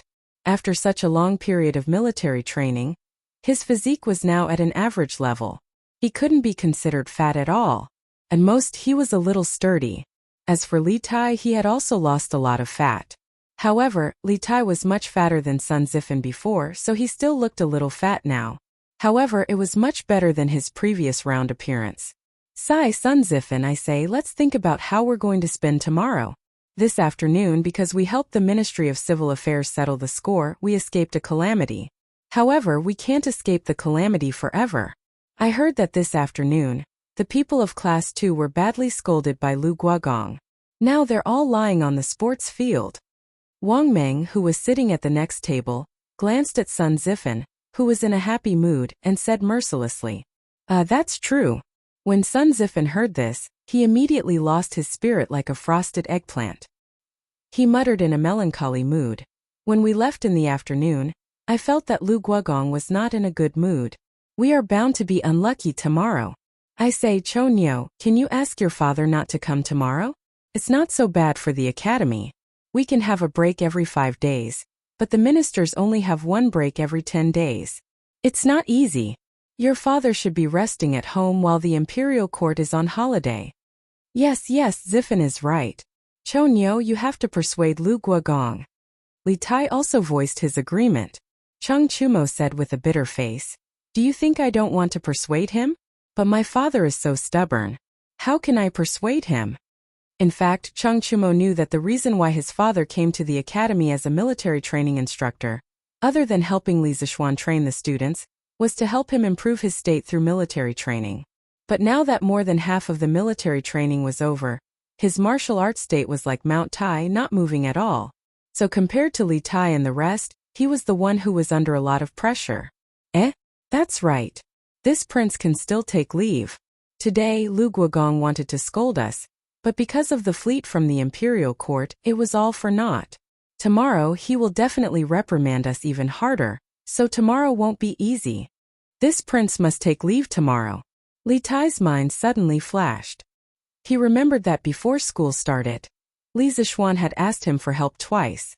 In return, he had given him 3 days of leave. But it had been so long that he had forgotten. Thinking of this, he immediately smiled proudly. Tomorrow you guys go and accept the training. I'm not feeling well, so I'll ask for a few days of leave from the Yamacho. Sun Zifen stared and carefully looked at Li Tai, then said in disbelief, I say Qingke, aren't you overthinking it? Looking at you now, who would believe that you're sick? Even if you're pretending to be sick, you should at least pretend. If you go to the Yamacho, you'll definitely be seen through by the Yamacho. It'll be a miracle if you can take leave. Chung Chumo echoed. Zifen is right. Qingke, you should save it. Shaoxian will definitely not allow you to take leave. He might even punish you for lying. Li Tai smiled mysteriously and said, Zifen. Do you dare to make a bet with me? Let's bet on whether the Yamacho will agree to my request for leave. Sun Zifen said without thinking. Okay, let's bet. Qingke, just tell me how you want to bet and what you want to bet on. The world was ignorant. They always thought that they were the smartest, so there was gambling in the world. Chapter 800. Neither of us is short of money, so gambling is boring. How about this, if I can really apply for leave from Yamacho tomorrow, you help me wash footwear for a month. If I can't apply for leave, then I'll help you wash footwear for a month. How about that? In the Yanhuang College cafeteria, Li Tai's eyes rolled twice, and then he looked at Sun Zifen and said, The so-called footwear was the socks worn by ancient people, also known as footbacks. It first appeared in the form of lace socks during the Xia, Shang and Zhou dynasties. During the Qin Han Three Kingdoms and Wei and Jin dynasties, the form of socks also changed a lot. The form was more and more similar to modern socks. Of course, until the Tang dynasty, the word socks had not officially appeared. According to reliable records, the word socks first appeared in the ancient and modern Chinese annotations, written by Ma Huan of the Liang dynasty. F***ck Qing, you win. But who's afraid of who? I'll take this bet. Sun Zifen's appetite suddenly became bad when he thought about washing someone's smelly socks on a hot day. But how could he be afraid at such a critical time? Moreover, in his opinion, Li Zishuan would never agree to Li Tai's request for leave. So he looked at Li Tai and agreed decisively. Okay. Then it's a deal. The little fatty was suddenly happy. He thought to himself, there's really someone who isn't afraid of death. For the next month I won't have to wash footwear at all. It's a deal. Sun Zifen also said loudly. He didn't think he would lose. Husband, what are you busy with? After receiving the imperial edict in the afternoon, you've been hiding in the house and didn't come out for dinner. Mother even asked about you. At night, Yunshan Villa. Han Yushi walked into the bedroom on the third floor with a wooden food box in her left hand and a candle in her right hand. She put the food box next to Li Zixuan, who was hunched over the desk, and then turned to change the candle on the candlestick that was about to burn out. She asked Li Zixuan softly while changing the candle. "Oh, nothing. Your husband is still pondering over some things." If it were someone else who asked this question at this time, Li Zixuan, who was in deep thought, might not pay attention to them at all. However, Han Yushi was different. He had always doted on his wife very much. It was not an exaggeration to call him a wife-doting maniac. He lowered his head and drew something while answering Yushi's question. "What are you thinking about?" After changing the candles, Han Yushi curiously walked behind Li Zixuan. She glanced at the white paper in front of him that was filled with various symbols and asked, "Hey, wife, come and sit." Li Zixuan stopped writing when he heard this. He laughed and pulled Han Yushi into his arms. Then he explained, "I'm not sure. Wife, you also know that we bought over 1,000,000 caddies of rubber latex from the Wang family this time. Your husband is thinking of a way to refine the latex. Otherwise, wouldn't the nearly 10,000 strings of coins be wasted?" Han Yushi glanced at Li Zixuan. She did not believe that her husband worked so hard just to not spend a few thousand strings of coins in vain. "By the way, husband, I still don't know the use of this rubber that looks like soy milk. The ancients also drank soy milk. The inventor of soy milk was Luan, the king of Huainan in the Western Han dynasty. It was said that Luan was a filial son. When his mother was ill, Luan would make soy milk with soaked soybeans every day for his mother to drink. Mother Lu's illness quickly recovered. Since then, soy milk gradually became popular among the people. Hey, this rubber has too many uses. Let me tell you, although this rubber latex looks like soy milk, once it is refined, it will become something soft and elastic. The simplest use is to use it on wheels. The outer wheels made of rubber are much faster than wooden ones. Of course, this is only the simplest use. Your husband still has some complicated tools that must use rubber. Oh, by the way, rubber can also be used to make a very interesting thing. In the future, your husband may be able to discuss it with my wife." Li Zixuan was still serious when he said the first few words, but in the end, his tone suddenly became extremely wretched, and his hands began to become dishonest. He was grabbing at a certain part of Han Yushi's body. "Ah, husband, you can slowly think about it. I won't disturb you anymore." The weather was hot now, and Han Yushi was wearing thin clothes. How could she withstand such teasing? She was so scared that she quickly stood up and retreated far away in an instant. She wasn't the least bit interested in the interesting thing that Li Zixuan had mentioned. Although they had been married for so long and had experienced a lot of things in bed, Han Yushi still couldn't help but be shy when it came to it. Moreover, she didn't want Li Zixuan to be obsessed with these things and neglect the proper business. Therefore, except for the first few days after they got married, she had always been extremely restrained in this aspect. Li Zixuan touched his nose gloomily when he grabbed nothing. However, the fragrance of Han Yushi's body inevitably came from his hand, which made his heart restless again.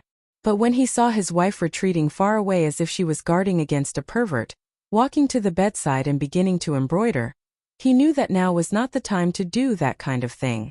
Thus, he dispelled the evil thoughts and began to work honestly. After about an hour, Li Zixuan finally stopped writing. He raised his head and stretched lazily.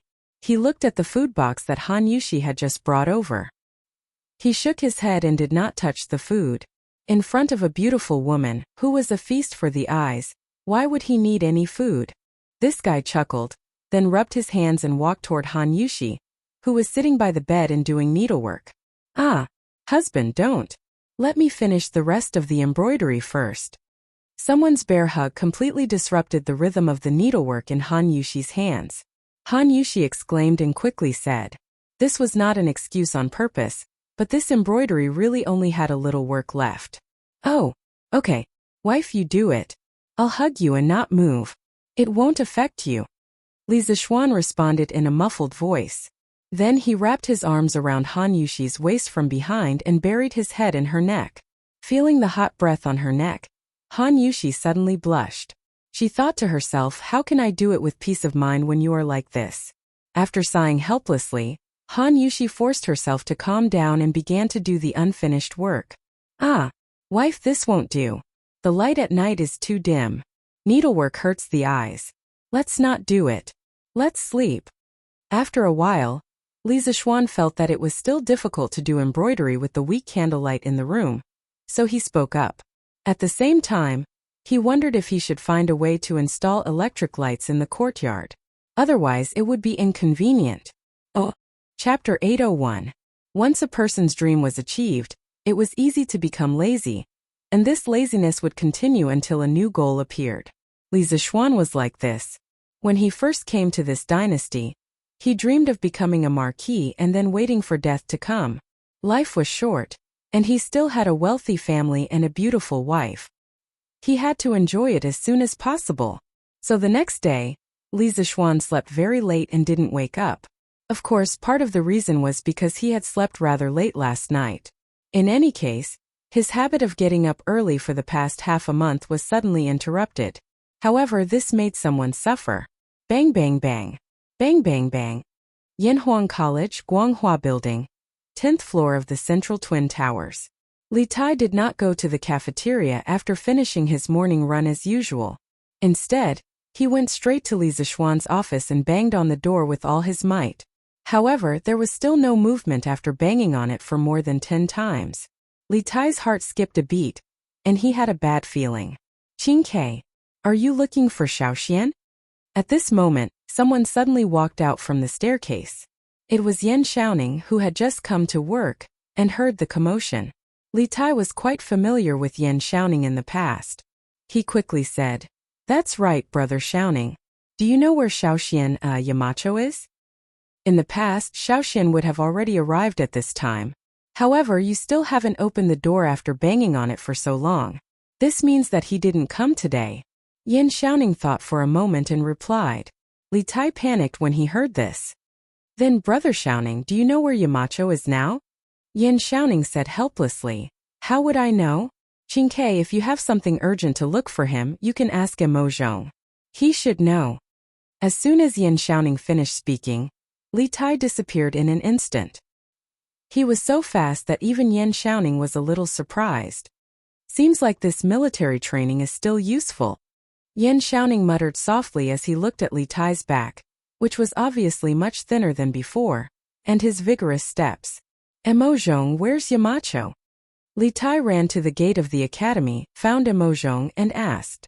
When Mo Zhong saw that the person asking the question was Li Tai, he hurriedly replied, Yamacho hasn't come today. He must have something to do, or he's still at home. Li Tai widened his eyes. How could he do that? If he couldn't get leave soon, he would have to continue the military training with Sun Zifan and the others. Then he would lose the bet. According to the agreement, he had to wash Sun Zifan's footwear for a month. Wasn't this asking for his old life? Hey, Your Highness, what are you trying to do? You cannot go out. This is the academy's rule. Li Tai was anxious and wanted to go out to find Li Zixuan. Mo Zhong would not let him go and quickly stopped him. Out of the way. I really have something urgent to talk to Yamacho about. Fortunately, this was the academy. If someone dared to stop him in any other place, Li Tai would definitely be angry. Even so, the little fatty's tone was impatient. Mo Zhong knew that this young master in front of him was not an easy person to deal with. He was so anxious that he was sweating profusely. He was still thinking of a countermeasure. When he saw that Li Tai was about to explode, he hurriedly said, How about this? Your Highness, please calm down first. I will help you find Yamacho. You cannot go out. The Academy's rules cannot be broken. When I find Yamacho, you can talk to him face to face if you have something to say. Li Tai thought about it and felt that it was feasible. He waved his hand impatiently and said, Okay. Go and come back quickly. I will wait here. After saying that, Li Tai did not even go to the cafeteria. He went straight to the guard booth at the academy's entrance and sat in Mo Zhong's seat. Mo Yun was shocked and did not dare to sit with Li Tai. He quickly came out to stand guard. Mo Zhong, on the other hand, ran in the direction of the Cloud Mountain Resort. About half an hour later, The little fatty was anxiously waiting because there was only a little more than 15 minutes left before the morning military training. At this time he finally saw Immersing and Li Zixuan coming back. "Qingke, I heard that you have something urgent to talk to me about. What is it? Do you have to say it now?" Li Zixuan looked at Li Tai and asked expressionlessly. In fact, he was very unhappy. No one would be in a good mood if they were woken up by a shout downstairs while holding their wife in their dreams. After waking up, he heard Immersing say that Li Tai had something urgent to talk to him about. Li Zixuan snorted and thought, what kind of business could this little fatty have? So he came over very reluctantly. "Yamacho, let's talk as we walk." Li Tai quickly walked out of the guard booth and said. The two walked on the cement road of the academy. Li Tai continued, "Yamacho, I want to ask for a 3-day leave from you. You promised me that you would allow me to take a 3-day leave during the military training period. Plus the 2 days of rest during the weekend, I can take a total of 5 days off." Damn, this little fatty woke me up early in the morning just to ask for a leave? Li Zixuan's face suddenly looked like he had been hit by a dog. After thinking about it, he decided to tease this little fatty. When did I promise you? I didn't, don't talk nonsense." Li Zixuan pretended to be surprised and then threw a set of 3 consecutive denials at Li Tai. Li Tai was waiting for Li Zixuan to agree, so that he could announce the victory of the bet to Sun Zifan. In the end, he was stunned by Li Zixuan's 3 consecutive denials. But after being stunned, he panicked. He immediately became anxious when he thought of the consequences of losing the bet. "Hey, Xiaoxian, as a Yamacho of Yanhuang College, you can't go back on your words. You allowed me to take a 3-day leave when I helped compile the geography textbook and asked my father to give you a plaque for the academy. Did you forget? You can't go back on your words." Li Zixuan found it funny when he saw Li Tai so anxious that his face was flushed red, looking like he was about to fight to the death with someone. However, he pretended to be enlightened. "Oh, I remember now, it seems like there was such a thing." But when Li Tai heard that Li Zixuan remembered, he immediately let out a sigh of relief. However, when he heard the damn turn of events, his heart immediately jumped to his throat. "But what? You can take a leave if you want, but not today. Lu Guogong wanted to come over yesterday to give you extra training, but because of the fleet he made a wasted trip. So the students of Class 1 can't be absent today." Although Li Zixuan didn't know about the bet, he could guess that Li Tai wanted to take a leave at this critical moment to avoid being tortured by Demon King Cheng. So he immediately refused. Li Tai was dumbfounded when he heard this. He was King done for. Chapter 802. Yamacho, when you promised me 3 days of leave, you didn't say when I could ask for leave and when I couldn't. Now there are so many additional conditions. You're going back on your word. Li Tai sat unwillingly on the cement road in the academy. Li Zixuan spread his hands and pretended to be helpless. "Qingke, when I made the promise to you, how could I have expected this situation? Anyway, no means no. Even if I agree, Lu Guogong won't agree. If you really want to ask for leave, then delay it for a few days." "I can't delay it. I have to ask for leave today." Li Tai couldn't accept the suggestion of delaying it for a few days. He shook his head like a rattle drum. "Yamacho, is there really no room for negotiation?" "No. Qingke, do you have to go this far? Lu Guogong will at most increase your training load by 40%. Look at how scared you are. It's not like you haven't experienced it before." Seeing Li Tai's unrelenting attitude, Li Zixuan glanced at the little fatty and said with a strange expression. At the same time, a trace of suspicion arose in his heart.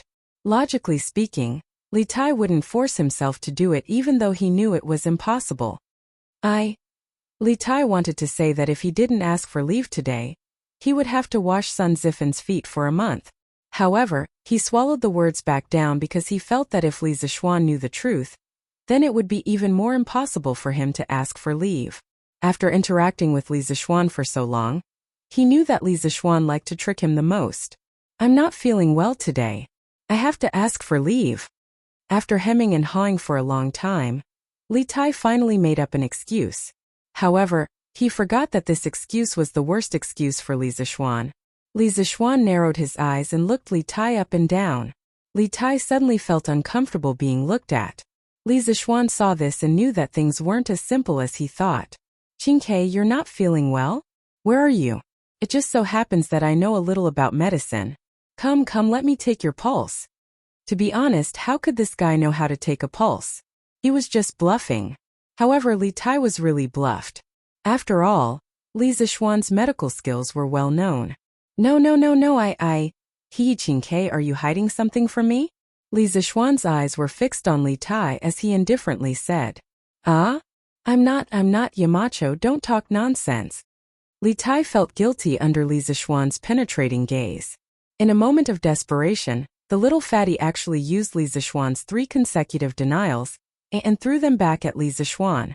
Li Zixuan was speechless when he heard this. Speaking of the 3 consecutive denials, the I'm not, don't talk nonsense emoji from his previous life subconsciously appeared in his mind. It was really funny. At first he wanted to tease the little fatty, but he didn't expect that he would be the one being teased in the end. Thinking of this, he suddenly became angry out of humiliation. Alright, don't talk nonsense with me, there's no room for discussion.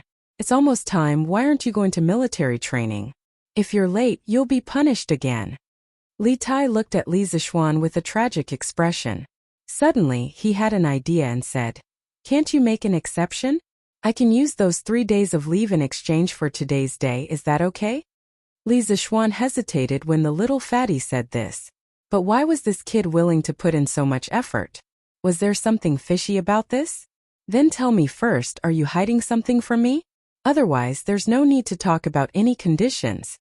Li Tai didn't know what to do in the face of this blatant threat. He thought about it and told him about his bet with Sun Zifan. It's like this, Yamacho. If you don't agree to my request for leave, I'll have to wash that kid's feet for a month. When Li Zixuan heard this, 10,000 alpacas ran through his heart. These 2 little bastards really knew how to play. One was the son of the emperor, and the other was the son of the top scholar. No matter who lost the bet, they would have to wash each other's smelly socks. If this spread out, Li Er and Sun Fujia's old faces would not look good. However, even though Sun Fujia was unhappy, she didn't dare to blame Li Tai and Li Er. She only pulled the hatred onto Sun Zifan. In this way, that little idiot would be in trouble. I say, did you and Sun Zifan eat too much and have nothing to do, so you're messing around every day? Was it because I didn't let you go to military training yesterday afternoon that caused you to be so energetic and have the leisure to gamble? Li Zixuan reprimanded with a straight face. Li Tai looked at the time, then he ignored Li Zixuan's reprimand and said anxiously, Yes, Yamacho, we know that we were wrong. The problem now is that you have to quickly agree to my request for leave.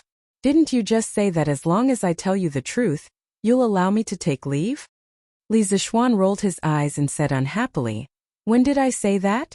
I only said that if you don't tell me the truth, then there's nothing to talk about. This was really a trap in the city. Li Tai didn't pay attention and fell into the trap. Little Fatty said anxiously, Then what do you mean? Do you agree or not? Li Zixuan sighed and said unhurriedly, After hearing what Qingke said, I can't agree even more. Because if I agree, wouldn't it be unfair to Sun Zifan?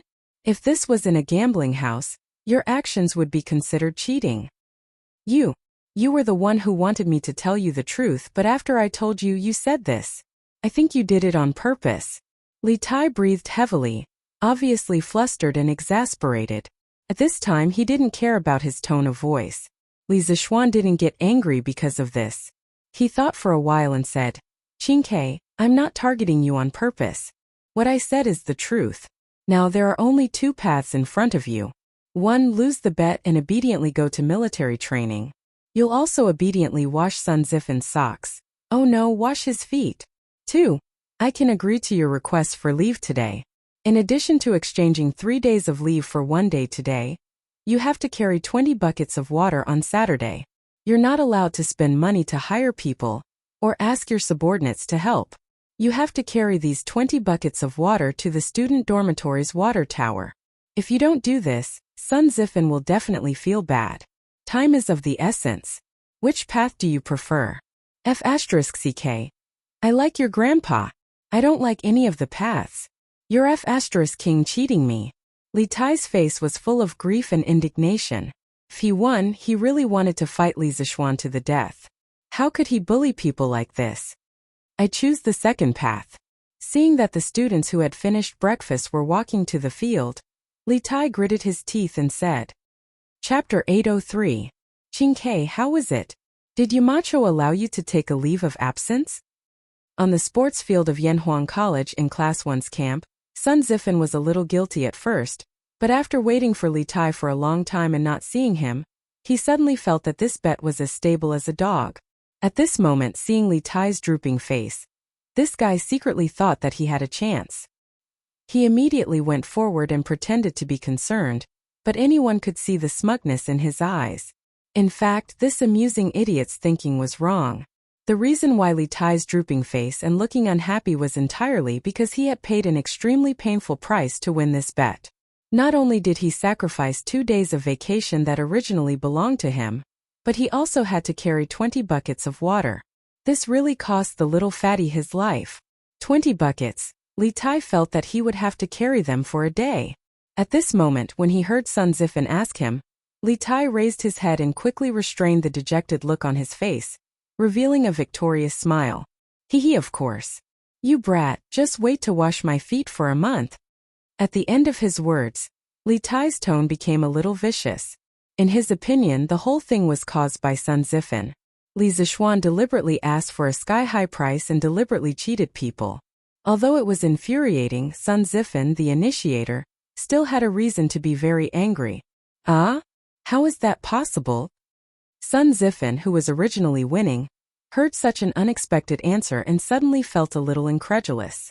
How could Yamacho allow you to take a leave of absence for no reason? Besides, if it's really like what you said, then why are you here now?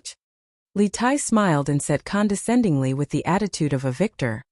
Oh, believe it or not, it's up to you. I just came here to tell you the result. Now that I'm done, I can start my vacation. See you later. Haha. With that said, he waved his hand. Under the stunned gazes of Sun Zifan, Chang Chumo, Li Changqian, Yuchi Baolin and the others, he walked out of the sports field. His footsteps became faster and faster. He had no choice but to hurry. The little fatty was afraid that if he met Chang Yaojin, he wouldn't be able to leave. Although this holiday was approved by Li Zixuan, if Chang Yaojin really went crazy, he would not recognize anyone. Holy such asterisk T. He really left? Sun Zifan's arms were trembling. Firstly, he was shocked. Secondly, he was scared. Once he thought about washing Li Tai's smelly socks. How could he not be scared? At this moment he felt like crying. Haha. Zifan, don't be sad. Anyway, it's only for a month. Chang Chumo walked over, patted Sun Zifan's shoulder, and said gloatingly. This idiot had completely forgotten that he had the same attitude as Sun Zifan yesterday. It was just that Li Tai didn't choose to bet with him. Sun Zifan said angrily. Get lost. Chonyo, you're really a B****. Xiaoxian, where did Prince Wei go? I heard from the Crown Prince that he asked for leave from you.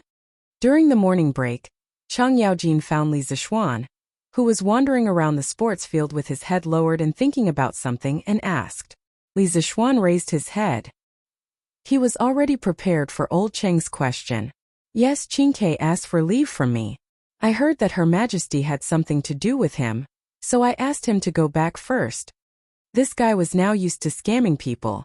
He didn't even blink when he lied, but Chang Yaojin really believed him. Oh, if that's the case, then go ahead and ask for leave. It's just that Prince Wei will regret it in the future if he doesn't have such a substantial training like today, right? Chang Yaojin smacked his lips and sighed with regret. Faced with such a narcissistic Chang Yaojin, Li Zixuan was speechless. Would he regret missing training? He was sure that to Li Tai, it was impossible for him to regret. He would never regret it in this lifetime. Lane. It was close to noon, and the pedestrians on the road had all gone home for lunch. There was a tanned, lean middle-aged man with an exquisite package in his hand. There seemed to be a stack of neatly stacked clothes in the package. After turning 2 alleys, the man finally entered a dilapidated small courtyard. Master, you're back. How was it? Those officials from the Ministry of Personnel didn't make things difficult for you, right? In the courtyard, A woman saw the man enter and quickly stood up to welcome him. As the middle-aged man walked into the house, he replied, "No, I'm just going to make a report.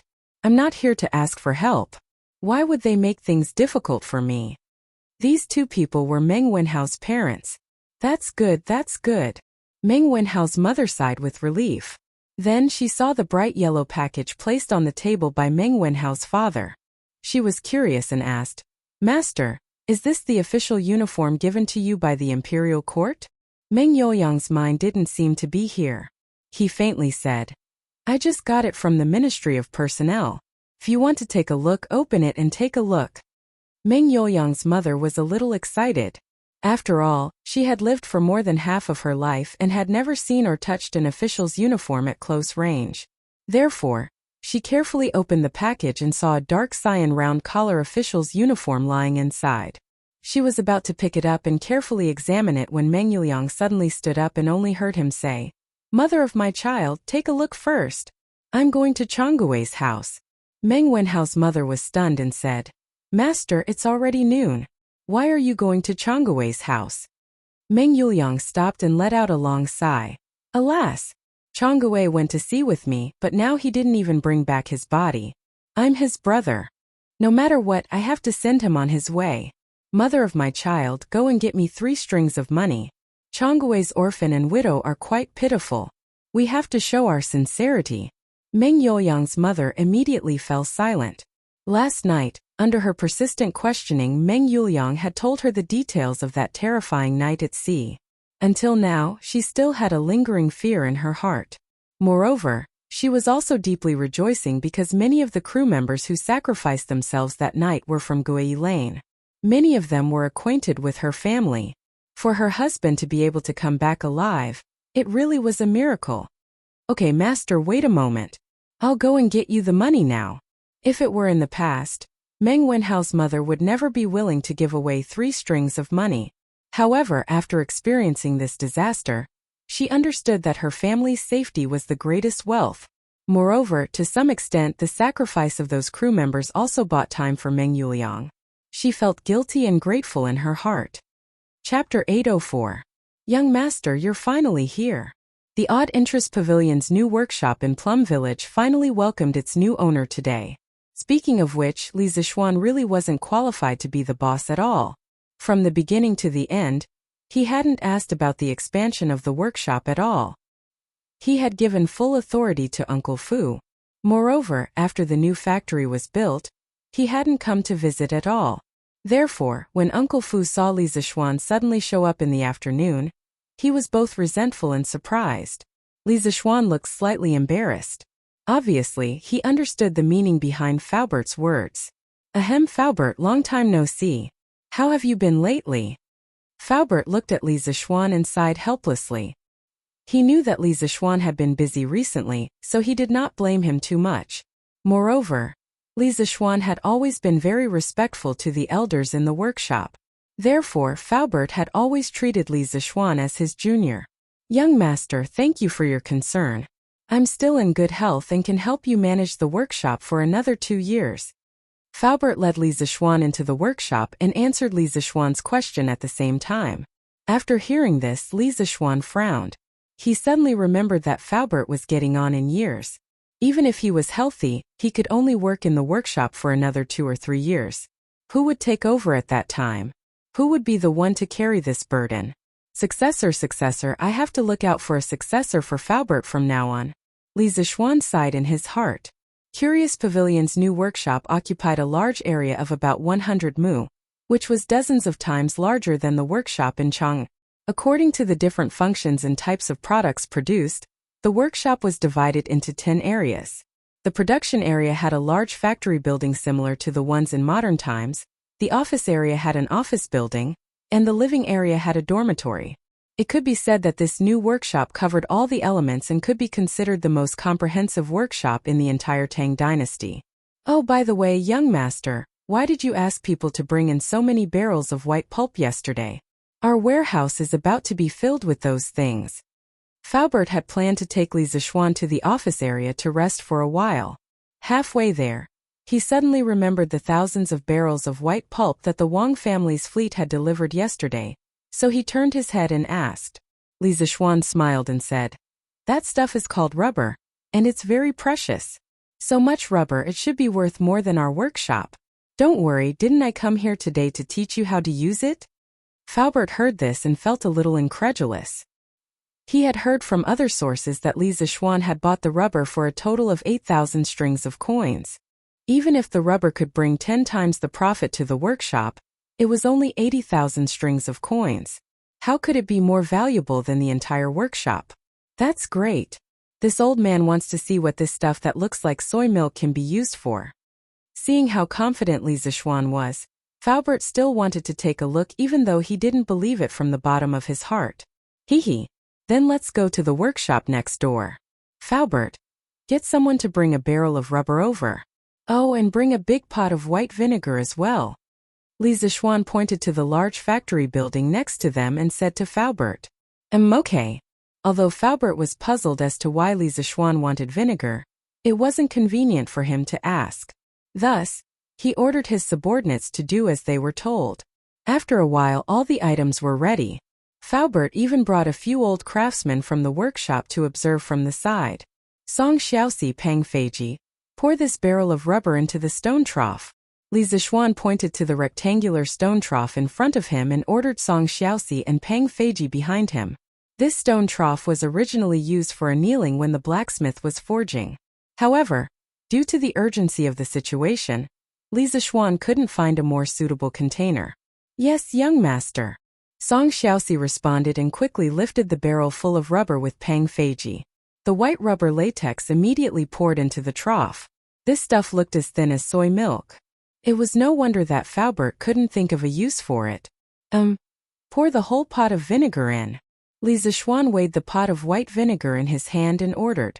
A very important process for the extraction of rubber latex was the solidification process.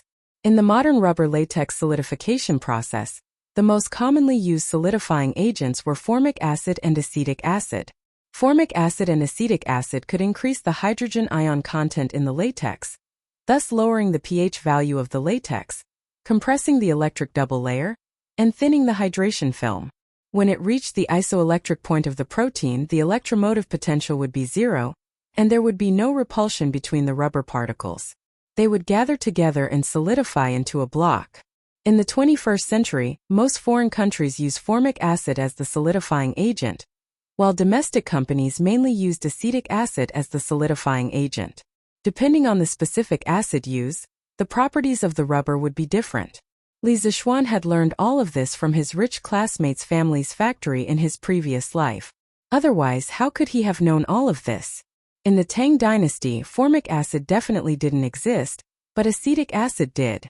This was because the so-called acetic acid had a very common name, and that was acetic acid. Vinegar contained a large amount of acetic acid. This was all thanks to the wisdom of our ancestors, who invented vinegar. Otherwise, Li Zishuan would still be making vinegar. The two of you go get 2 hoe handles and wash them with hot water. Then, bring them over and stir them vigorously.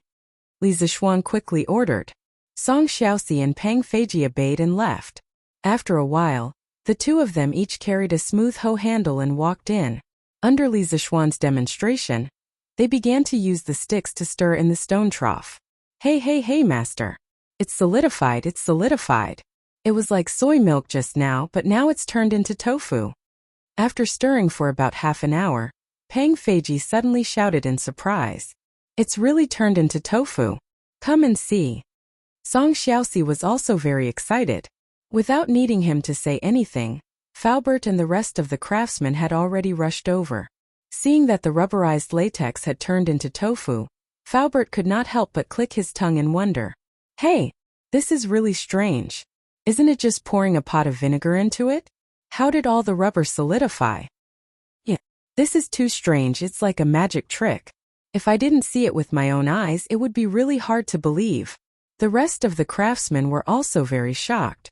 They had never learned about chemical reactions, so they could only categorize it as a magic trick. Chapter 805. Song Xiaoxi Pang Feiji, take out the solidified rubber. Li Zishuan saw everyone's reaction, but he did not say anything. Everything was within his expectations. Take it out? Master, how do we take it out? Pang Feiji looked at the tofu in the stone trough and asked. To him, the solidified rubber latex was as fragile as tofu. Wash your hands and take it with your bare hands. Li Zixuan was speechless. After the rubber latex solidified, although it looked like tofu, it was actually much tougher than tofu. This was because the solidified rubber was sticky. Instead of saying that it was like tofu, it was more like a dough with a certain degree of toughness. Song Xiaoxi and Pang Feiji moved the rubber from the stone trough into the buckets that they had prepared beforehand. Both of you, follow me with the rubber. Li Zixuan looked at the rubber that was about to take shape. He was very happy. Although he knew the theory behind the solidification of rubber, it was only on a theoretical level. It was his first time doing it in practice. After a while, under Faubert's lead, everyone arrived at the paper-making workshop area. Faubert, where is the paper-making machine? It was difficult to find something in such a big paper-making factory. Li Zixuan asked Faubert directly. Paper-making machine? Faubert was even more confused. What did the extraction of rubber have to do with the paper-making machine? Yes, it's the new paper-making machine that we made before. Li Zixuan nodded. Seeing that Li Zixuan was not in the mood to explain, Faubert could only bring him to a big factory. Master, the paper-making machine is here. Needless to say, Li Zixuan also saw it. He said to Song Xiaoxi behind him. Xiaoxi, you two pour the rubber in. At this moment, the two of them believed Li Zixuan's words without a doubt. They poured the rubber into the paper-making machine's pulp inlet. Li Zixuan stepped forward and raised the roller of the paper-making machine slightly. Then, he asked the servant next to him to pull the donkey and start the paper-making machine. The paper-making machine's paper outlet was a thin, white film-like object that was slightly thicker than paper. This was the plasticity of rubber. It could be rolled flat like dough, and during the rolling process most of the water in the rubber could be squeezed out. Xiaoxi, find someone to cut these rubber pieces into sections. Then, just like drying paper, put them outside to dry. At this point, the process had basically come to an end. In the modern rubber production and refining process, it was generally only at this step before it could be compressed and packaged and sold all over the world. Yes, boss. After staying in the workshop for so long, Song Xiaoxi was very familiar with the paper-making process. He responded and called for the servant next to him to cut the rubber. Master, that's it? But I still can't see the use of this rubber. Seeing this, Uncle Fu asked the question in his heart. Li Zixuan smiled and replied, It's not over yet. This is only the first step. Through the steps just now, Faubert, you must have seen that the rubber is very plastic. Its most important characteristic is that it can change its shape at will. After the rubber is completely dried, we can proceed to the second step, molding. By then, Faubert, you will know the magical use of this rubber. Faubert nodded thoughtfully. Li Zixuan did not disturb him. He left with Pang Feiji and looked around the new workshop. As they were about to go back, they met two people. They were two girls. Yamacho, you're here? Sir. Different names represented different identities of the owners of the voices. They were Mo Lingwei and Little Fishy. Ink Girl, Little Fishy, why are the two of you together? Looking at the two beauties, one big and one small, Li Zixuan did not feel any joy. Instead, he felt some lingering fear. Beauties were beautiful, but beauties with the characteristics of witches were not very good. Yamacho, your memory is really bad. Didn't little Ningzi tell you that? I've been polishing the glass to make an astronomical telescope. Mo Lingwei rolled her eyes and said sarcastically. Oh, Li Zixuan suddenly realized that Yan Xiaoning had indeed told him. But now the two girls were obviously gossiping and chatting under a big tree. They did not look like they were doing research at all. Ink Girl, how's the progress on your side? Not very good. Yamacho, your craftsmen are not good at all. It's not as good as me polishing it myself. Mo Lingwei pouted and said with some dissatisfaction. Fine, she was getting someone to work for her for free, and she was being despised. Li Zixuan choked and said helplessly. Okay, then you polish it yourself. I'll wait for your good news at the academy. Then he looked at Li Yu and asked, Little Fishy, what about you? Little Fishy was not as presumptuous as Mo Lingwei. Although she had a demonic nature in her bones, she only released it to outsiders. In front of Li Zixuan, she had always been more obedient. Perhaps it was because Li Zixuan had given her the capital to settle down in Chang'an City, or perhaps it was because Li Zixuan was Meng Wenhao's mentor. Hearing Li Zixuan's question, the little girl smiled sweetly and then replied, "Sir, it's Steward Ma who wants to move the editorial department of Datong Daily here. He has been busy preparing lessons in the academy recently, so he sent me here to inspect it first. A few days ago I met Sister Wire here. She told me the principle of the telescope. I feel that what she and Brother Shouning are doing now is very meaningful. After chatting for a while, I feel that we hit it off quite well, so we became good sisters." "Oh," Li Zixuan whispered in his heart. Of course, the witch and the witch hit it off. He actually knew about Ma Zhou's intention to move the editorial department to the new workshop, and he also agreed. Firstly, the office environment here would definitely be better. Secondly, it was close to the academy, so it would be convenient for Ma Zhou to take care of the work on both sides at the same time. "By the way, sir, I want to write in detail what Sister Wire is doing now in the newspaper. Although it looks boring if it is displayed in the newspaper, it can promote Sir's work and attract more people to join it." Li Zixuan heard this and thought in his heart, "Isn't this similar to modern academic papers?" To be honest, he really wanted to set up a top academic journal similar to the Nature and Science in his previous life to gather the best academic results of mankind. But was this really appropriate? Once he did this, it would easily cause technology leakage. This was what Li Zixuan was very unwilling to see. The modern scientific knowledge he brought could only take root and sprout in the Tang Empire. It could never be spread to foreign countries and become a weapon for foreign countries to deal with the Han people. Chapter 806. Little you if you really want to write about this in the newspaper, you can't write about the principles of the telescope that Ink Girl just explained to you. You can only write about it roughly. After you finish writing, I have to look through it. You can only publish it after I give my approval. Do you understand?" In the workshop, Li Zixuan said to Li Yu with a serious face. In the modern era, there were many academic journals in every country. There were all kinds of academic papers in them. They showed the latest discoveries in various fields to the researchers. But there was one thing that had to be admitted. If these academic papers were published, it would be easy for others to imitate your latest discoveries. However, in the modern era there were patent protection laws. Even if others learned your technology, they could not steal it. They had to pay patent fees to you. For example, in the 21st century in China, every mobile phone manufacturer had to pay patent fees of hundreds of billions to the United States because of 3G or 4G communication agreements. But this was the Tang dynasty. In this era, 70% to 80% of the countries had not developed their knowledge. Who are you going to talk to about intellectual property protection? Isn't this playing the lute to a cow?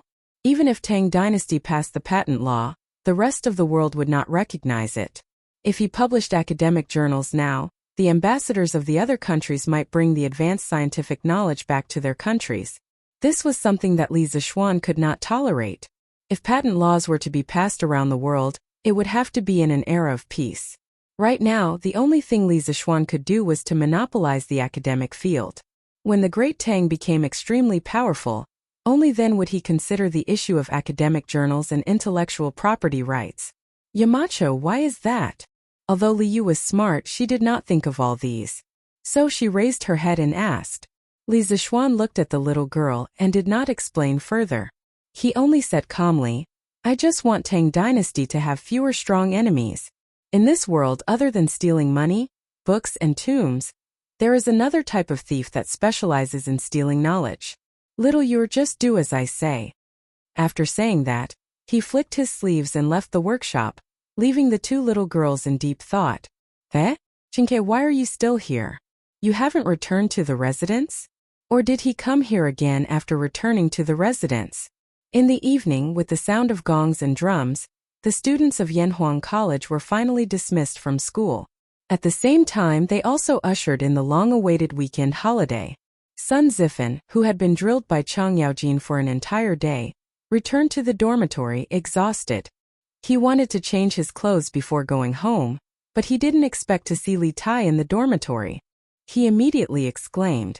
Li Tai was half lying on the bed with his head resting on his arm. He was facing the sky, Oh no, facing the bedboard above him, and replied, I'm sorry. I just came back from the prince's mansion an hour ago.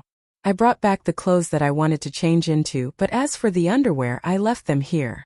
I'm just waiting for you to come over and help me wash them. Haha.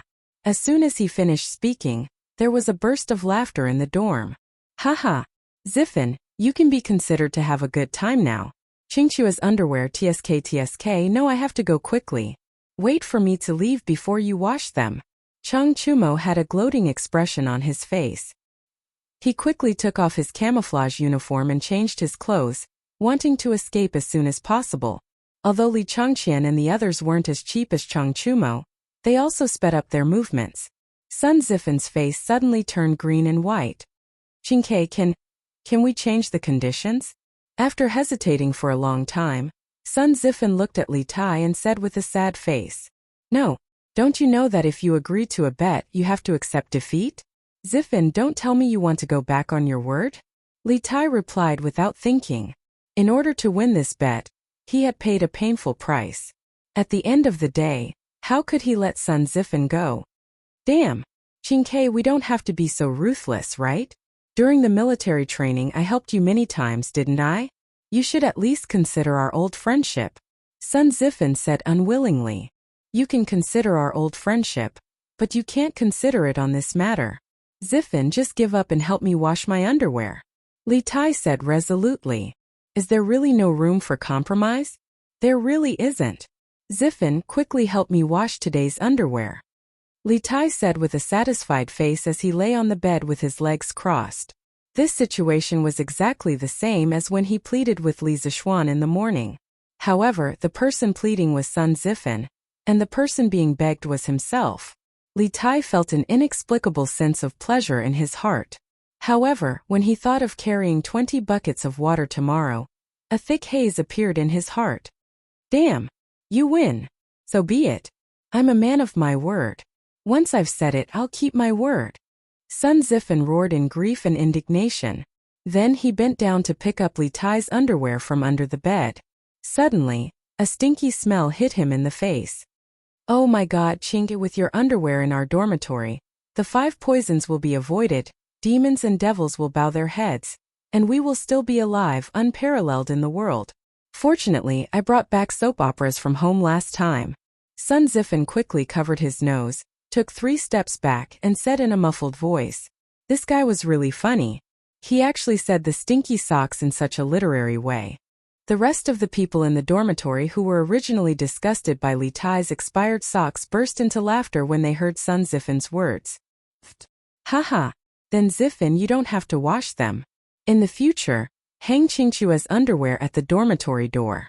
It can also prevent mosquitoes. Chang Chumo laughed loudly.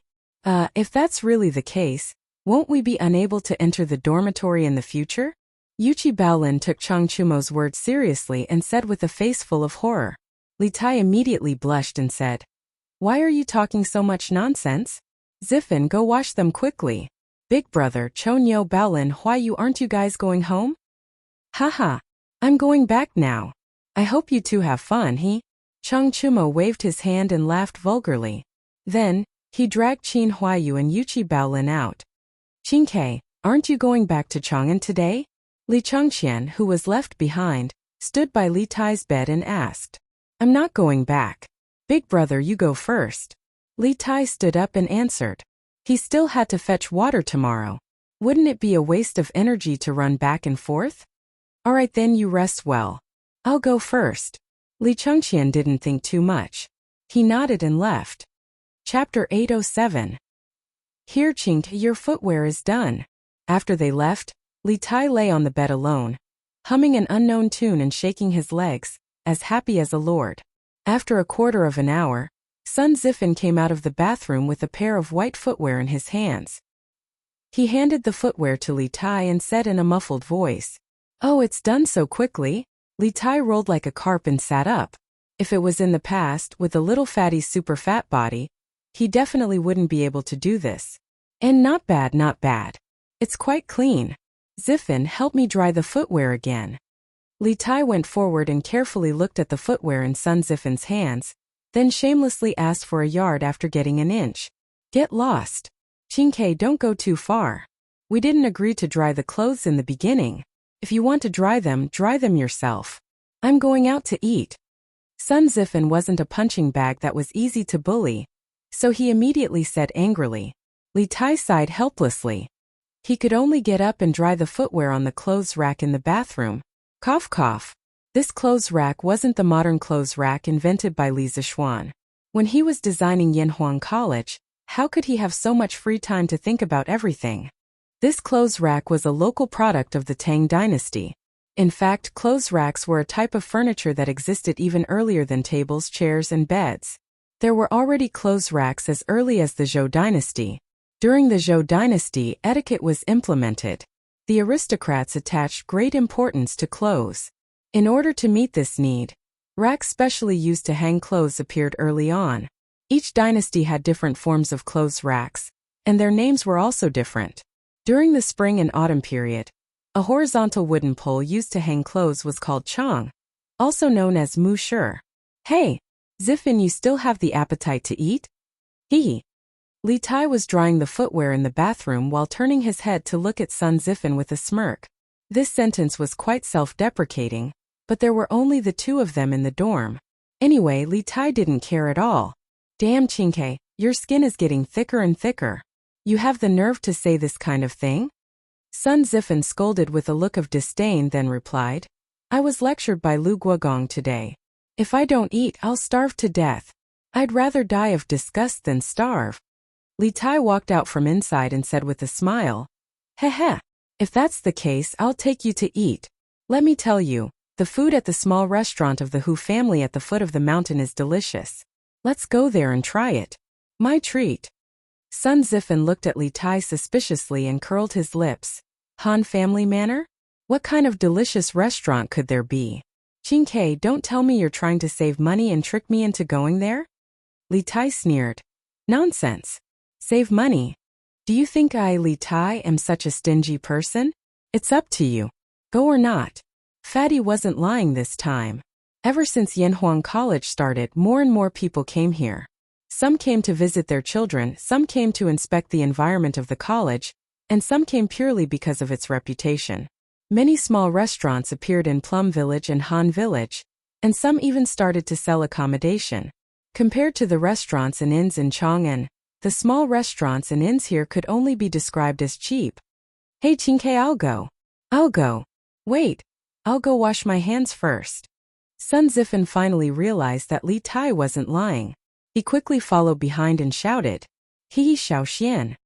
Early the next morning, Chang Chumo actually appeared in front of Li Zishuan's house. Li Zishuan had already woken up and was eating breakfast with a bowl in his hand. Seeing this idiot smiling foolishly so early in the morning, he said in annoyance, What's wrong? Chonyo, did you get caught in the door early in the morning or something? Why are you smiling foolishly? Chang Chumo almost vomited blood when he heard that. Han Yushi, who was sitting beside Li Zishuan, rolled her eyes at her husband and quickly got up to greet him. Brother Chonyo, have you eaten breakfast yet? Do you want to get someone to bring you a bowl and chopsticks? Hee. Of course. Sister-in-law is the best. Little Xian marrying you is truly a blessing that he cultivated in his previous life. Hearing Han Yushi's words, Chang Chumo didn't hesitate for a moment. He immediately agreed and even flattered Han Yushi. After saying that, he sat opposite Li Zishuan without hesitation. Han Yushi smiled and asked someone to bring Chang Chumo a bowl and chopsticks. Hee. Sister Lan, long time no see. Do you want Brother Chonyo to bring you out to play today? Laner was sitting beside Chang Chumo. He was a little embarrassed by the little girl's gaze that was obviously saying, Are you here to freeload? Hence, he deliberately changed the topic and joked. Oh, I don't want to. Brother Chonyo, your face is so dark now. It's too embarrassing to go out with you. Laner wants to go with you. He didn't expect Laner to be so obsessed with appearances. Her words instantly hurt Chang Chumo. This military training had caused all the students in the academy to be tanned. He wasn't the only one. Did he have to be so affected by Laner? Sister Laner, it's not right of you to say that. Previously, Brother Chonyo brought you out to eat a lot of delicious food. What porridge is this? Why is the color so strange? Why does it smell so good? Chung Chumo bantered with Lan'er for a while. At this moment, the servants brought him a bowl and chopsticks. The bowl was filled with a bowl of porridge that was slightly dark. There were also a few black things on top of it. He didn't know what they were. He sniffed hard and suddenly sighed. This is century egg and lean meat porridge. Li Zishuan replied as he stuffed a mouthful of porridge into his mouth. Century egg and lean meat porridge? Century egg? Is it the century egg that I saw the last time I came to your house? Chung Chumo felt that the name century egg was a little familiar. He thought seriously and suddenly shouted, Yes, that's right. It's the century egg that you saw the last time. Speaking of which, you came at the right time. The century egg that I pickled last time is just ready to eat today. You came just in time. Li Zishuan glanced at him and said lightly, Hehe, this means that I'm lucky. Let me have a taste. Chung Chumo laughed proudly. Then he picked up the small bowl and stuffed the porridge into his mouth. Oh, ha, it's hot. It's really hot. Ha, but this century egg and lean meat porridge is really delicious. I didn't know that porridge could be cooked this way. It's really an eye-opener for me. Chapter 808. Of course there was porridge in the Tang dynasty, but the porridge people ate at that time was still plain porridge. Li Zishuan added century eggs and lean meat into the porridge, and made it into a salty porridge. It was really a new trick. Oh, Xiaoxian, your century egg and lean meat porridge is really tender and delicious. There's also an indescribable fragrance in it. I guess it's the smell of century eggs. Tiskate. Eating a bowl of century egg and lean meat porridge every morning makes me as happy as a god. It was the first time Chung Chumo had eaten such delicious salty porridge, and he ate 4 big bowls. After the meal, he rubbed his round belly, leaned back in the chair, and sighed with satisfaction. Li Zishuan rolled his eyes. Eating a bowl of century egg and lean meat porridge every morning makes me as happy as a god? Why does it sound more and more like smoking a cigarette after the deed makes me as happy as a god? Ahem, I misunderstood. Haha, but ugly ox, you just ate 4 bowls. Doesn't that mean you'll be happy for 4 days? Then you don't have to eat for the next 3 days. Li Zishuan joked with a smile. Chung Chumo choked on his words, but his skin had always been thicker than the city walls, and he was born to be a bully. How could he be defeated by a sentence? Haha, Xiaoxian, that's not how you calculate things. A bowl of century egg and lean meat porridge can make me happy for the whole day. I ate 4 bowls, so I'll be 4 times happier for the whole day. Chung Chumo laughed shamelessly. Li Zishuan was amused by this guy and said, Ugly ox, why are you talking nonsense now? Since you like it so much, you can bring a basket of century eggs back later. See if Uncle Chung likes them. Now that the first batch of century eggs was made, he had to promote it as soon as possible. The best way was to promote it from the people in the circle, and at the same time do them a favor. That's good. Xiaoxian, you have to give me more later. My dad will definitely like it. Sai, I wonder how long these century eggs can be stored? The weather is so hot now. Chung Chumo finally used his brain this time. After being happy for a while, he suddenly thought of a question and asked. Li Zishuan smiled and replied, You don't have to worry about that. As long as you don't peel off the lime sawdust on the outside of the egg, and put it in a ventilated and cool place, it can be stored for at least 3 months. The taste and texture will not change, and it can be maintained for at most 5 months. Hehe. That's good. I was worried that it would spoil before I finished it. Chung Chumo scratched his head and pretended to be relieved. Then he slapped his thigh and exclaimed, Hey! Something's not right. Little Xian, even if you give me century eggs, no one in my family knows how to make them. Li Zishuan said helplessly, What's so difficult about that? You can just cut up the century egg and cook it with the lean meat. Then you can add some salt. Wouldn't it become century egg and lean meat porridge? Oh, there's another way to eat the century egg, which is to directly mix it with cold sauce. You can ask your cook to cut each century egg into 4 pieces, sprinkle some salt on it, pour some vinegar, and mash some garlic into it. Then you can eat it directly. Do you remember? Chung Chumo frowned and said after a while, I roughly remember. I'll ask my cook to try it when I return to Chang'an. He was still living in the villa in Yunshan. He still had to bring the century eggs that Li Zishuan gave him back to Chang, and ask his cook to process them. Li Zixuan shook his head and chatted with Cheng Chumo for a while. Seeing that this guy had the intention to leave, he asked someone to fetch a basket of century eggs for Cheng Chumo. Cheng Chumo took it and left directly. Creak, creak, creak. Huff, huff. The morning of Yanhuang College on the weekend was quiet and peaceful. Only the sounds of insects, fish, and birds in the forest could be heard, as well as the squeaking of the shoulder pole and someone's panting. Li Tai was carrying 2 buckets of well water that had just been fetched from the well in the east of the college. He was staggering on the cement path with difficulty. The clothes on his back were completely soaked in sweat. He must have started fetching water a long time ago. Huff, huff. Damn, why did the college dig the well so far away from the dormitory? Isn't this a trap? Li Tai put the buckets on the ground to rest. The little fatty put his hands on his waist and panted heavily. He looked at the dormitory that was far away in front of him, which was estimated to be hundreds of feet away.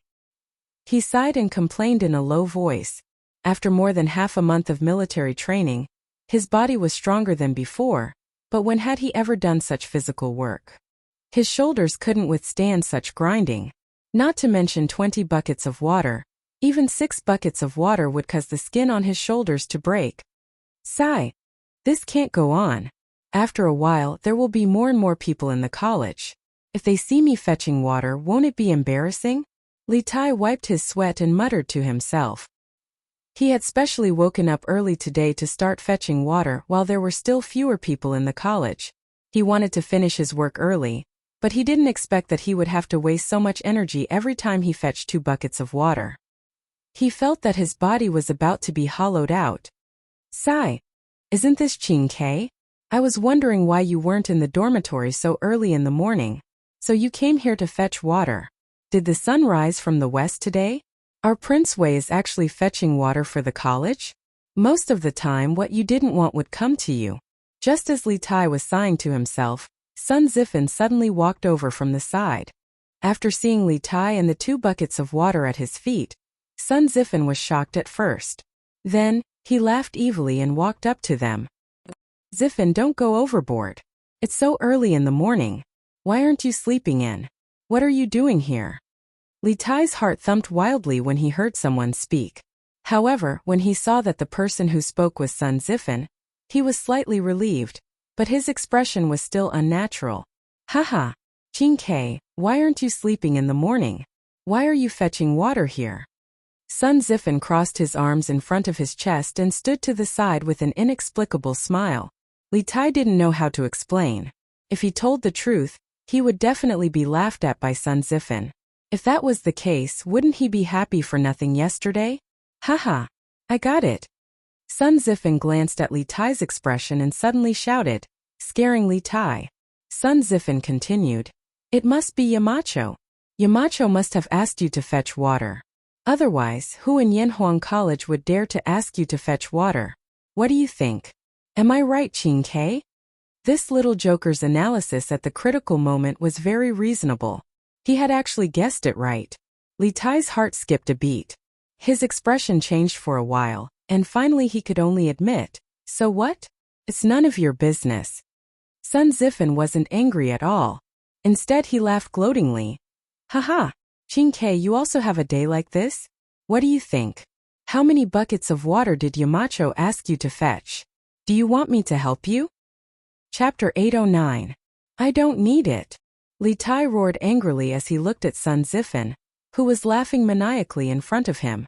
Then he bent down, picked up 2 buckets filled with well water, and staggered toward the dormitory with great difficulty.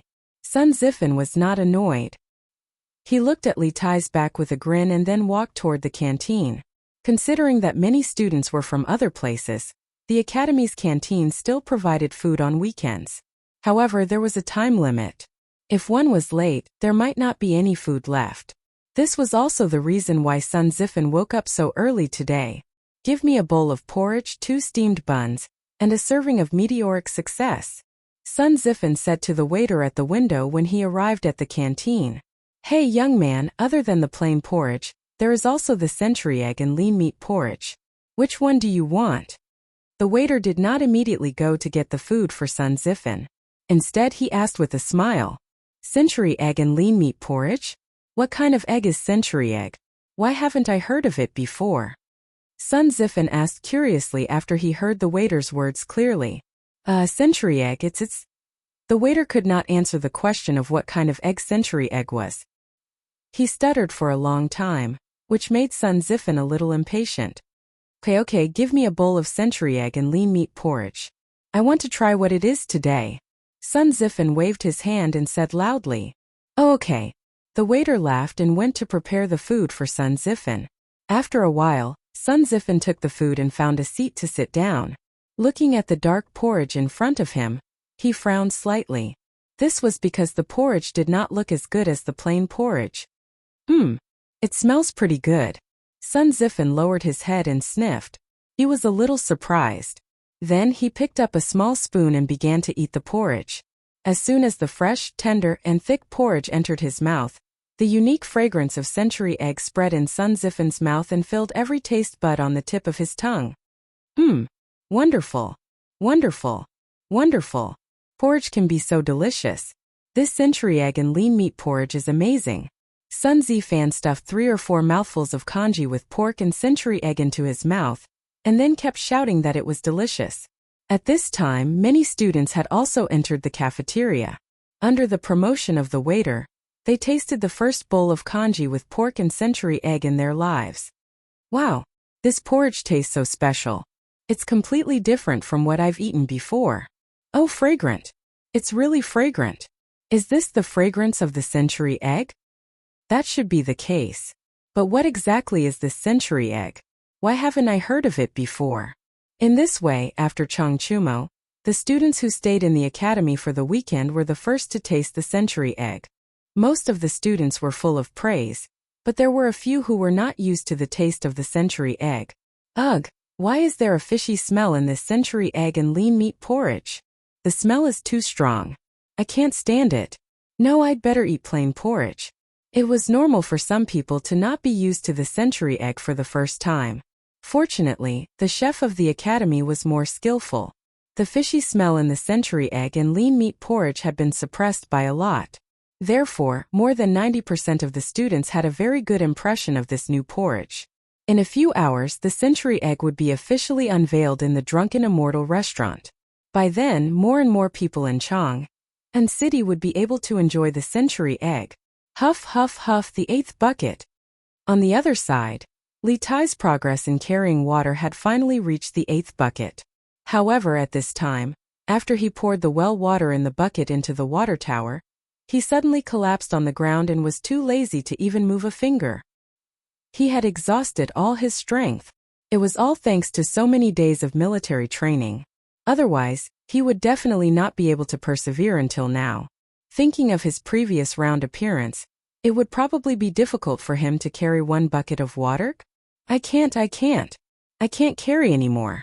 Huff, huff, huff. The little fatty's whole body was soaked.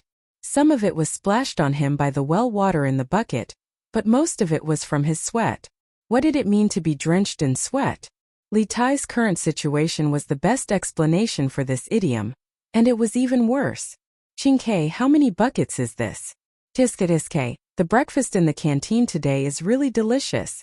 While Li Tai was sitting on the ground panting heavily, he saw Sun Zifan, this little slut, walking towards him. Sun Zifan's words didn't make any sense. Yes, that's right. In Li Tai's eyes, Sun Zifan had been labeled as a little bastard. Hoo-hoo. Li Tai just glanced at Sun Zifan weakly, and did not bicker with him because he was too tired to even move his mouth. Compared to the previous encounter, Li Tai did not have the mentality of being seen by others this time. At this point, his mind was only thinking about how to carry 20 buckets of water. As for what others saw, so what? If it was embarrassing, then so be it. TSK, Yamacho is really something. They actually let you carry so much water. Qingke, as your good brother, how can I just stand by and watch? I'll help you carry it. Seeing that Li Tai ignored his ridicule, Sun Zifan's eyes rolled. And then he changed into a righteous look, squatted beside Li Tai and said. Li Tai still did not speak.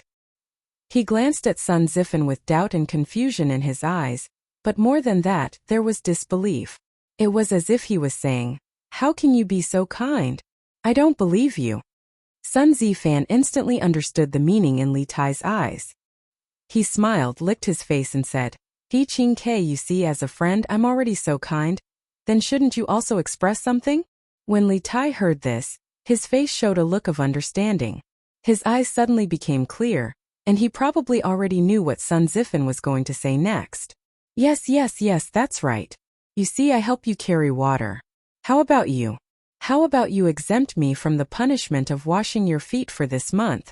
Who doesn't know that every time you come to the academy, you bring a lot of clothes back home and let the servants wash them for you on the weekends? If you agree to this condition, not only will you not lose anything, but it will also be greatly beneficial for you. What do you think? At this moment, Sun Zifan finally revealed the foxtail that he had been hiding for a long time. He analyzed with extravagant words. Li Tai did not immediately refuse. After all, today was different from the past. Only after experiencing it, did he know how tiring it was to carry water. The little fatty narrowed his eyes. After a long silence, he finally said weakly, Okay, you help me carry 10 buckets of water, and the previous bet is written off. Haha, deal. Chapter 8:10. Hey, that's not right. Yamacho seems to have said that no one else is allowed to help. Below the dormitory of Yanhuang Academy, after resting for so long, Li Tai finally recovered. However, he suddenly remembered something and his expression changed instantly. Sun Zifan, who was originally full of joy, suddenly looked sluggish. He scratched his head gloomily. Did he work so early in the morning for nothing? Did he have to wash Li Tai's smelly feet in the future? He couldn't accept it. No, Qingke, think about it carefully again. What did Yamacho say at that time? Did he say that no one else is allowed to help? Or did he say that no servants in your mansion are allowed to help? Sun Zifan scratched his ears and cheeks for a long time, then turned his head and asked Li Tai unwillingly. Li Tai, who was originally dejected, heard Sun Zifan's words, and his eyes suddenly lit up. He patted his head and thought seriously. After a moment he suddenly shouted excitedly, I remember now. The mountain leader told me before that I'm not allowed to spend money to hire people or ask servants to help. Zifan, you're not hired by me, and you're not a servant of my Wangfu. Logically speaking, you should be able to do that. Haha. Li Tai couldn't help but laugh. In the end, he also hoped that Sun Zifan could help him carry water. That's great. Since it's a deal, let's start picking now. This agreement was a win-win for the two of them, so Sun Zifan couldn't wait to make it happen. Zifan, you go first. I'll rest here for a while. Anyway, I only have 2 buckets left. You still have 10 buckets. Li Tai shook his head and said with a long sigh. When Sun Zifan heard this, although he felt a little uncomfortable, in order to not have to wash smelly socks in the future, he would suffer a little loss. Okay, Qingke, you rest first. I'll go get the buckets from the dorm manager. Go. Li Tai smiled and waved his hand. Sun Zifan didn't say anything else and turned to leave. Li Tai leaned against the wall and looked at his back. He suddenly felt that something was wrong. He heard Sun Zifan mutter to himself, F***CK. If we were to seriously calculate this matter, both Sun Zifan and I were at a disadvantage. Not only did they not get anything, but each of them also had to carry 10 buckets of water. In the end, Xiao Xian was the only one who profited. Sigh, this king is really F***ket up. Sun Zifan and I have been fighting for so long, but it was all for nothing. In the end, the academy has benefited. At this point, little Fatty finally reacted. After all this time, neither he nor Sun Zifan had gained any advantage. They had all been tricked by Li Zishuan. But now that things had come to this, what could he say? He could only swallow this loss in silence.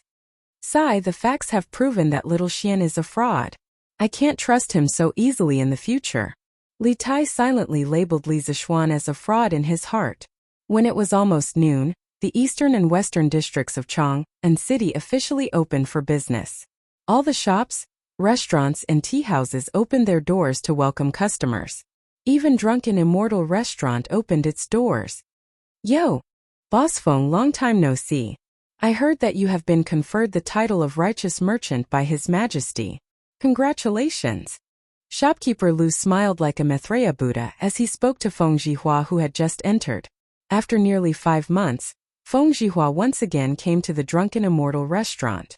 In the past, he was a regular here and would basically come for a meal every 3 to 5 days. The main reason was that he had been delayed for too long this time. Shopkeeper Lu, long time no see. It's all thanks to the Marquis of Yong, and that I went out to sea this time. Otherwise, I wouldn't have received such generous profits and the title of righteous merchant personally conferred by His Majesty. Feng Jihua didn't put on airs. He walked up and cupped his hands with a smile. Although he had lost a group of crew members during this voyage, he still earned at least 100,000 strings of coins after deducting the compensation for the families of the deceased crew members. It was a huge profit. Of course, to Feng Jihua, the most valuable thing was still the title of righteous merchant conferred by Li Er. It was an unexpected surprise and also something that couldn't be bought with money. Therefore, he was grateful to Li Zishuan for promoting the trade in the south. Hey, Shopkeeper Lu. You have something new here today. Liao Shifan and Zhang Jingyang followed behind Feng Jihua. Liao Shifan looked at the menu of Strange Taste Pavilion and was surprised to see that there were a few new dishes. Cold century egg tofu, century egg lean meat congee meteoric success. This is really a new dish. I haven't eaten it before. Alright, I'll serve some of each of these new dishes today. Thank you, Shopkeeper Lu. Feng Jihua raised his head to take a look and said with a smile. No problem. Boss Feng, you guys go ahead and have a seat. The dishes will be ready soon. Shopkeeper Lu said with a smile. After a while, Feng Jihua and the others served their dishes to the table. Sir, here are the 3 servings of congee with pork and century egg, 1 serving of cold century egg, 1 serving of tofu with century egg, 1 serving of gnawed chicken, and 1 serving of braised pork and soy sauce. If you have any more orders, please call me. The waiter said enthusiastically as he served the dishes to Feng Jihua and the others. Feng Jihua nodded, and the waiter left tactfully. Come, Brother Liao, Brother Zhang, try the new dishes of Zuaishan restaurant. Liao Shifan said with a smile. I've eaten meteoric success before, but I've never heard of century egg and lean meat congee or century egg salad. Today I'll have a good taste of what kind of egg this is. Everyone laughed kindly. Feng Jihua used a small spoon to scoop up a spoonful of century egg tofu. Because this thing looked cool. He saw that the white tofu was dotted with some black and green. It looked pleasing to the eye. Wow! Fresh, tender, fragrant, and cool. This century egg tofu is amazing.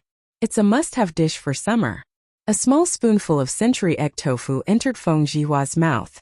First, a cool sensation filled his mouth, followed by the freshness of the tofu and the fragrance of the century egg. Feng Jihua was full of praises. Brother Feng, this century egg lean meat congee is also excellent. I've never thought that thin porridge could be made into such a fancy dish. Zuaishan restaurant is indeed Zuaishan restaurant. The food here is always the best in Chang'an City. Haha. Liao Shifan savored 2 mouthfuls of century egg lean meat congee and praised. Haha. Brother Liao is right. The food of Zuaishan restaurant will never disappoint. This century egg salad is the best in my opinion. Zhang Jingyang had a strong taste and had a soft spot for century egg salad. At this moment the other diners also came to eat. They also noticed the new dishes of Zuaishan restaurant. When they heard the praises of Feng Jihua, Liao Shifan, and the other regular diners, they were instantly tempted. Moreover, the new dishes of Wonderful Taste Pavilion were very cheap this time. Century egg lean meat congee was only 20 copper coins, century egg salad was 80 copper coins, and century egg tofu was 100 copper coins. Compared to the previously gnawed chicken and red braised meat, it was much cheaper. Waiter, give me a serving of red braised meat and century egg tofu. Waiter, give me 2 bowls of century egg lean meat congee. Give me 2 servings of century egg salad. Chapter 8:11. The reason why the congee with pork and century egg, the tofu with century egg, and the cold tossed century egg were so cheap was that Li Zishuan wanted to sell the century egg on a large scale as soon as possible. After all, if the normal consumption of the Drunken Immortal restaurant and the canteen of Yanhuang Academy were to be relied on, the century eggs made from the eggs that Li Zishuan purchased from the Han Village and Plum Village a while ago would probably not be sold out until next year. Therefore the low price was one thing. More importantly, the Drunken Immortal restaurant had launched a takeaway event. Dear customers, everyone has tasted the delicious taste of the century eggs. Whether you like it or not, I'm sure everyone has a plan in mind. To be honest, the century eggs are the latest food invented by my family's marquee. They are made from eggs through 49 processes in 49 days. The process is not easy. Compared to unprocessed eggs, the century eggs can be stored for a longer time. They can be stored for at least 3 months and the taste will not change. In order to let more people eat this delicious food, the Zuatian restaurant will sell an unlimited number of marinated century eggs to the public. It only costs 5 copper coins. After buying it, you just need to peel it, cut it into pieces, and mix it with seasoning before eating it directly. At the same time, Soaring Success will also provide an unlimited supply. And this month, the Zuatian restaurant will open 3 branches in Chang'an City. In the future, we will open branches in other provinces and counties outside Chang'an City. At that time, you may be able to eat the delicacies of the Zuatian restaurant in your own shops. After about half an hour, shopkeeper Lu saw that most of the diners in the restaurant were almost done eating. He walked to a table and announced to the crowd with a smile. When the diners heard this, they were all overjoyed. This was the first time that the Zuatian restaurant sold its food to the public. Some of the businessmen among them were tempted. 5 copper coins for a century egg was not expensive. It was very profitable to sell it in other places or as a dish in other places. Oh, only 5 copper coins for a century egg? And it can be stored for more than 3 months? Good, good, good. Shopkeeper Lu, please help me pack 100 of them. I'll bring some for my wife to try when I leave later. Feng Zhihua said with a smile. Shopkeeper Lu, pack 100 century eggs for me too. While you're at it, pack 2 servings of Flying Meteoric Success. Shopkeeper Lu, pack up 50 of them for me. Drunken Immortal is opening a branch? This was good news. If only it could be open near Chongren Square. At that time, I won't have to come here in a carriage just to eat. Huff huff. Oh, not bad, not bad. The congee with pork and century egg that Xiaoxian made was really good. Madam, let's make our porridge like this in the future. This kind of salty porridge is more enjoyable. Cheng Residence, lunchtime. Cheng Yaojin finished a bowl of congee with pork and century egg in no time. He wiped his mouth and said with satisfaction. Madame Cheng rolled her eyes at Cheng Yaojin and said, Look at you, insisting that the kitchen make this congee with pork and century egg in the middle of the day. Which family eats porridge for lunch? But this cold congee with century egg is not bad. Cheng Yaojin touched his nose embarrassedly. Actually, he couldn't be blamed for this. It was mainly because after Cheng Chumo came back, he bragged that the congee with pork and century egg that he ate at Li Zishuan's house was one of a kind. That was why he ordered the kitchen to make congee with pork and century egg for lunch. Ahem. It doesn't matter. The important thing is that Madame thinks that the century egg is delicious. Madame Cheng sighed helplessly. Suddenly, she seemed to have thought of something. By the way, old master, I heard from Chonyo that the Duke of Yong'an's family is buying eggs from their farmers in large quantities. I guess they're using them to make century eggs, right? Cheng Yaojin stroked his beard and nodded. I heard Xiaoxian mention it at the academy. It was mainly because there were so many eggs in Chang'an City that they couldn't sell them. No one bought one for 2 copper coins. The farmers of his 2 farms had accumulated a lot of eggs.